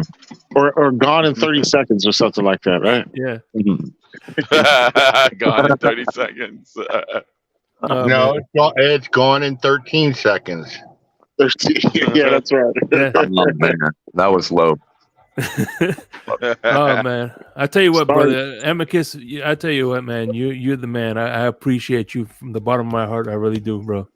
I appreciate you too, bro. Real talk. Yeah, I got respect for you, bro. You might be a Buffalo fan, but you cool. I appreciate it. Yeah, see, that's the thing. I want people to understand. This isn't gang where it's on site. Just because you're a fan of another team doesn't mean we can't have a civilized conversation with each other. You know what I'm saying? Absolutely. Yeah, I want to piggyback on that, Shake Money. The thing that kind of changed me a little bit is when the guy with the Buffalo Bill got injured and had the I think he had a cardiac arrest.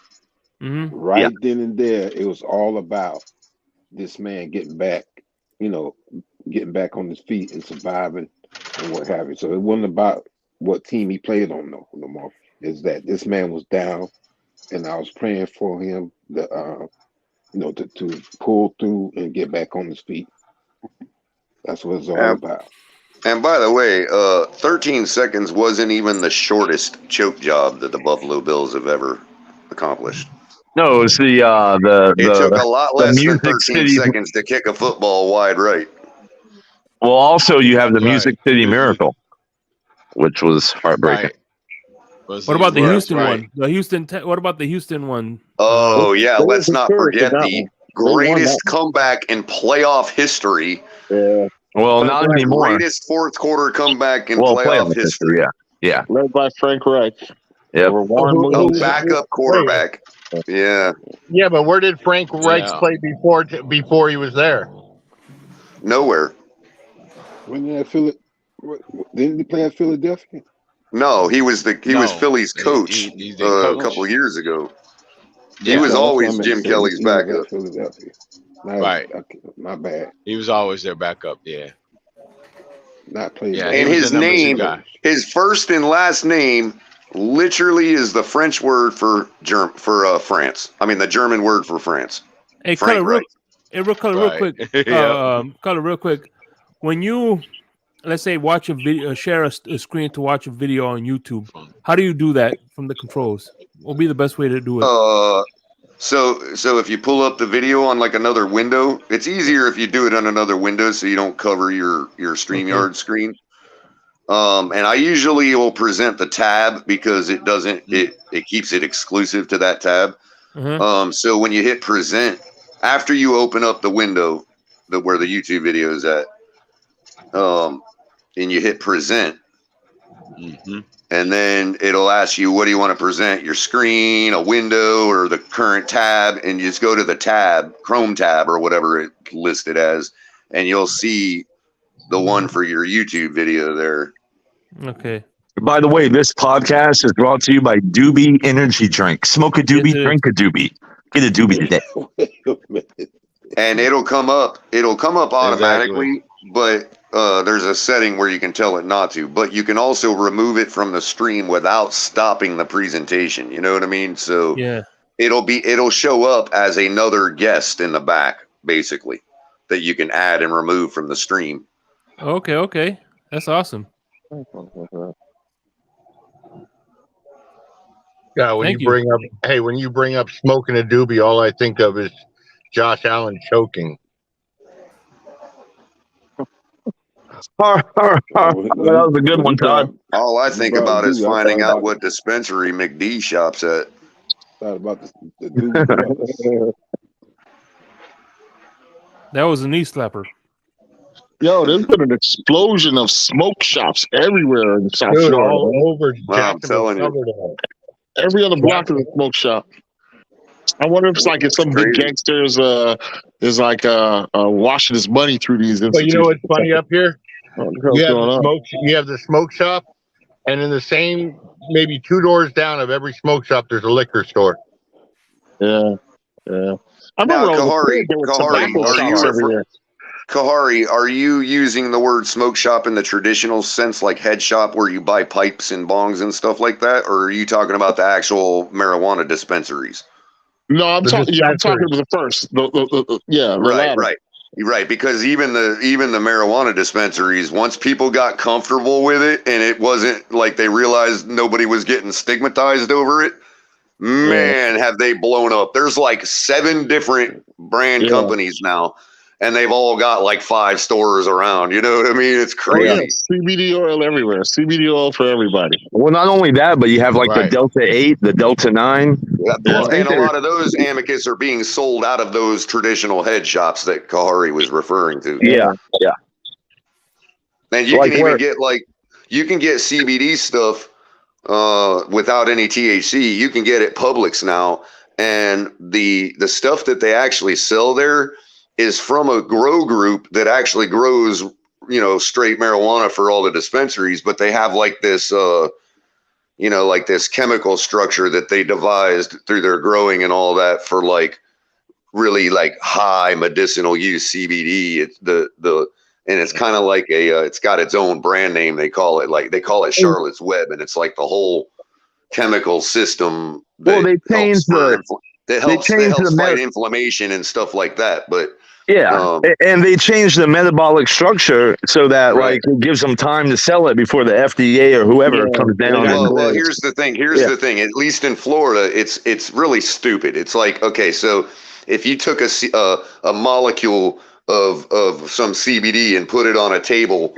next to if you take that from a traditional marijuana plant that's high in THC, and you put that CBD molecule on a table, and then you take an industrial hemp plant which has less than 1% THC, and you take the CBD molecule out of that one and put it on the table next to the other one, there's no difference whatsoever. They're identical in every way.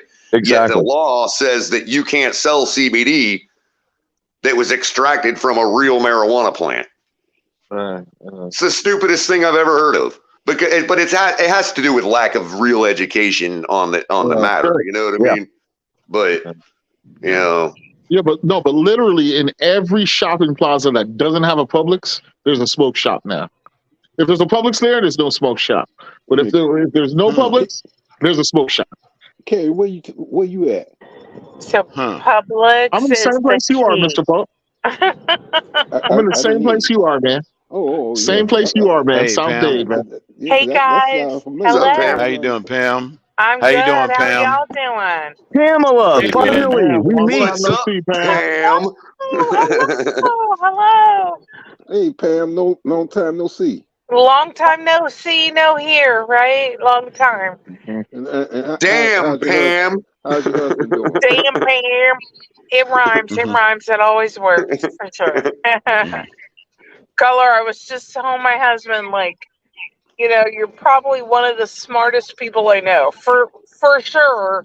Super for useless knowledge, guy. For useless trivia, yeah, absolutely. For whatever it is, I have that useless information as well.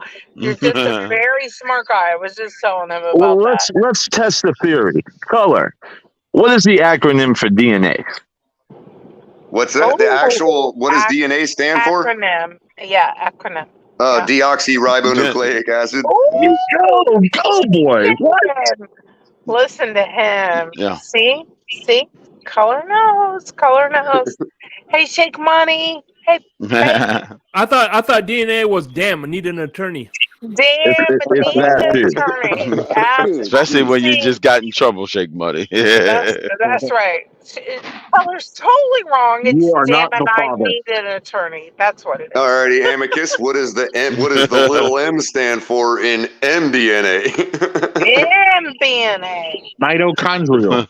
All right. That was an easy one. All right. What is the difference between mitochondrial visit? What's the difference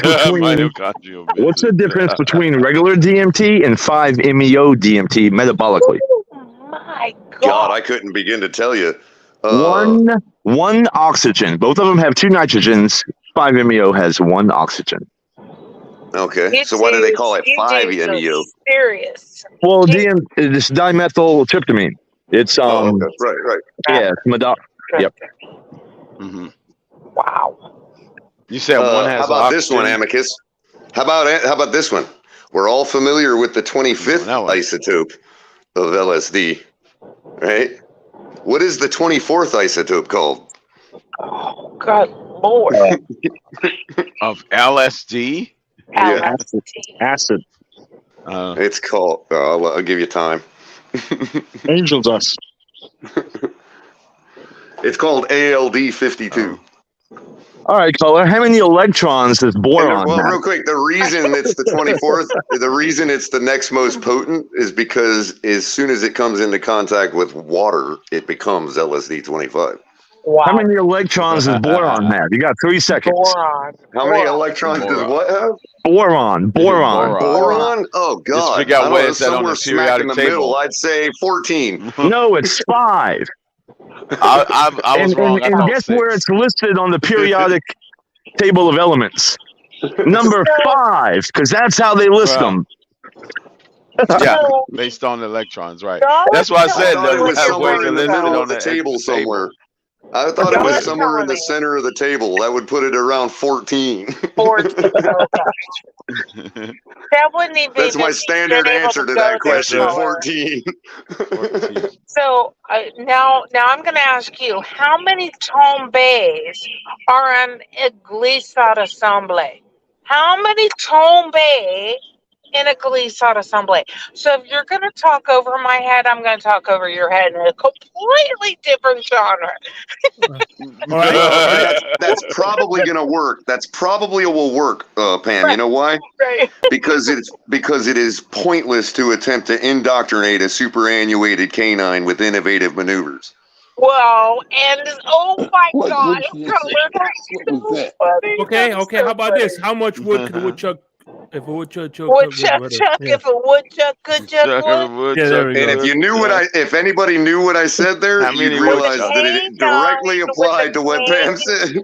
Exactly, Color. Exactly. I was there. So it wasn't just memorization; it was actually knowing how to use the words. How to use the words exactly.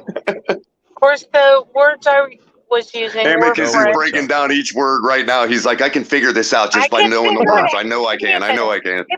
You want me to say it slower, Amicus? No, I'm good. Usually really smart people will hear the word canine and they'll assume what I said. You know what I mean? Right. It's either the teeth like your keywords. Your keywords are canine and maneuvers, maybe innovative, and maybe superannuated. If you can break down the word superannuated, you can kind of figure out what I said just by that word alone. Well, I like to make up my own words when it comes to like the whole thing where you have like I said, Pam, innovative maneuvers on your part. Innovative maneuvers, exactly. I make up my own words when it comes to fake butter, the fake stuff. So I call it conglomerated, hydrogenated. I make up my own word because it's crap. The whole word is crap. So just use the word crap. Hydrogenated, conglomerated. Yeah, that's the word. And Hey, I'm Ghostface Killer used the same technique on his hit track Nutmeg from the album Supreme Clientele. I love how smart y'all are. I love it. I love it. I love it. So Shake Money, like how is everything going? I love that you're out here and you're doing this and you're whole in the blender. How's it going, buddy? It's going good. Could you see with the screen, or am I the only one who? I Yeah, can it's see working. it. No, I can see It's working it. now. Shake. The one thing you got to remember is it get like when you first start, the first couple times you share stuff, it's easy to forget that the controls for the video are still on the other screen, not in the StreamYard window. Okay. You know how many times I've tried to click that play button in the window in the StreamYard window, bro? Like God. And Okay, so, Color, that's the tricks of the trade, right? Like you learn these things. I mean, for sure. But no, that was cool. So, Shake, I just want to say, go Gators. Yes, And go thank Gators. God you have, the intelligence to be a Gator fan. Right, Pam, look. Oh God, here we go. Go away, Gators. Go away. That's right. It's like Go a swamp in here, Kahari. That is a swamp, baby. It's a swamp. Hey, by the way, Pam, I want. Yes. Cap gave me the green light that when football season comes, if nobody's doing anything on the Fins tailgate that day, I'm going to be calling Gator games live. So. Oh man, I'm gonna be right there with you, Shake, for And sure. you will be Right there with you. You will be the only two people there listening to the show. And you too, Kari. No, we won't. We will. Kari's gonna be my co-host. Kari's gonna be my co-host. We have a few people for sure that will be there. We know Von Joe will be there. He's a big time Gator fan. Von Joe will be there. Hey, by the way, I did my episode of the Blender yesterday. Hold on, I'll let you cook. I did the Blender yesterday. Wait, just because he wrestles Gators doesn't mean he's a Gator fan. Yes. No, Von Joe's a Gator fan. Von Joe's straight up a Gator fan. I'm sure he does go. Straight up. hell with the game card. He's a Gator fan. No, I did a double header yesterday. I played the replay with Great One DeVore and TD Finstock was on the show yesterday. Oh wow, nice, Jake, nice. So, yeah. By the way, TD accepted my open challenge to debate him about Josh Allen, so I hope he doesn't back down. No, he won't. Hey, I maybe want to he'll be bring there up for that. to help him out. That's gonna be a good one. I want to be there for that. I want to be there for that one. Pick me, Josh Allen. Matter of fact, insinuating that he would back down might have just woke him up and got him to come to the tailgate tonight. Let's wake him up. Wake him up. Just by doing that. For shizzle. So this will be my 8th year, guys. My 8th year of streaming all the Dolphin games. When I go into this season, it will be 8 years of streaming the games. And how many playoff wins have you called, Pam? I'm just kidding. 0. It will have to be at least. The answer is 0. No, it'll be 2 within 8 years, right? Not one. But it don't matter shape. I mean, it don't matter color. I'm as passionate from whatever the loss is. I will call it out the same way as I will a win. I've done that for 8 years now, and I mean, Dolphins is my team. It don't matter. You don't get like baseball commentators when they're like, when they're like 20 and 80 on the season and they still got to call the game like they're excited about it. Right. No, it doesn't matter because I call the game with the same enthusiasm, whether it's a 1-15 back in the day or whatever it is. I call it the same enthusiasm because I'm a Dolphin fan. I'm going to be a freak about it no matter what. You mean like the guy from Major League? What was his name? He'll need a rocket up his ass to catch that one. That fucking guy. Bob Uecker. Yeah. Bob Uecker. Yeah. My All I husband just know, said Pam, that. is when. All I know, Pam, is after the game in Arrowhead. All I know is all I saw at the emergency room getting treatment for frostbite was Dolphin fans. That's all I know. No, that was after the December 25th game in Miami. I know, right? It was so Oh, you know what's cool. funny, Pam? You know what's funny about that? That game was brutal. I mean, because the wind was blowing and it's kind of wetter in Florida. You know what I mean? It was And it was only like raining. 45 degrees. Yeah, it was only like 45 degrees that day. Yeah. Now that I'm trying to relatively speak to what it was the day I was at Arrowhead, a flat 19 degrees the entire day. Right. And right. I was just as miserable at both. Right. It was the same. Like it's amazing. Like that day at Hard Rock last year was brutal. It was just as brutal as Arrowhead. It was brutal. And the thing was, if you looked at the Green Uh-oh, what happened? Uh-oh. Froze her right out. We were talking cold and then just...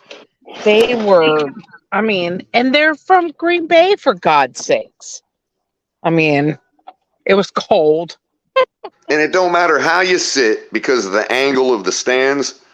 That draft just comes breathing down your neck the entire day. It don't matter how you sit, how you get comfortable. Man, it sucks. Jack Frost don't play.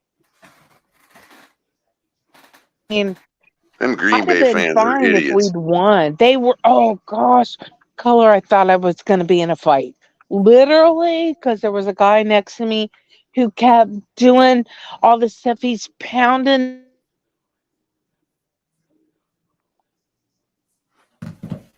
Oh, there she goes again. Damn. To finish your sentence, Pound the seat generally again, being 'cause dicks. I'm going to take you out. Pam, we didn't hear nothing you said. Can you repeat that one more time? That was unreal. Pam, we didn't hear nothing you said. Can you repeat that again, please? Oh, yeah, sorry. I was coming in from outside, so my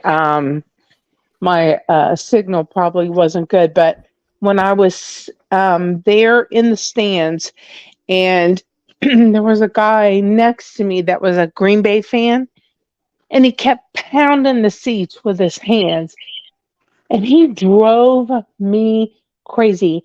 And I went over there and I stood literally about 3 inches away from him and just dared him to pound the seat again. Like, dude, I'm fixing to take you out.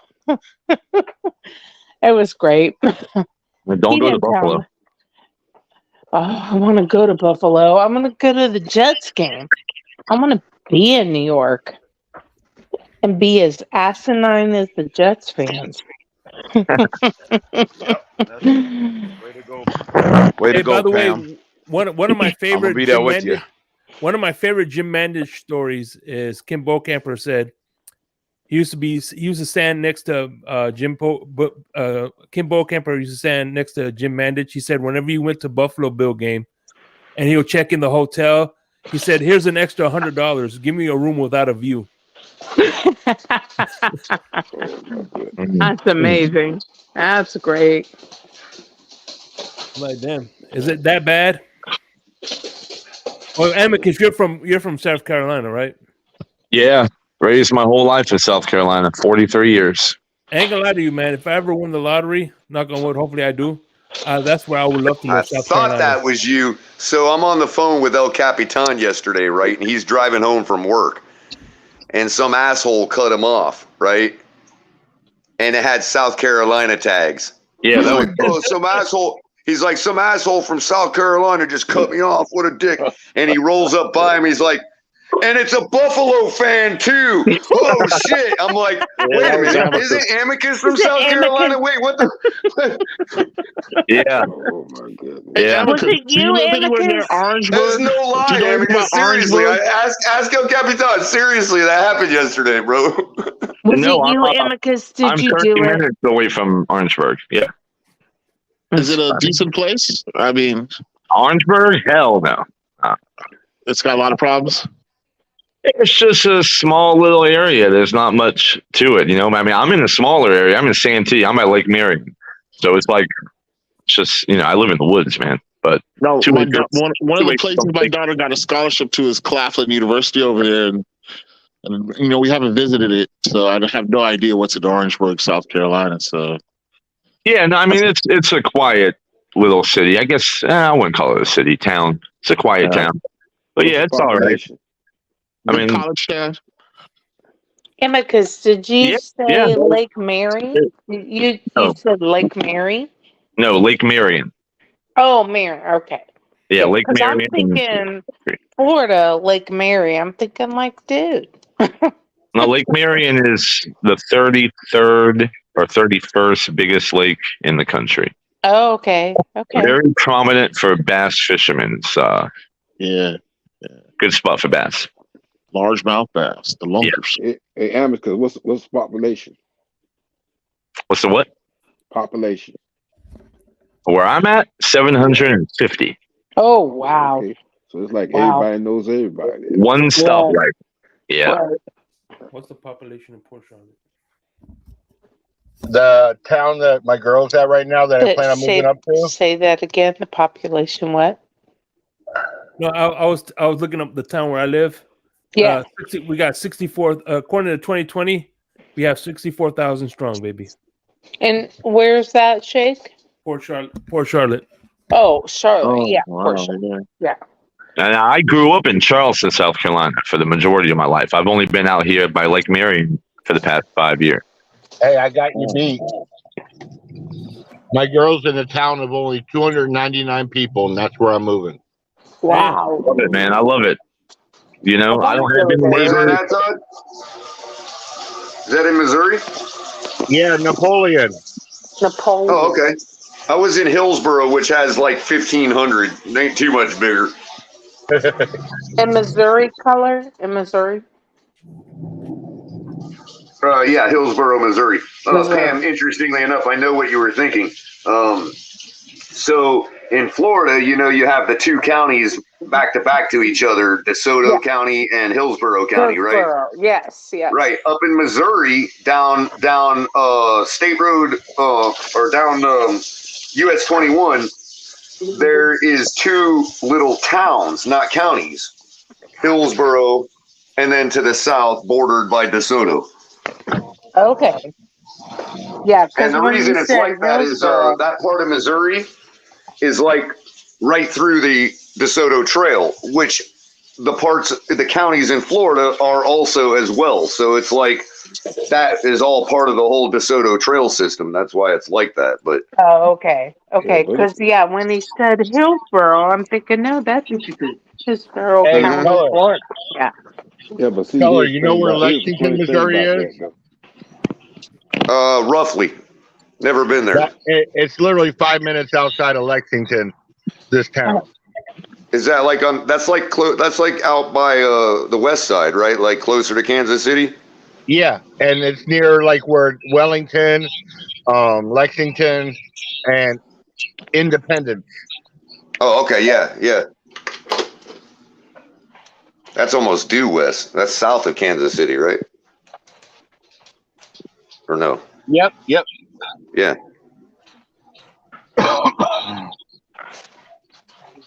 That's how you get into Oklahoma City. That whole direction. It's actually southeast of Kansas City. Right. Tornado Alley. So I don't. Oh yeah. even Speaking know of Tornado how Alley, many- Mr. Polk, I was out on a travel assignment in Oklahoma one time, and I'm out in like out just north of the Texas Panhandle, that part of Oklahoma, right? And middle of nowhere. And I'm driving along, and there's like, big grass fields on both sides of me, and all the trees are all mangled. And not only that, but there's like ruts the size of semi trucks. There are ruts in the ground all over the place, hatching each other. And at the end of every rut is a built up bunch of bush of trees and shit. And I was like, looked around, I'm like, oh, I know where I'm at. Yo, this is it right here where all the chasing goes on every year. You know what I mean? Like, this is it. Dude, I've been inside of a tornado before. It is the scariest fucking experience you will ever have in your life. So pretty much where Bill Paxton and Helen Hunt were running through the cornfield. That's where I was at. Yeah, the tornado thing. But when you were talking about ruts color, what I was thinking about is hogs. The way they rut up a ground. Right. Like, But these were like the width. These were like the width of an automobile. You know what I mean? Okay, yes. And some of them like miles long. Right. But every one of them had a bunched up bunch of foliage at the end of them. Wow.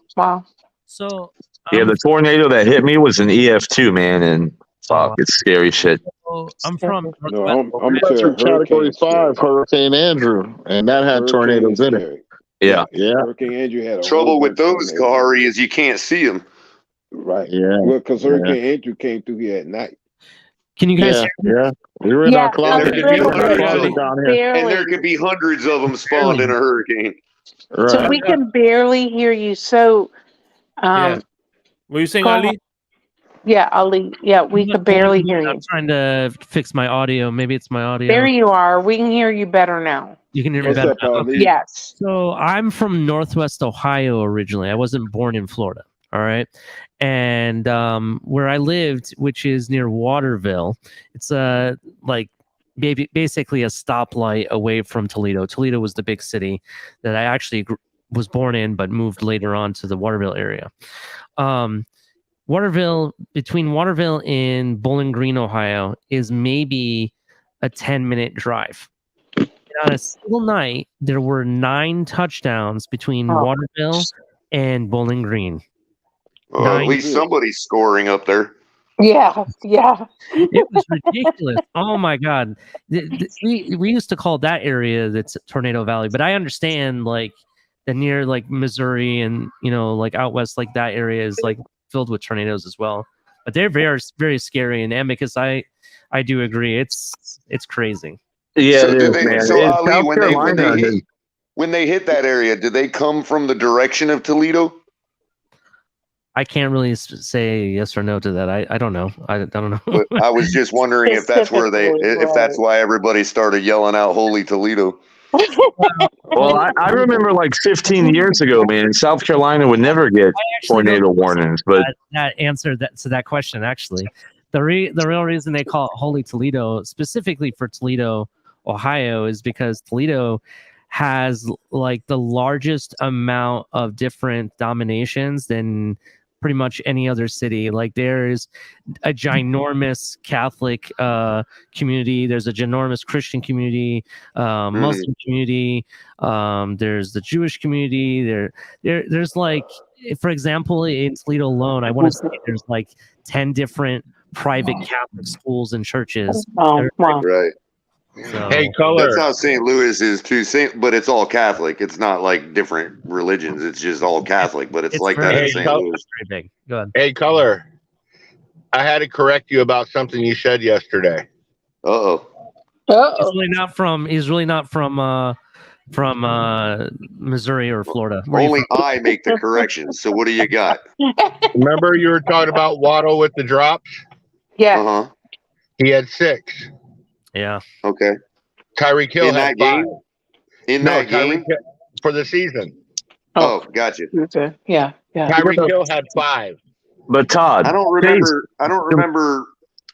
talking about on the season. I was just referring to the games that everybody says Skyler played like trash. Remember you thought about a number 1 receiver doesn't drop passes? Oh, right. Yeah, he does. Right. Okay, at 5, he was 1 behind Waddle. Well, but also, Todd, Jamar Chase led the league with 7.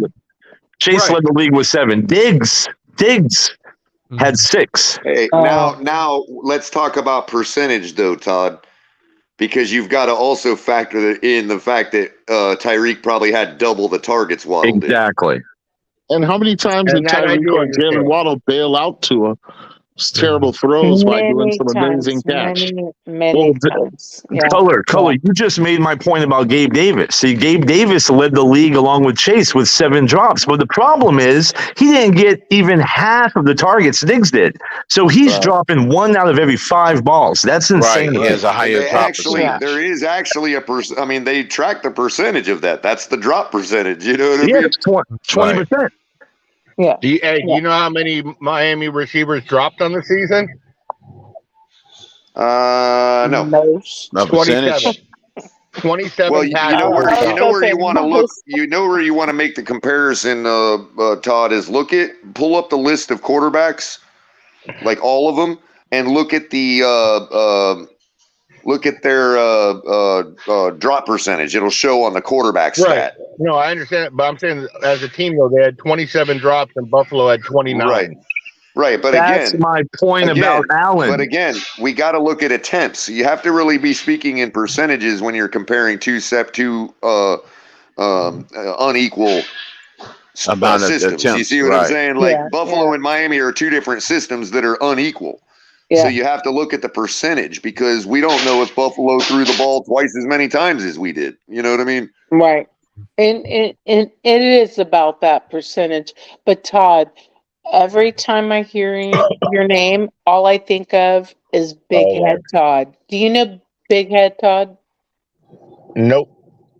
So you need to look up. He's a great musical artist.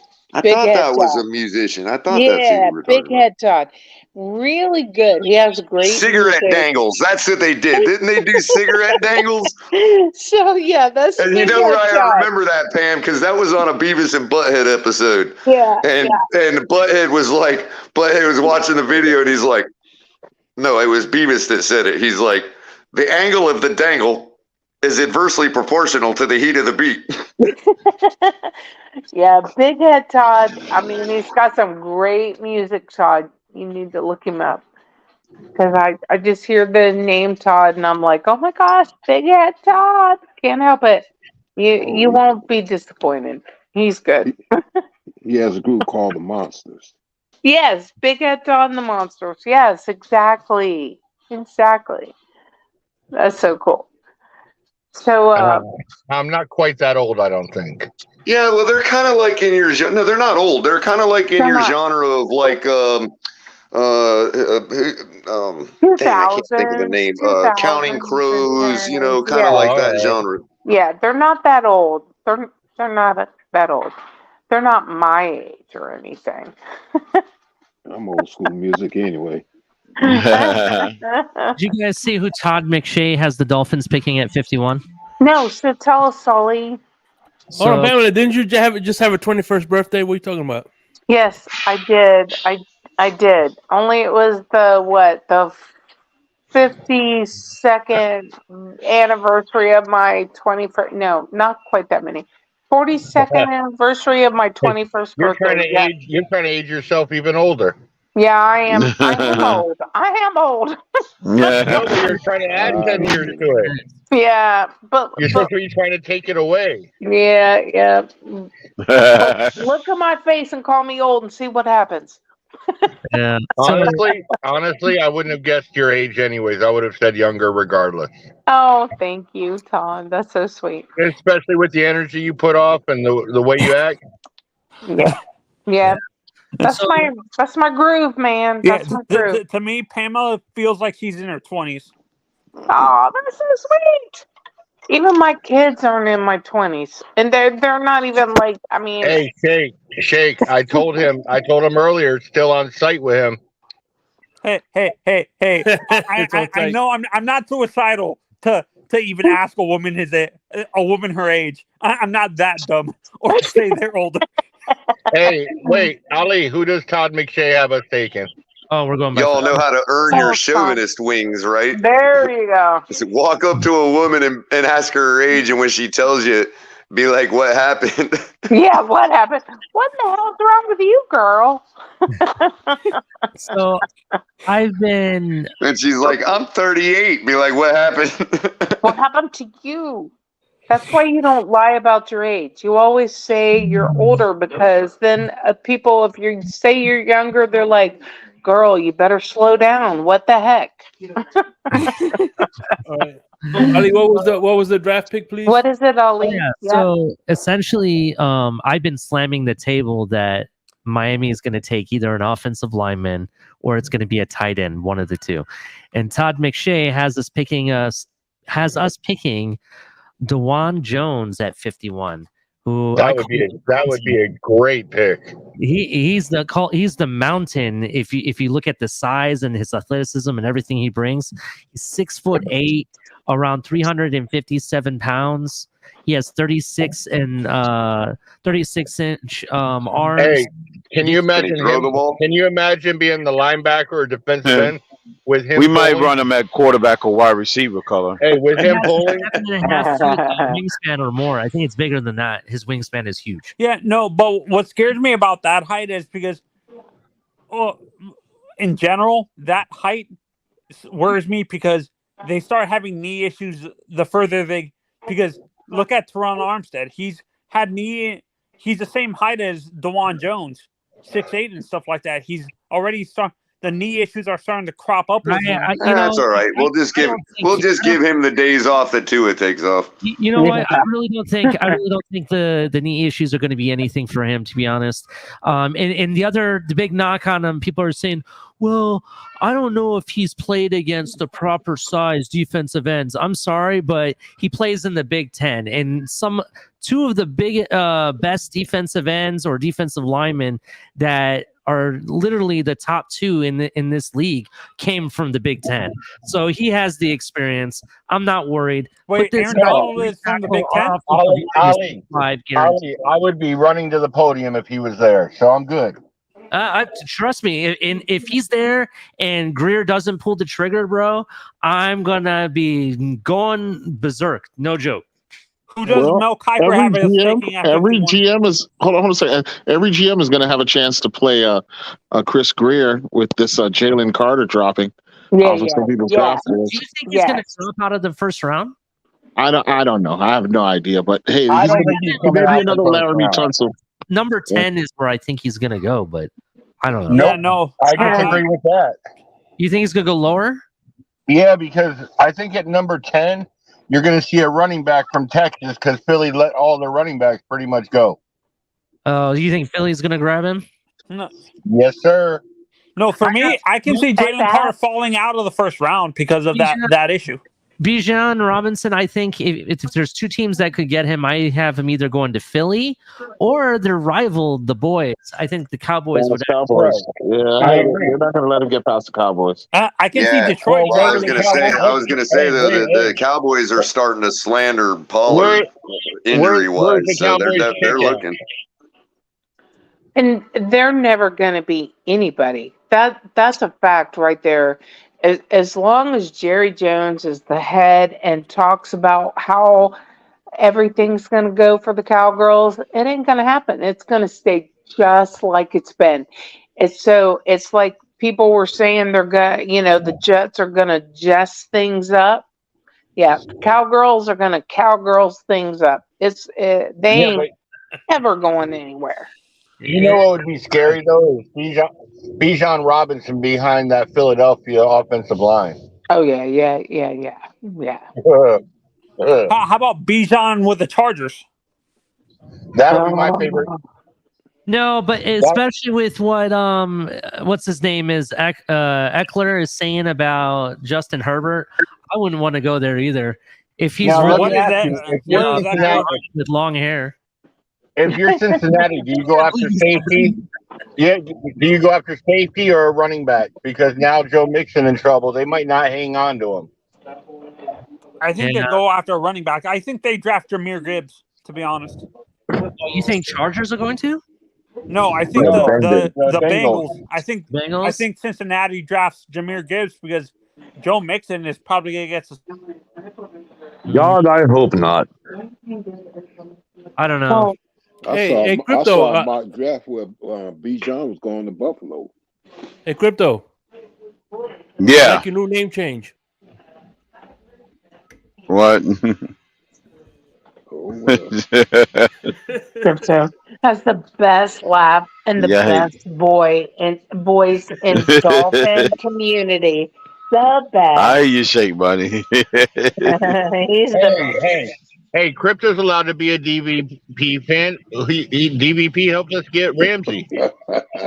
Crypto's like the dude. He definitely helped us get Ramsey. Oh, God. What did you say, Crypto? No, we got Ramsey and the boys.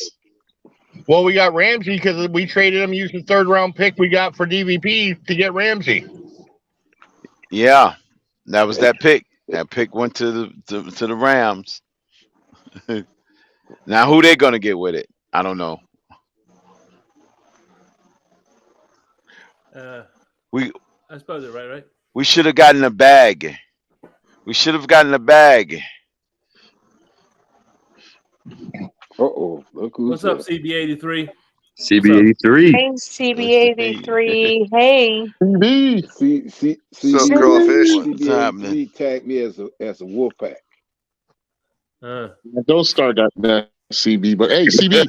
I was just at M2. I was just at Wolfpack. M2 a couple weeks ago, Up bro. in here. Ow. Wow. Wolfpack. Ow.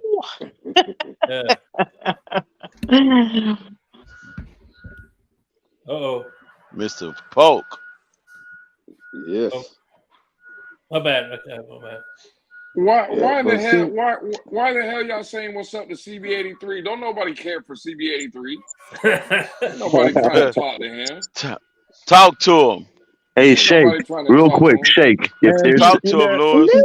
Hey, Lewis, man. Even Jesus was cool with Judas, man. Come on now. Baby. He was still one of the 12 disciples, man. He still was rocking with the crew.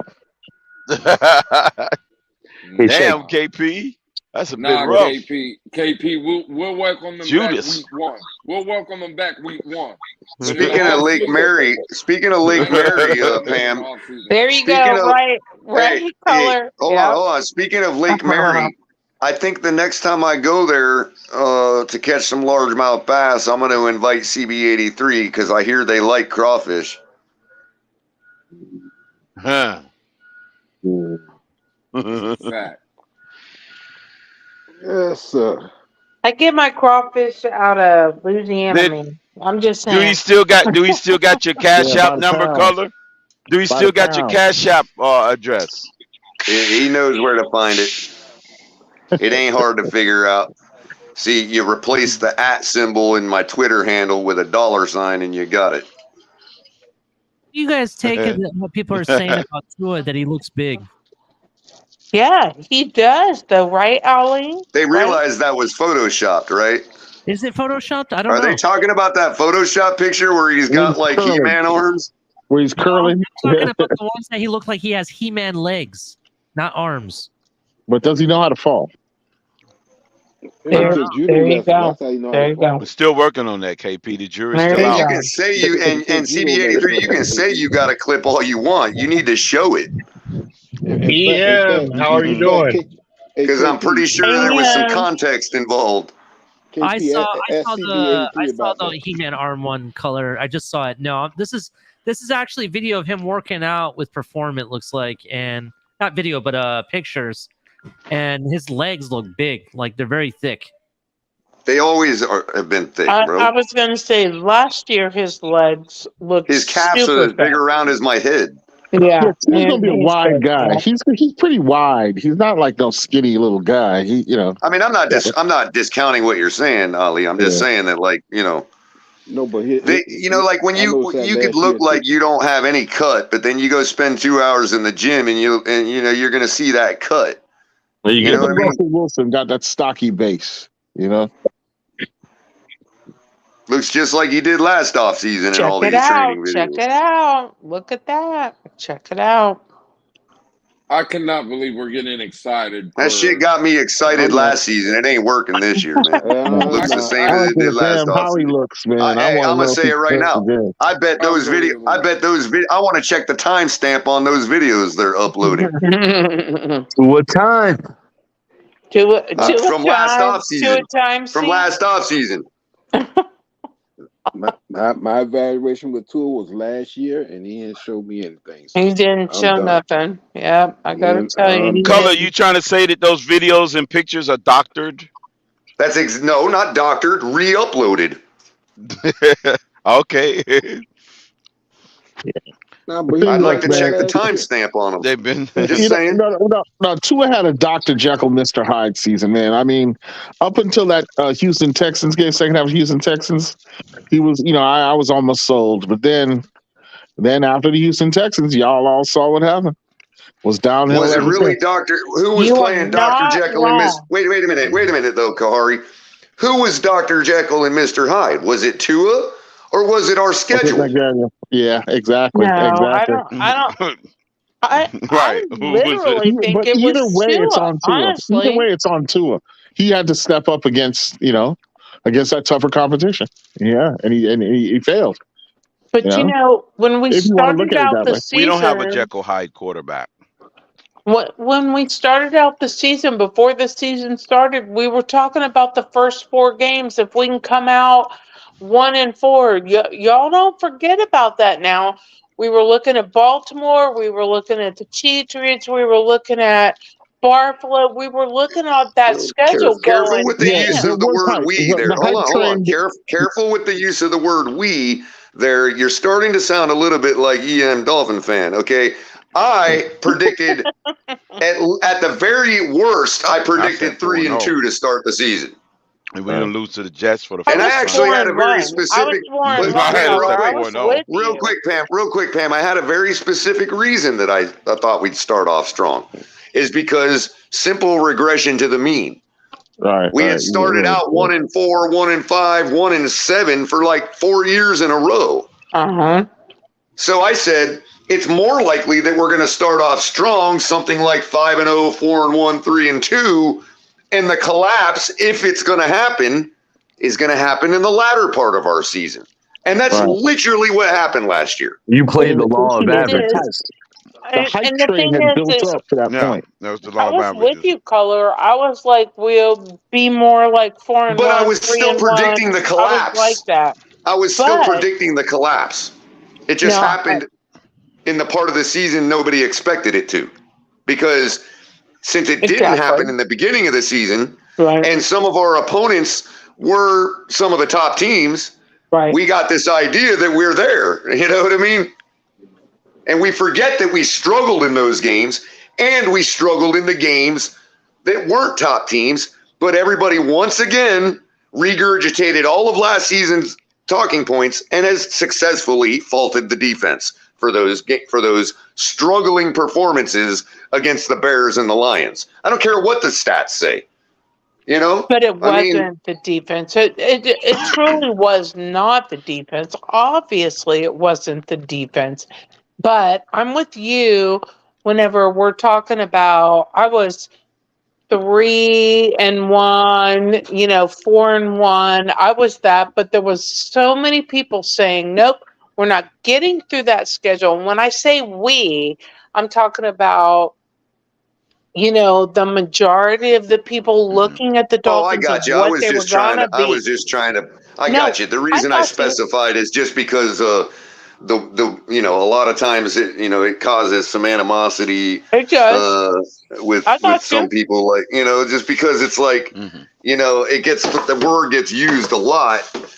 It's just like when CB83 throws out the wolf pack, like we're all think with the same brain or something. You know what I mean? Exactly, Color. We're all a monolith, Color. We're all a monolith. The wolf pack. So I wasn't really correcting you, Pam. I wasn't really correcting you. I was just correcting the idea of, not all of us thought that way. You know what I mean? Like, and even some of the Tua haters, as I'm called, didn't even think that way. You know what I mean? I predicted 13-4, but I still get told I'm a hater. Like, I don't believe in this team.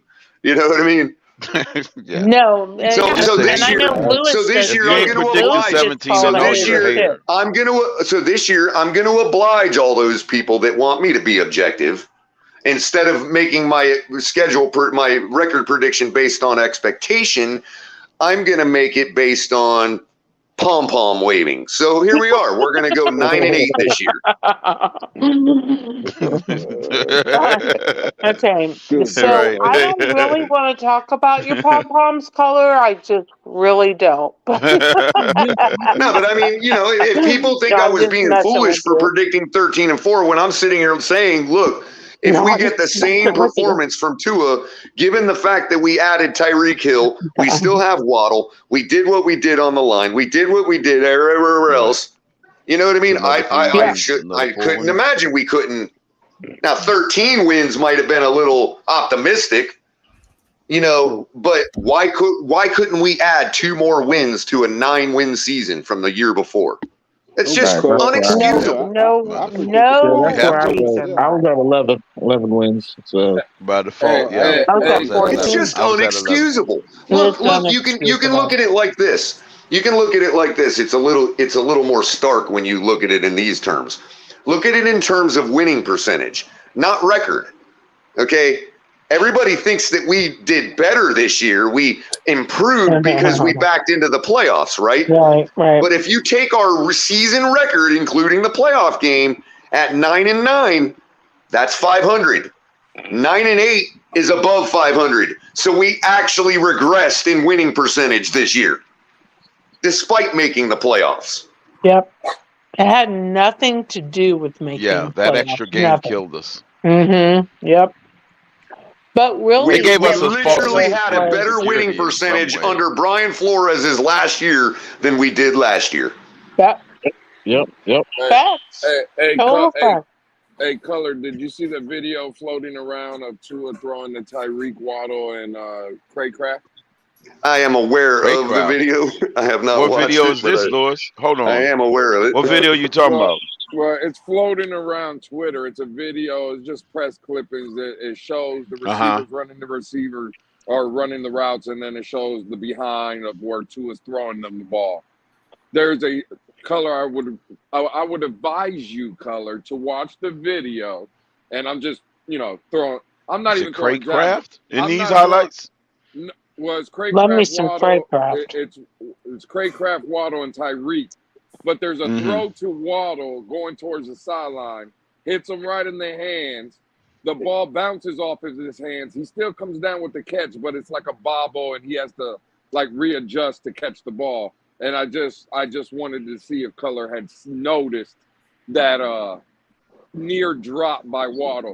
Right, but I'm going to ask you a question on that near drop that'll tell me whether it, on the let's say the acute level, you know what I mean? Like whether that could be faulted of the receiver or not. Like, so if I was the receiver there, I know when to fault myself for a drop and I know when not to for my own personal thinking when I'm trying to catch a football, right? So there's times when I'm like, I bobble it and I catch it and I'm like, yo, that was lucky, and I could admit that was lucky.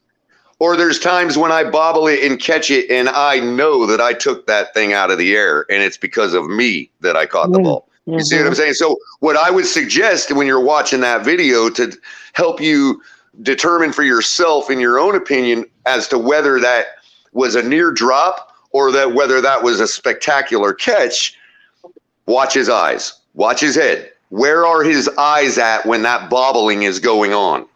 If his eyes are fixated on the football, then that catch is spectacular. Okay, well, yeah, I would have to go back. If his eyes aren't on the football, that catch was lucky. No, I think his eyes, and I think because his hands were in great position, it looked like he caught the ball at first. So I would want to notice once the ball hit his hands, was he coming already down with it? Right. Then if he took his head off, but right now with a helmet on, I don't think they were wearing helmets, but with a helmet on, it's a little harder to see where their eyes. So you have to kind of just gauge it on their face mask direction. You know what I mean? No, it looked like his head. If I'm going to be completely honest, and again, just without looking at the video again, it didn't look like his head ever came off the ball. If I'm gonna be completely honest. then I would credit for him not allowing that ball to touch the ground. Right. No, the way you explained it, that it makes more sense. Like I said, he came down with the ball. It looked like almost like an out route, like he just ran like a 10-yard out, 10 to 15-yard out. Hands were in great position. Ball hit him right in the hands, and he bobbled it a little bit, where it hit his hands, it bounced off his hands, and he snatched it back out of the air. Right. Now, see, I'm less likely to fault the receiver for a drop if his eyes are on it. Like, you still fault them for it because their eyes were on it and their hands didn't have the ability to clinch it, whatever. But I don't even fault them as much for dropping a ball if their eyes are following it to the ground, because what it's telling me is they didn't drop the ball. They chose to let it hit the ground. There's a difference. And when your eyes are squarely firm, fixated on the ball, you choose what that ball touches first. If it's even near in the reach of your skin. Well, Shows because at this point, it Color, was at this point, and I'm Shows sorry, because you're watching They it and don't it's want so the slowed hit. down for They you don't that want you the can hit. literally, like Pam, what I'm saying is it slows down so much that I've literally purposely bobbled the ball a couple times just to make fun of the situation and caught it. You know what I mean? Like, I can do anything I want with this football in that zone because the ball, it is objectively special relativity. When your eyes are on the ball, your eyes are moving away from the ball as it's coming towards you at the same speed of the ball. The ball is literally slowing down. Like if you went and measured its speed in relation to your eyes, the ball is actually slowing down. It's not a matter of it looks like it's slowing down or it feels like it's slowing down. It actually is slowing down. When you let it come into your body like that, or even your hands, if your eyes aren't on it, what's happening is the ball's now coming in at the full velocity that it had in the air because there ain't nothing from your perception that's going to slow it down. So when it comes into your body, it bounces off your chest before your hands even have a chance to grab it. So it's because it's slowing coming down in at 90 miles an it's- hour. You know what I mean? How do you it's slow slowing that down? because You it's at put your the eyes end on of it. the pass, like And because as your eyes, it's well, real gone quick, Pam, all the as way. your eyes, hold on. As your eyes rotate in their sockets, if you're following the ball, they are matching the speed of the ball. The rotation of your eyeball is matching the speed of the ball. So according to Einstein and special relativity, that ball is actually slowing down for you. It almost becomes static. There's been times where I thought the ball wasn't even moving, where it becomes that easy. Where I could tip it with a pinky. I can choose which finger to tip it with to myself. Right. In that moment. And that's just what separates good from great. I don't have the body type and physical ability to play professional football. It's the only reason I didn't. It has nothing to do with whether I can actually catch the ball or not. Because I can probably catch the ball better than some of the greats in my backyard. But who's ever going to see that? My point is, this was taught to me. This isn't something I just made up. And it was taught to professional receivers too. They just get old. They become adults. They've got a lot of other stuff coming at them, and they forget the fundamentals. That's why I just say, give me one afternoon in my backyard with Waddle. All his problems will be fixed. Right. So what did you think, Lewis, when you saw that catch? What was your take on that? My you know, again, I never played receiver, so Color would have the way Color explains it, I agree with Color, but just in my opinion, where I'm at with Waddle, again, I'm a big Waddle fan. I love the kid, what he brings on a football field.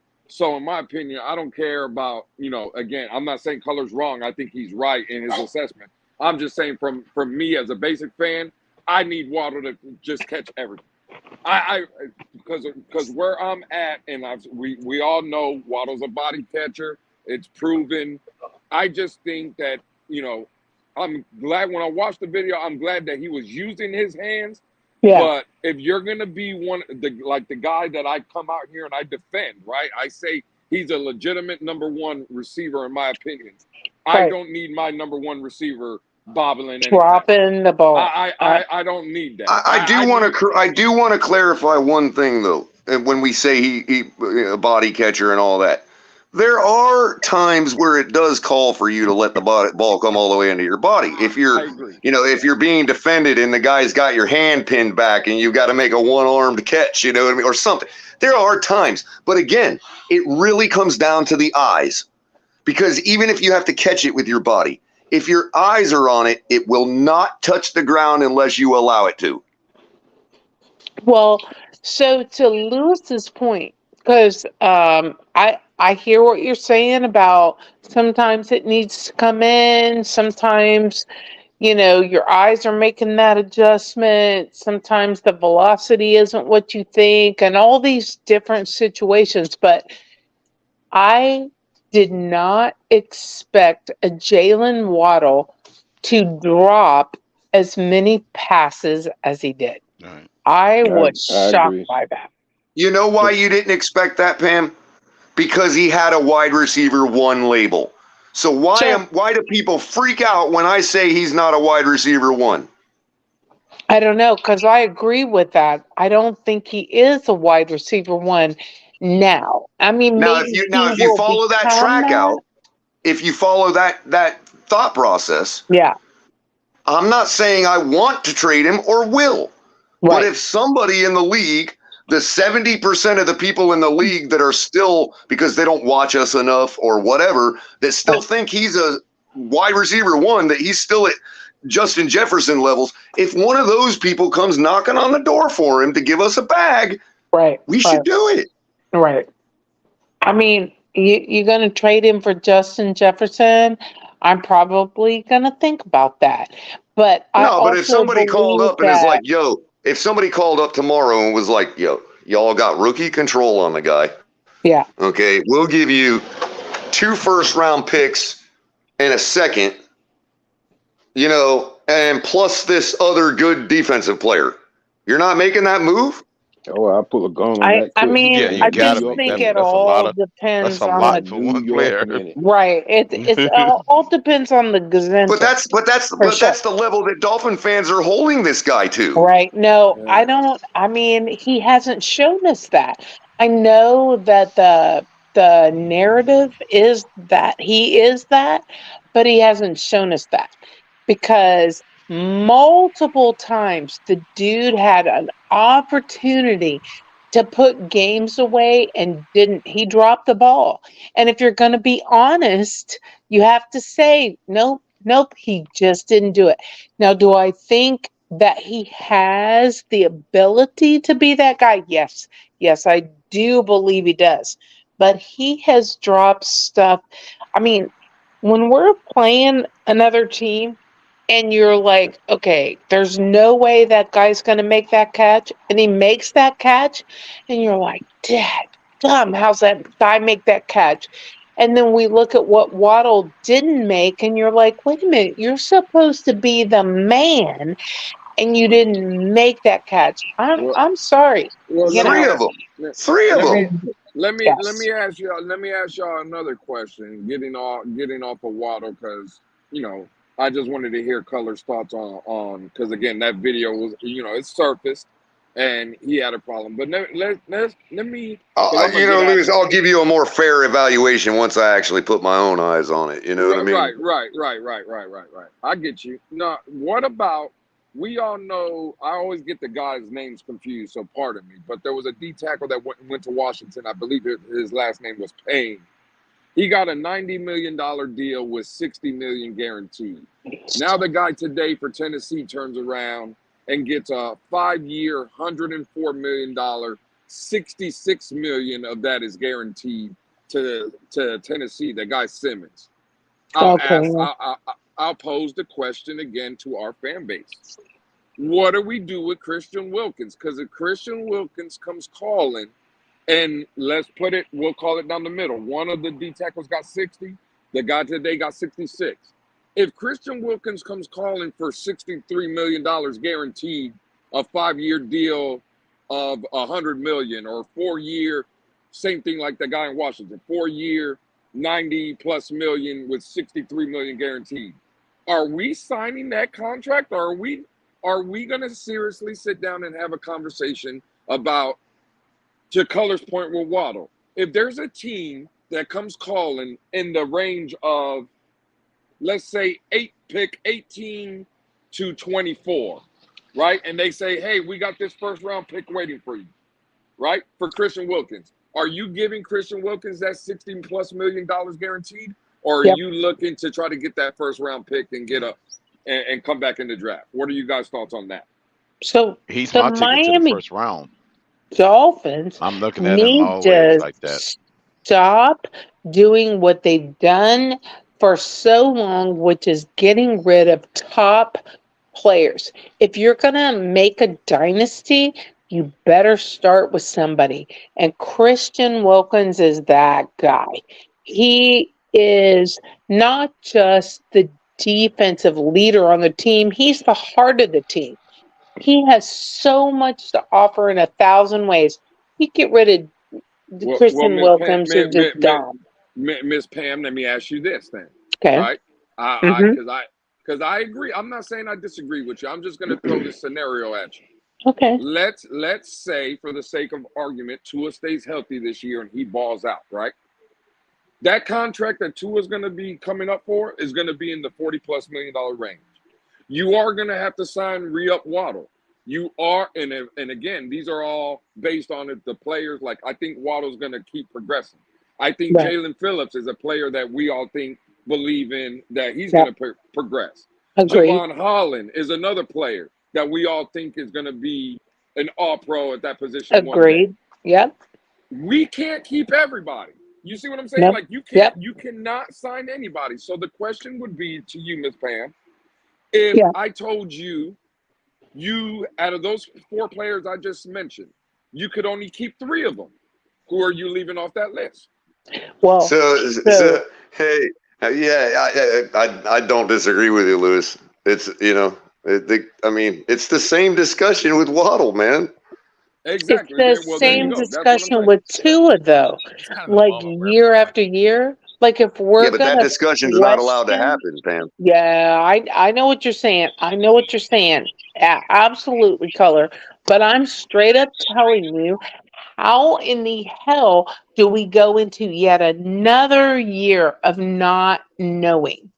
I mean, the dude has the talent. Pam, for maybe a little comfort here, we're already in that boat because of bringing in a new DC with Vic Fangio. Now, if we're all gonna trust his clout, then we'd have to trust that he can work without a Christian Wilkins. Yeah, because you got Zach Sealer. You cannot continue to get rid of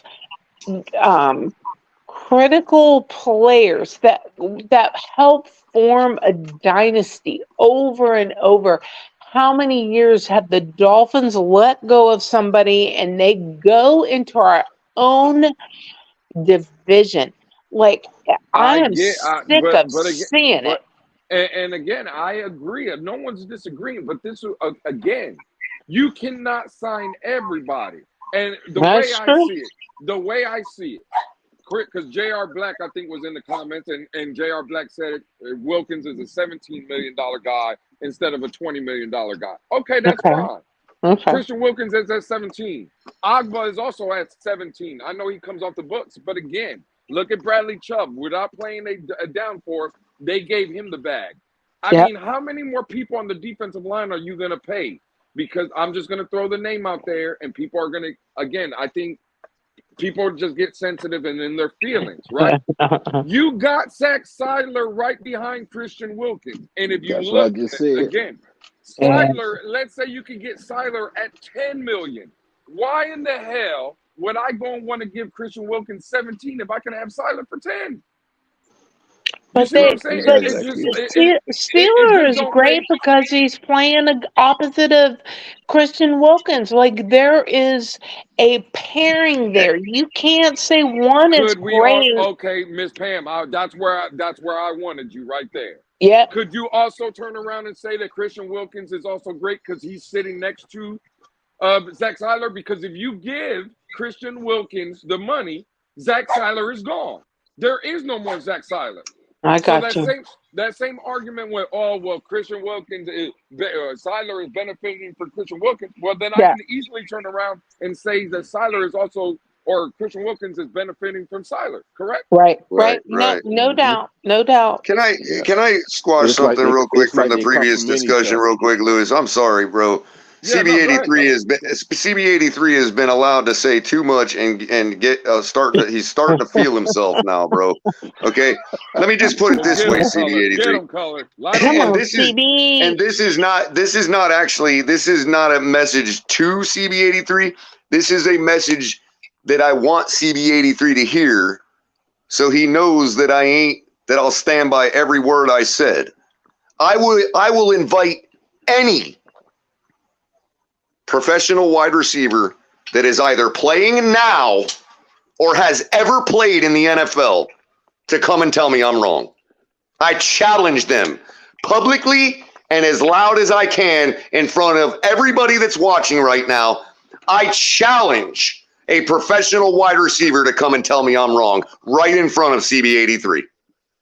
How's that for school?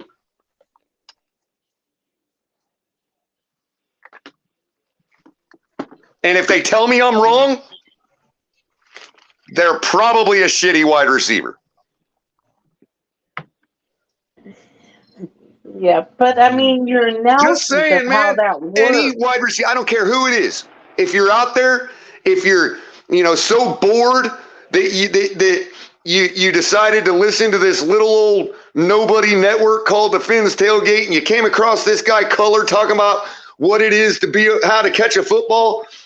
If you're out there listening right now and you played professional, I'm inviting you. Open invite. Hit me up at ColorCom on Twitter. Come on my show right now and tell CB83 that I'm wrong.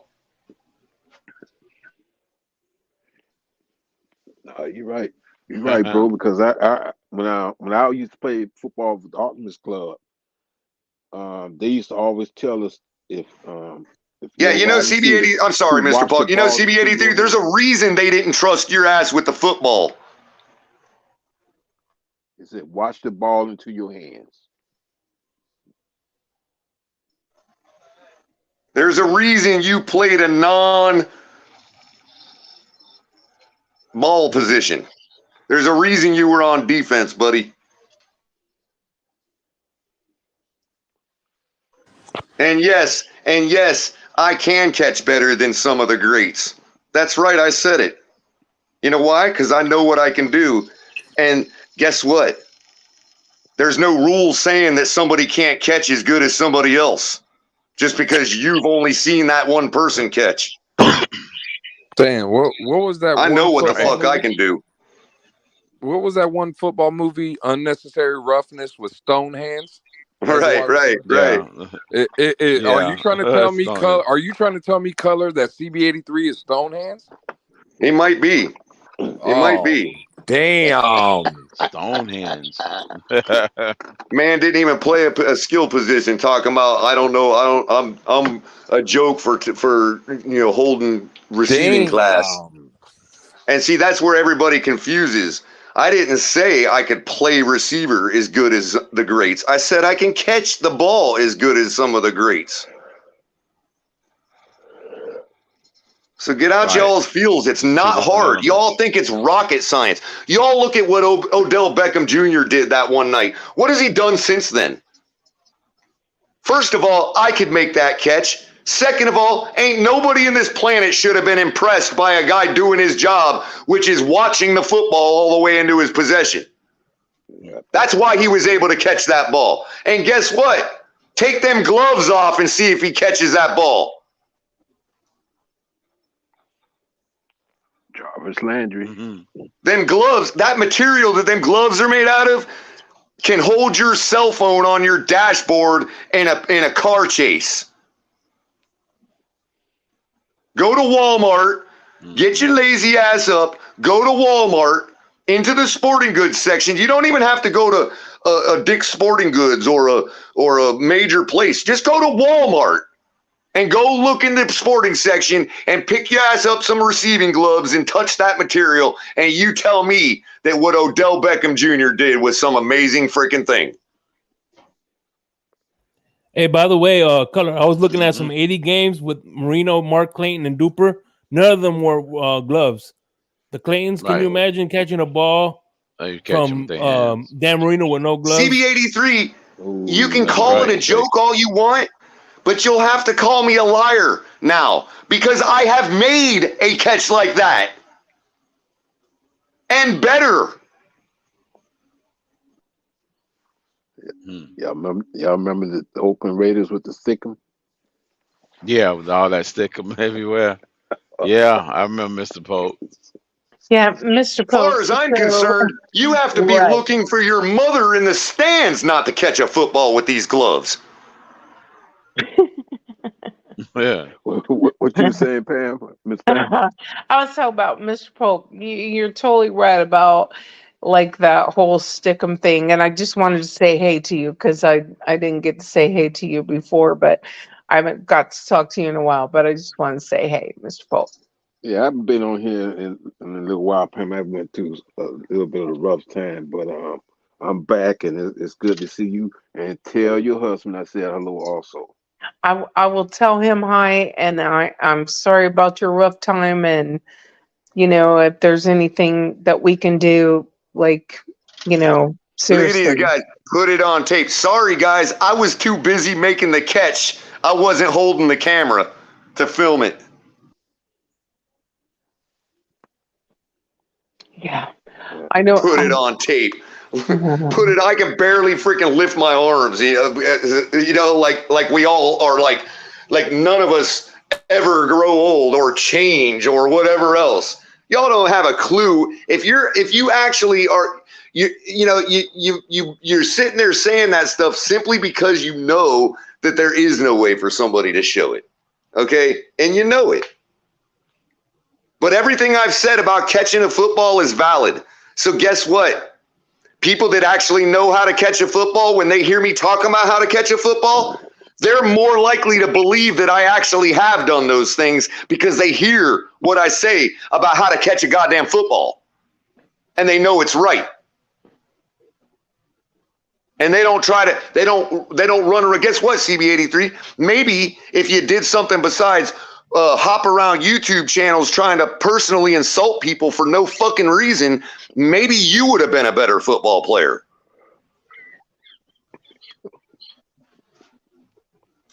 Priorities, son.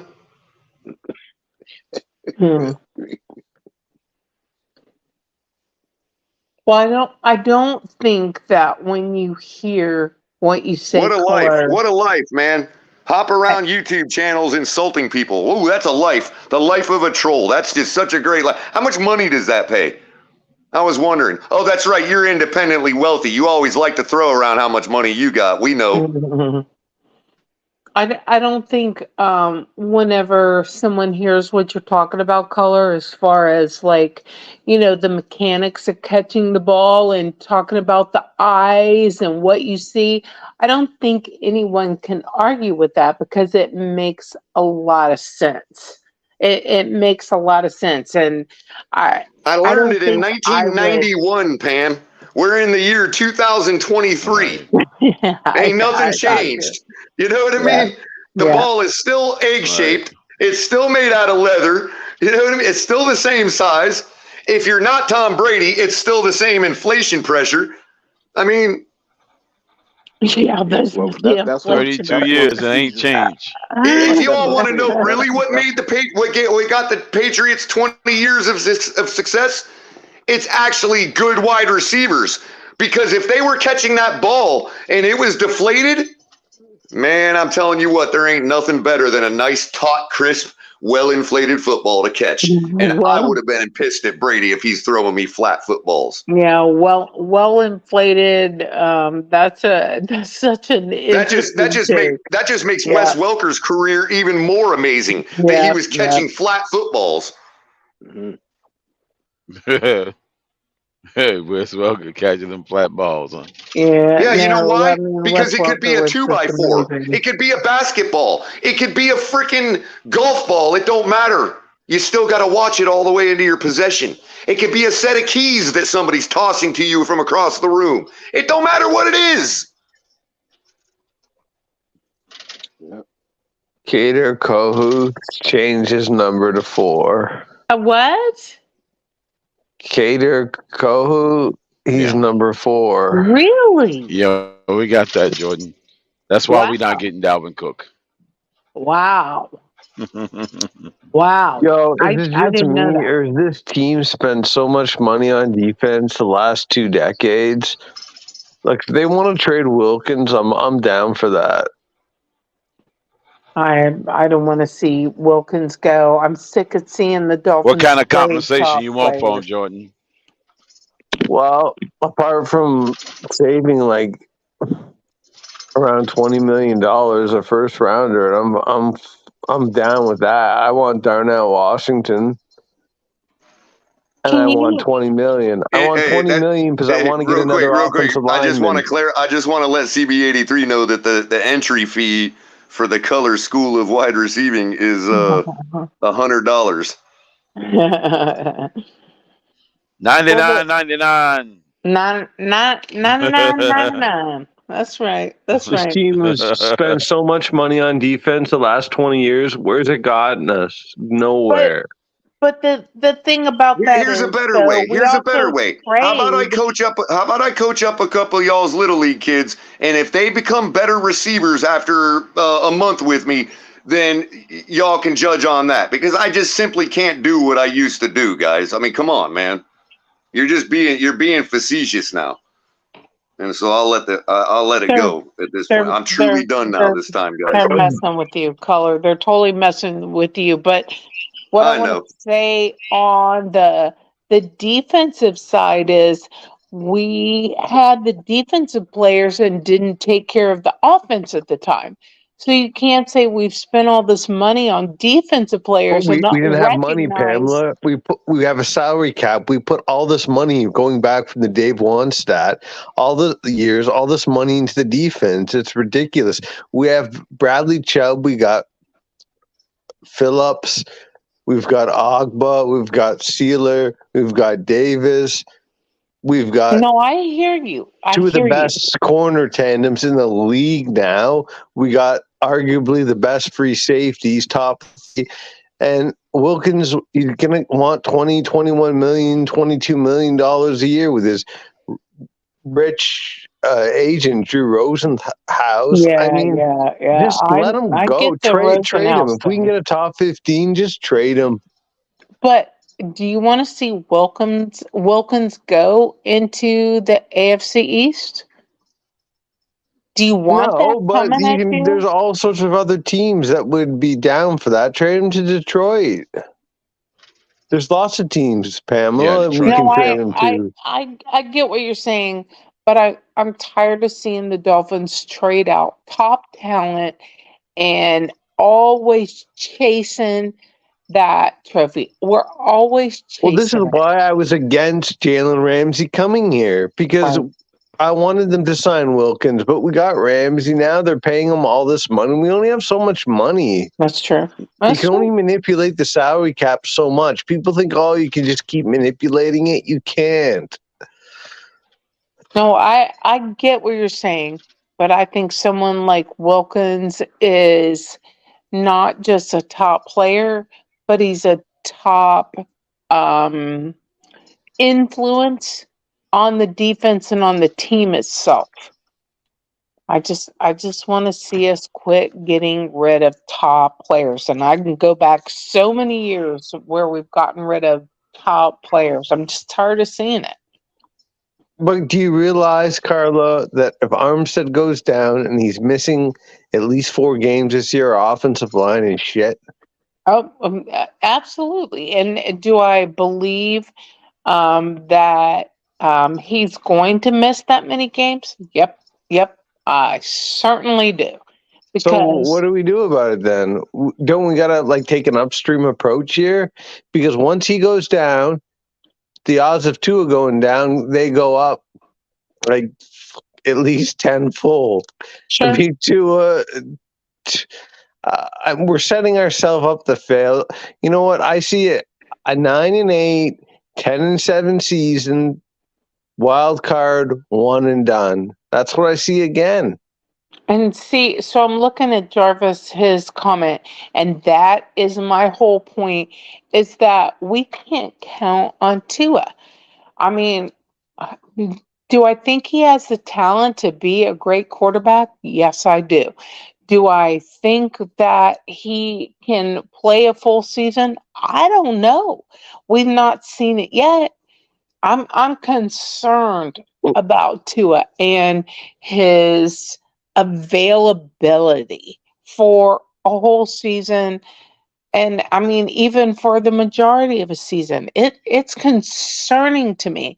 So we're gonna, sell out the house, the back of the house for the front of the house when I can't count on the front of the house.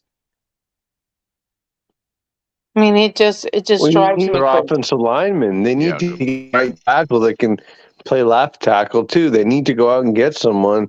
They don't have the money with Wilkins. When I look at the offensive line, I honestly don't see the big problems a lot of other people see.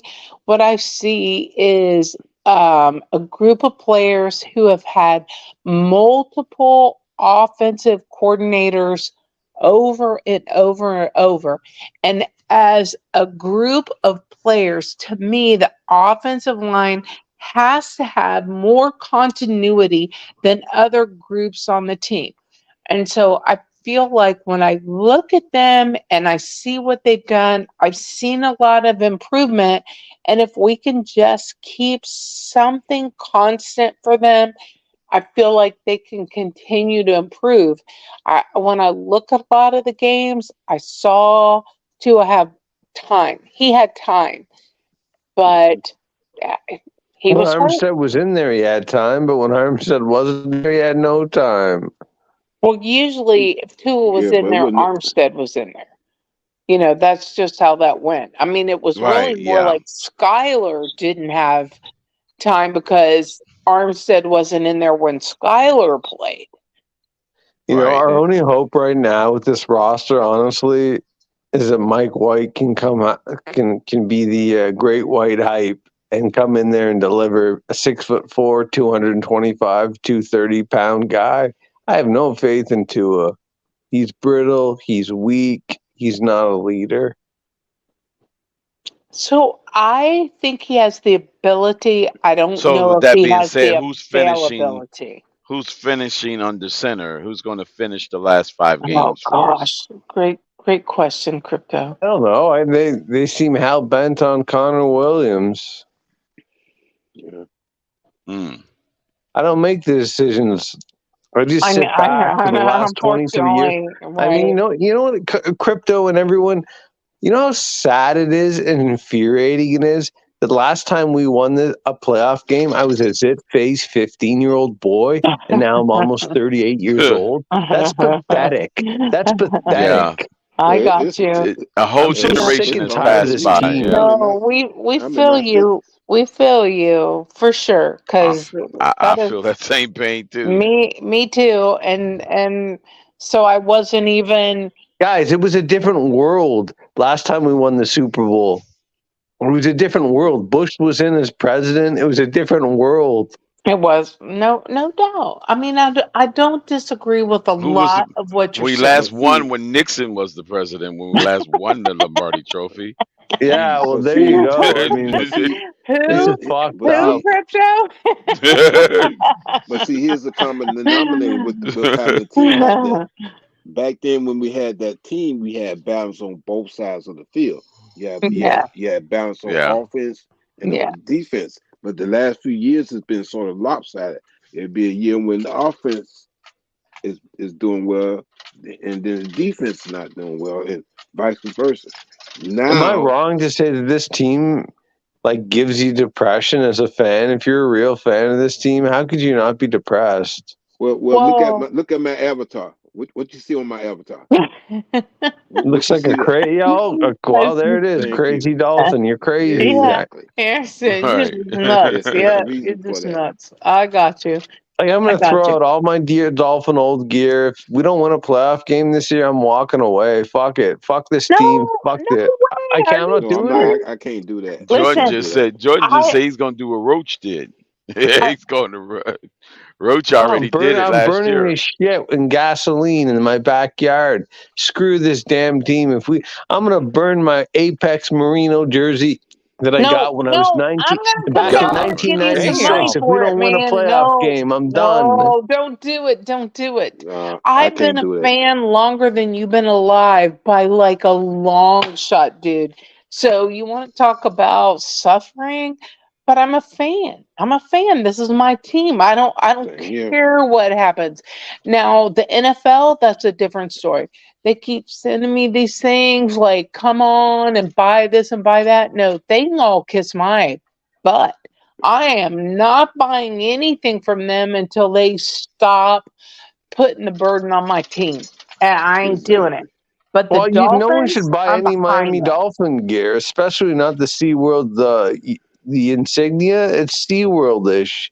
Don't buy it until they I'm start not. fucking winning. I'm not.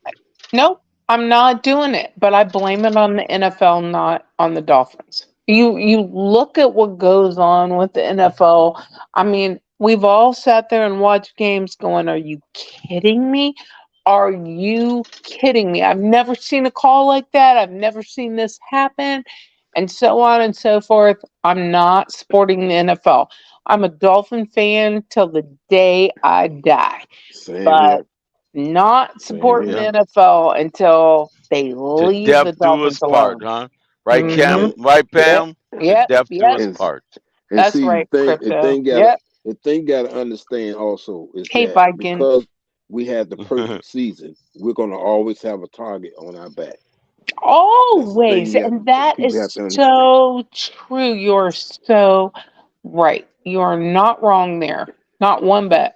Nope. Because you can sometimes see it with the schedule. Sometimes if you go to the different like ESPN, NFL Network, they're always showing the Miami Dolphins being beat by another team, and you know, in replays and all that. And I'm saying, you know what, the NFL is kind of is biased when it comes down to the Miami Dolphins, 100%. and it points back to the perfect season. You know, Guys, we just when's have the schedule come out? Soon. But see, the perfect season, and plus, I was born just before the Dolphins came into thing. I'm gonna always be a Dolphin regardless, because I Me think too. the thick and thin with them, I'm gonna continue. And that's the thing, Mr. Pope. So the whole thing, just like you said, when you watch and they'll show replays of a team being great, it's always they show these ridiculous plays against the Dolphins. Exactly. They don't show what we did against them. They make us look like fools. They like to make us look like fools because they hate us. They hate us Everyone- because they ain't us. They should read what Jarvis just put. That's the whole thing. You know, Jay Fiedler, Gus Farrat, AJ Feely, Tua, Ryan Tannehill. Like these guys are all shitty quarterbacks. We got to find quarterback. I pray that Mike White. There should be open competition in the camp, training camp. Send a message to the players. If Mike White beats him out, Mike White's the starter.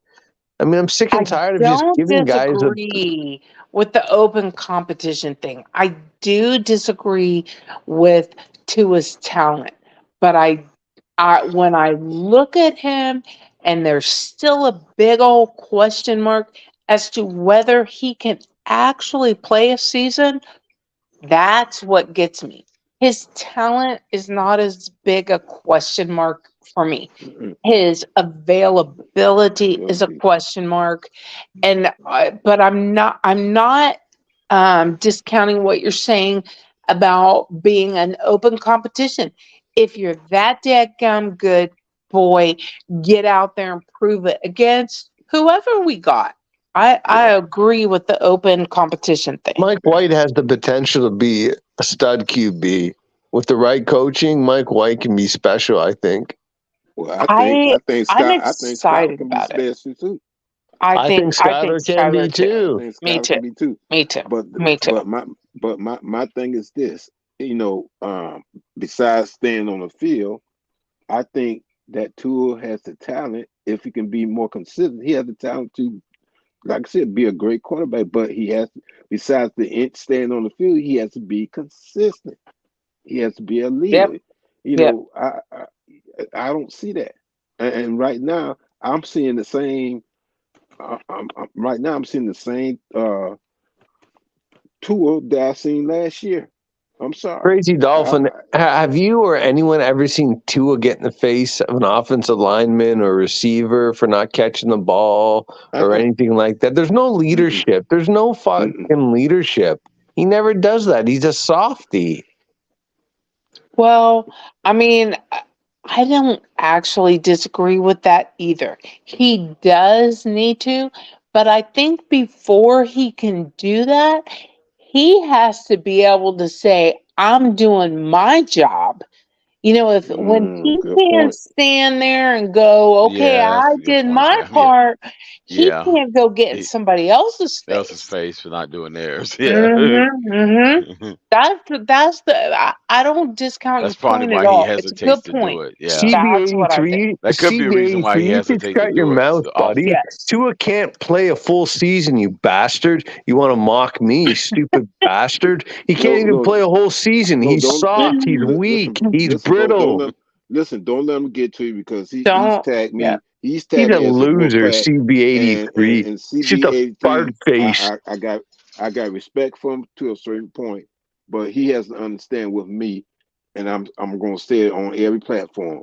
When it comes down to the Miami Dolphins, every player that comes to the Miami Dolphins, whether it be the draft or free agency, is going to be on the fence with me until that player can show me that they're going to play and be and contribute to our team. Every player, not just Tua. It's been other players too. It's been other players too, CB83. So it's not that I'm a Tua near and I'm not a Tua hater. I'm on the fence with any player that comes to the Miami Dolphins. I've been this way for years, and we're going to stay that way.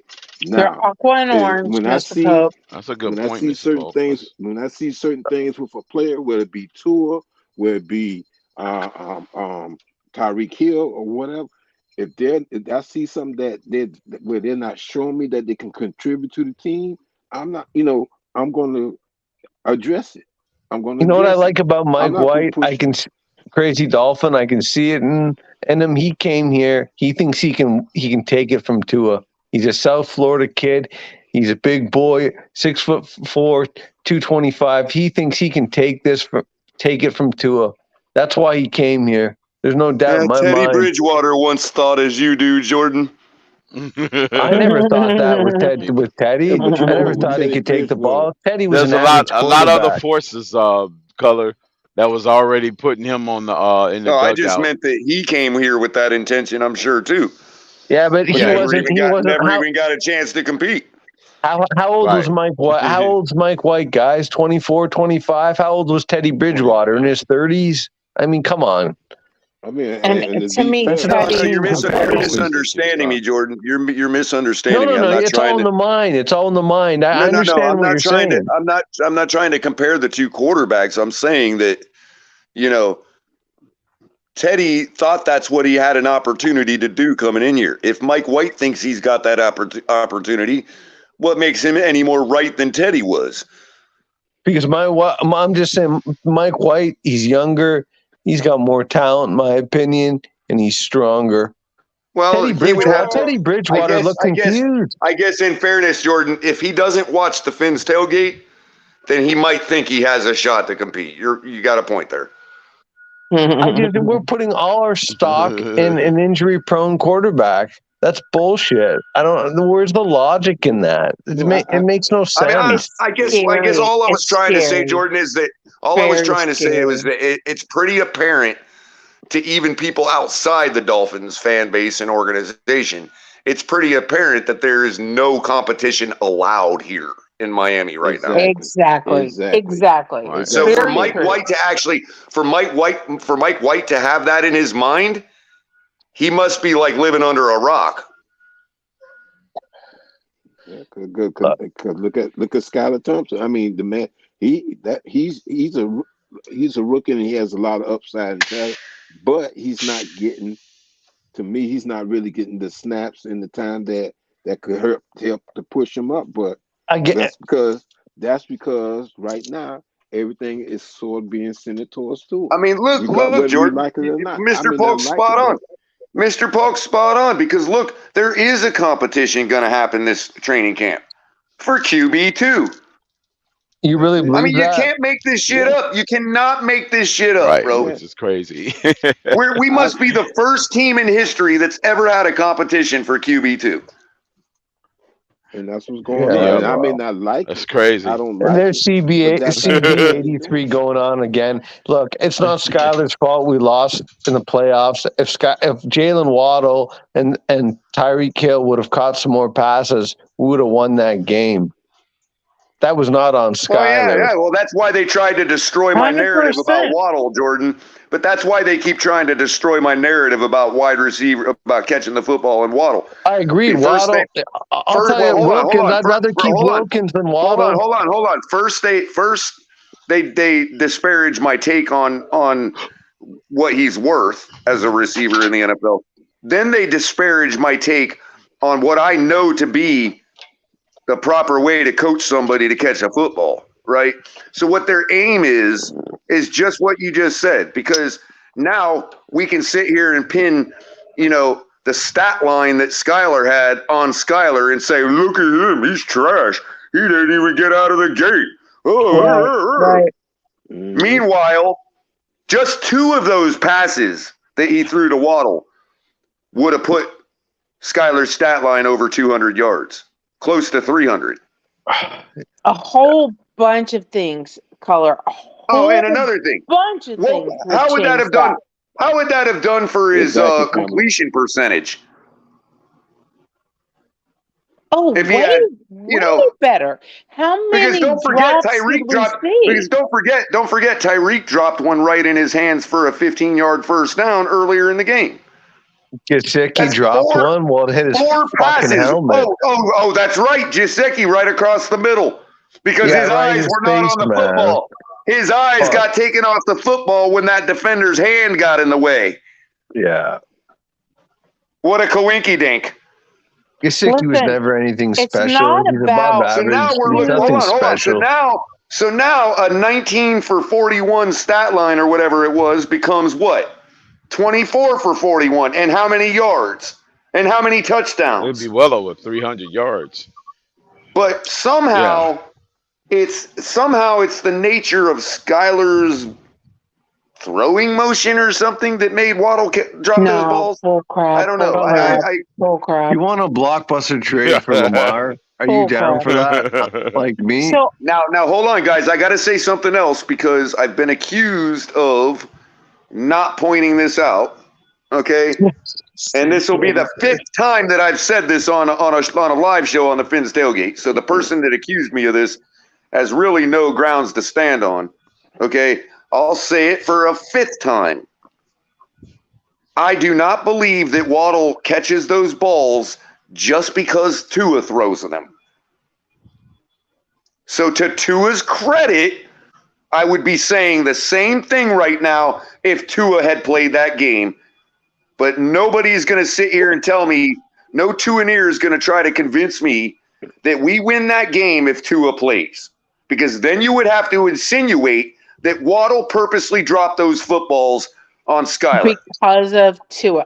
And right. If you want to make that insinuation, go right ahead. That whole point is so true. And the thing is like, I see you, CB83. I see what you're saying. Like, is it Skyler or Mike White? Well, the thing is if it's not Tua, it needs to be one of them.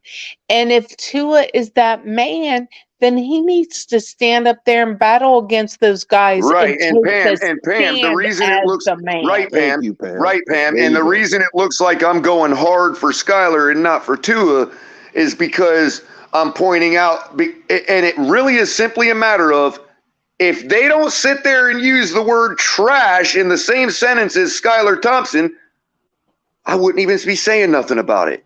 No, and that's Waddle would still be a star. Waddle would still be a star, and I wouldn't have said one goddamn thing about it. If those receivers caught and played the same way when Skyler was on the field, and if he had the same offensive line, are we talking about a different thing? Because Skyler did go into Buffalo and Pam, almost win that game the same as Tua. Pam, Color, number one, Scott. Real quick, are you Jordan, I down just for want a to point pack? out. Hold on, real quick. I'll get your question in just a sec. I just wanted to say that Skyler's stat line in that Buffalo game, coincidentally, was almost a spitting image of Tua's stat line against the Chargers. Well, and if you look at the game where Tua played against Buffalo, in Buffalo, just like Skyler did, and Skyler never had the reps in team one that Tua had. And I'm not saying that Skyler is a better quarterback than Tua. But for them to outright claim, what you're saying is for them to outright claim he's trash, they need to show the evidence. It's crap because it's not facts. It's not facts. It's not based in reality. And the thing is if Skyler had the same response from the receivers, if he had the same guys on the offensive line, are we talking about a different game? Maybe. And I'm not trying to say Skyler's better than Tua. I'm just saying Skyler was there. He was available. How about the route that Tyreek quit running on in the Buffalo game? Exactly. I mean, exactly. You can't, if you're going to say Skyler's trash, then you better take a look at the game. You better take a look at what was actually happening on the field. And we could take Skyler's name off of it, Pam. Teddy against Minnesota, 369 yards passing. And that's minus an entire series that Skyler started the game with. I just and what happens? We're driving down. We're driving down, and I get accused of butterfly effect here, right? But we're driving down, and it's obvious that we got the momentum at that point of the game. Their defense was gassed because it was in Miami, and we're going down to score, and Waddle fumbles the football. How do I not put that squarely on Waddle? How are we sitting here? How are we sitting here with a straight face going, well, if Tua would have played instead of Teddy? I mean, really? Look, if anyone's not down for trading for Lamar Jackson...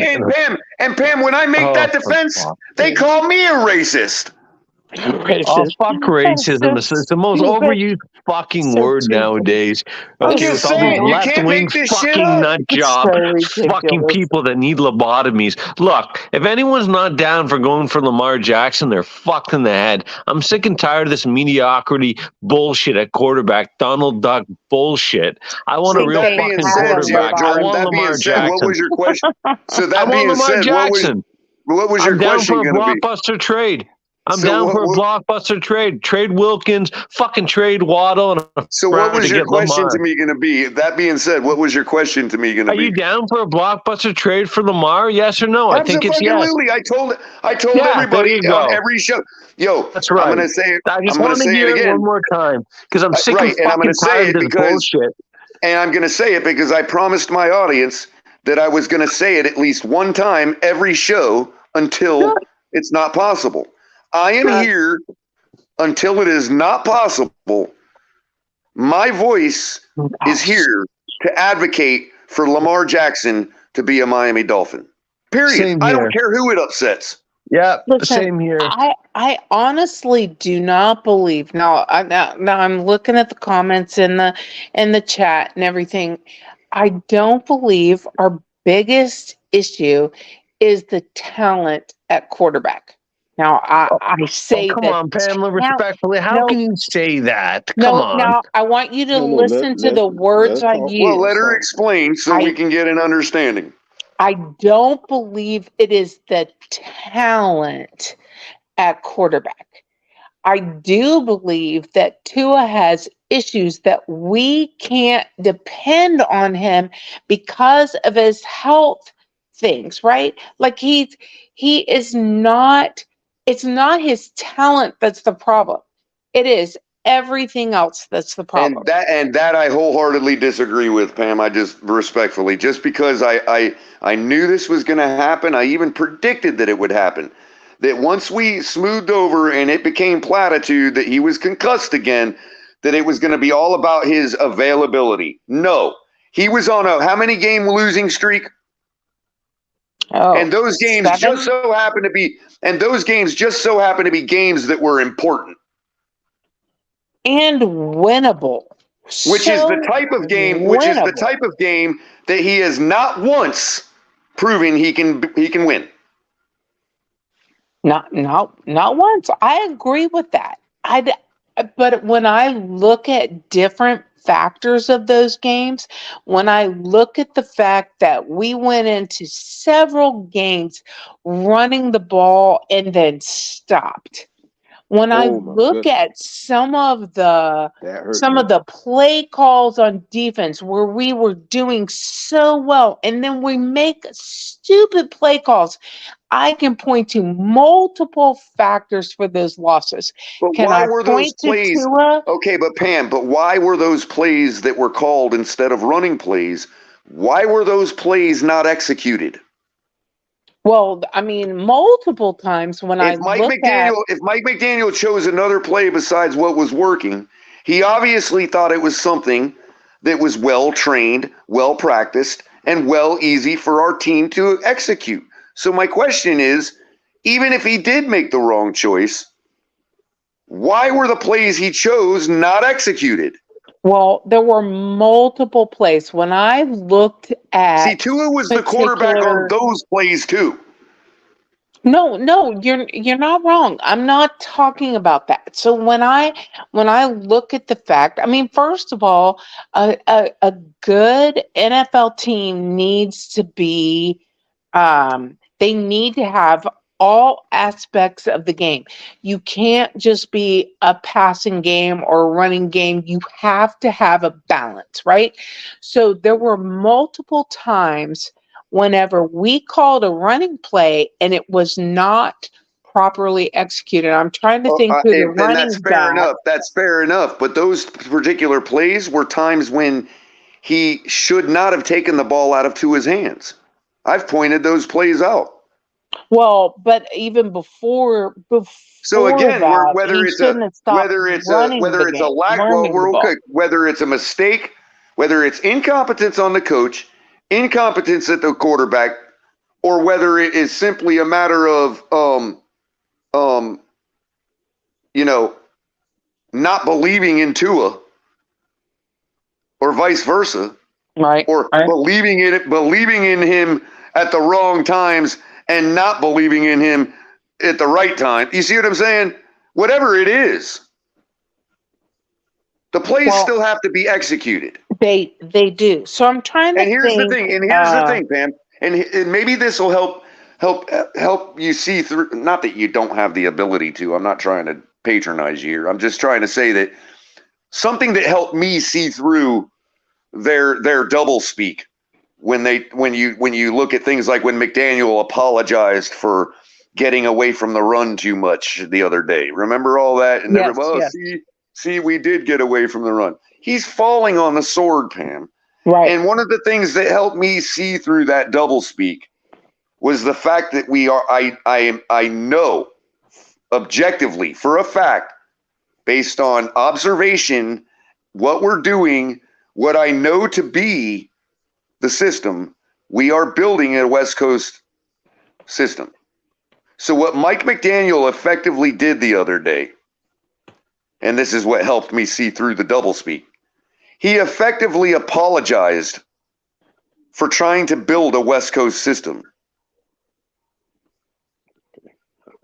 So help me think of, so I'm looking at our running back room.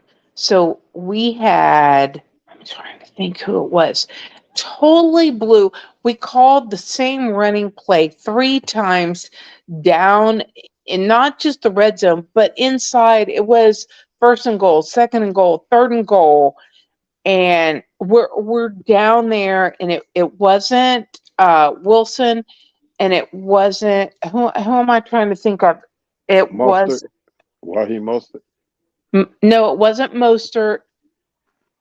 It And was you have good grief, what's my boy name? Because it's two of them from Washington. yes. Ahmed, Salman Ahmed. It wasn't Ahmed. Nope. It was someone else that we picked up. Come at my brain. It makes me so mad. It wasn't Wilson. Wilson was hurt. It wasn't Mostert. Sherfield, you mean that dropped the pass? No. She's No. talking about running back. Running back. Running back, Ahmed. No, not Edmonds, Ahmed. Chase Edmonds. You mean the fullback in Edmonds. goals, Edmonds. maybe? Chase Edmonds. Chase It Edmonds. was Okay. Edmonds.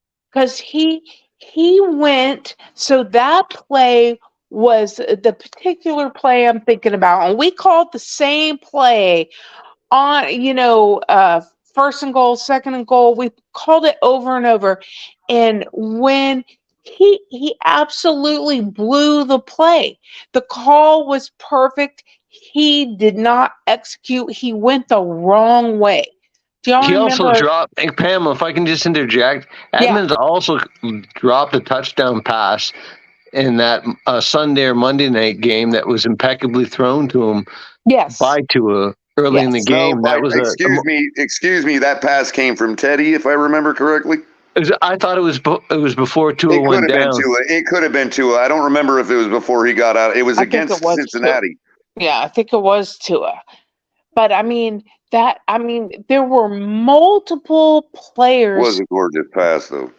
who let the team down in multiple situations that even the coach called it perfectly, but the dude went the wrong way. But again, Pam, if I think you're talking about the play, I think you're talking about the series. That was two off tackle runs in a row, one on 3rd and 2, the other on 4th and 2. Yes. And we had taken a timeout before 3rd down. Yes. And decided to go for it. So the fact that we took a timeout before 3rd down and then ended up going for it tells me that we had decided to go for it. We had already decided we were going to go for it. So the coach would have set 2 plays. Yep. Which means both plays were the same play. And both they plays were the same play. Both plays took the ball out of Tua's hands. But the and I still to this day haven't got an answer as to why. But the play Tua was cooking. Tua was cooking in that series. There was no reason to take the ball out of his hands like that. I mean, I get your point, but the play call was perfect. It would have been a touchdown, but the running back went the wrong way. And if you go back and you look at that play, and I hate the fact that I can't sit there and tell you, what game, where it was, what was going on, but we called the same play 2 times and totally messed up. I mean, oh gosh. I mean, I don't know. I think there's enough blame to go around on all of this. Yeah. And I do think several things. I think that we have a rookie head coach who will be better. I think we had rookie offensive coach who is going to call a better game for the offensive line. And Tua's not had the same offensive guy, not one single time, not once in his years. Can we please stop with that, Pam? Really? Doesn't that get old? No, it's facts. It's a fact. We don't give that excuse to any other quarterback in the league. Well, I'm not saying that's just him. I'm talking about the offensive line, for example. Tannehill and Tua are literally the only 2 quarterbacks that have ever been given that excuse. But it's a fact. No, it's not. These guys are professional quarterbacks. He never had the same, just the offensive line color. That the offensive line of any group on an NFL team needs more continuity than any other group. And these guys, I mean, we've seen them for the past 3 years get better. Okay, offensive line, I grant you that, but at the same time, like this idea that, oh well, Tua can't show me what I need to see because he's in a no, the stuff that I'm talking about have nothing to do with how he operates in a system. No, I don't disagree with that. I mean, I literally, he is a huge My question problem with mark Tua for me. is that he cannot operate outside of that. Well, and no I don't. system is infallible. No, that is true, but I And don't that's know. why we lose when we go up against good teams who are well coached and understand how to defeat the system we run.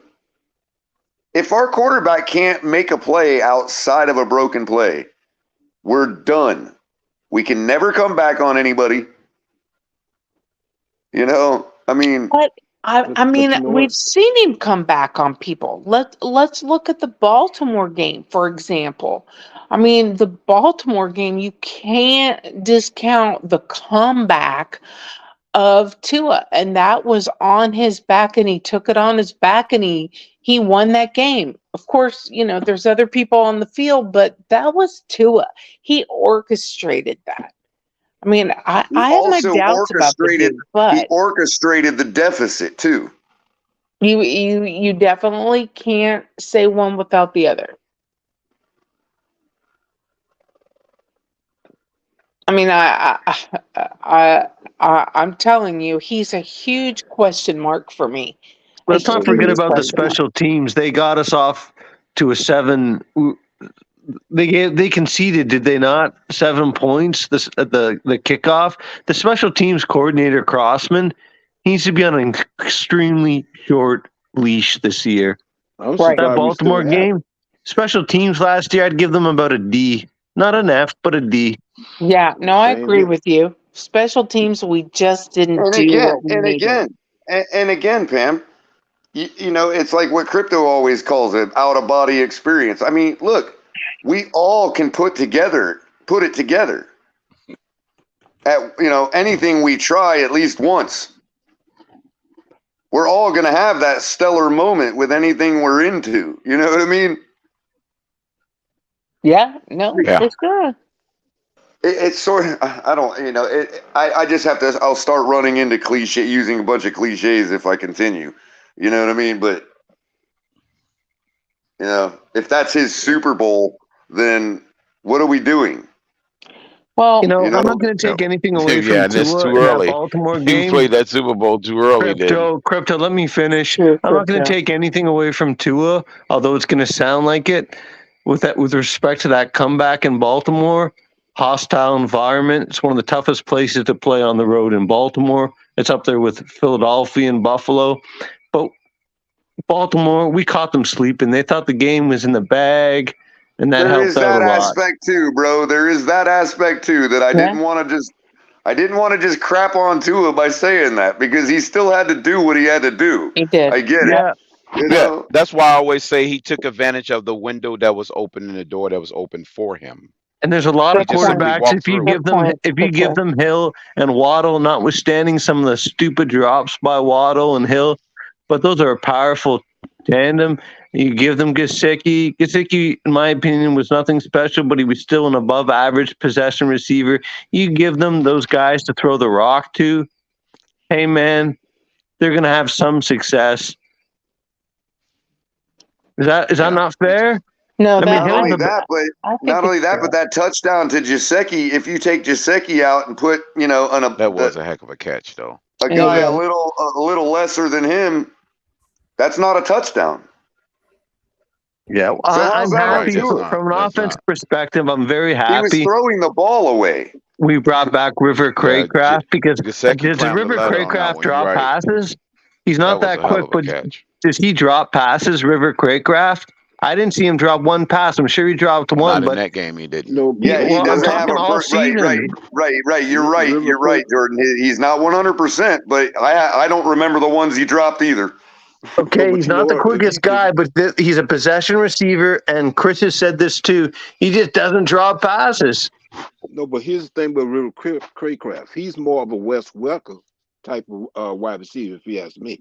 I disagree emphatically because he's 6'2". He's not 5'8" or 5'9". No, I'm not talking about his height. You're talking about his possession. Okay, that's fair. If you want to talk about catching the rock, okay. He's more like a Greg Camarillo. He's more like a Greg. He's more like a Greg Camarillo or a Brian Harbaugh. Camarillo, yeah, Camarillo, who I love, by the way. But Wes Welker was maybe 5'4". I called him a pocket player. If you ever sat on the sidelines and looked at Wes Welker, he was so little. He was maybe 5'4", but he was a little Carly, badass. he was about 5'10", 5'11". Oh, he just looked smaller. No, I was right on row 1, sitting right behind him. I'm telling you, he is tiny. Well, I don't care what the stats. I know what the stats say, but it's not true. I'm 5'10". He couldn't even come close to being as tall as me. I'm telling you. I love Wes Welker. I was so mad when we got rid of him, but Camarillo. Thank Randy Mueller for that. That was one of the worst trades in Dolphins history. That asshole, the same son of a bitch that drafted John back when he was 28 years old from Brigham Young. Randy Mueller, son of a bitch.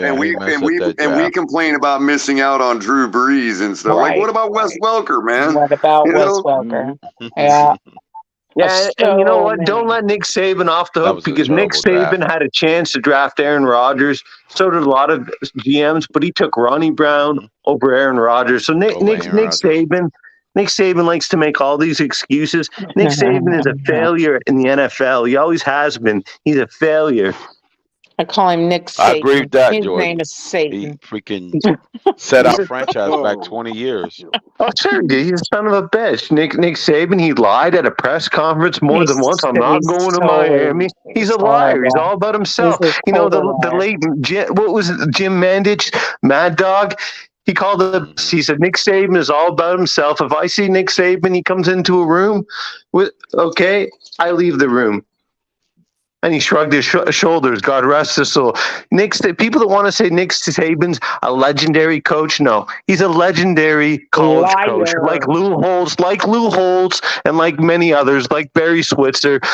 Don't give Barry any credit for winning at one Super Bowl with all of Jimmy Johnson's players. So Timothy's asking a fair question. He says, "My thing is, if we do get Lamar and we don't win a Super Bowl, will the trade have been for nothing?"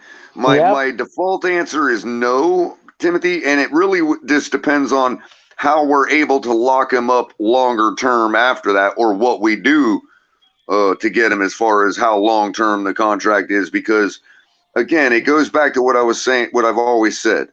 What you got with a guy like Lamar, what you become is a Super Bowl contender, and that doesn't mean every year you have a shot when you have a franchise quarterback. That doesn't mean you're gonna get to and win the Super Bowl every year. It just means that you're always going to be in the playoffs, and chances are you're going to win one round of the playoffs every time you make it. You know what I mean? Like, whereas building a playoff contender, which is what I think we have built with Tua, you're building to get to the playoffs, which means that's your apex. That's it. That's your ceiling. And we lose that game, and we're like happy with that. You know what I mean? Which is why Lamar Jackson went 4 out of the 5 years. So the short answer to the question is no. I don't think it was for nothing if we don't win a Super Bowl right out of the gate. I just know that given Lamar continuing to stay healthy, of course, and his will to win continuing, and our will to continue to at least build, what we can around him, given the salary, impact. I think that we could, as Miami Dolphins fans, always be talking about a potential Super Bowl every year that he's here. So when they come out with the early rankings and everybody's talking about who's who in the offseason, we'll always be in that discussion. Well, and Pam, call it. Can you shut it down? I'm falling asleep here. Oh, yeah. You want to help me do that because I'm on my phone right now. Me too. I was fixing to have to go out Shake Buddy said myself. I'm about to fall asleep. Yeah. No, it's Shake been a Buddy on great fumes. discussion tonight, though, man. It's Guys, been I great, appreciate Shake Buddy. everybody coming. Starting up We the got stream. like 58 or something watching now. We were down as low as 29, so people came back. Appreciate you guys. And everybody make sure you're liking and sharing, hitting the subscribe button, and also make sure you hit the notification bell so you know if we pop in without at the last minute without a scheduled show, or if there's some breaking news to talk about or something. 100%. And also make sure you're using all the links in the description below. Hit up Doobie for your energy drinks. Make sure you're hitting Fanatics up using the link in the description below to get all your officially licensed gear for the NFL and the Miami Dolphins and everybody else. That's probably the short version of the rundown. But again, I want to thank everybody for coming tonight. If anybody's got anything pertinent to say, I'll let you have a final thought. But I figured we could end it with everybody up here. If you'd like to, Shake, that's cool with me. It's your show, so you can guide it from here, man. I mean, hey, when it's everybody's show. You could be called the Cuban exile. all right. So you want to do the exile? Or all right. Cuban in exile. Yeah, you should be called the Cuban exile. That's your name. That's my name for you. I don't care if you CB83 and that new guy. Hold on. Thanks to CB83 and that new guy H or K or whatever his name is. Thanks for the nice little sparring match. It was fun. Y'all he are needs to still be wrong. brown nose color, CB83. I'd like to brown nose him. Well, good night, guys, and thanks for having me on. You're always It was amazing. Go ahead, Pam. It was just amazing. Thanks, Shake. Thanks, Color. I mean, it was just amazing, and all you guys, I love you guys. So, thanks for having me on and listen to my crap. That's what's up.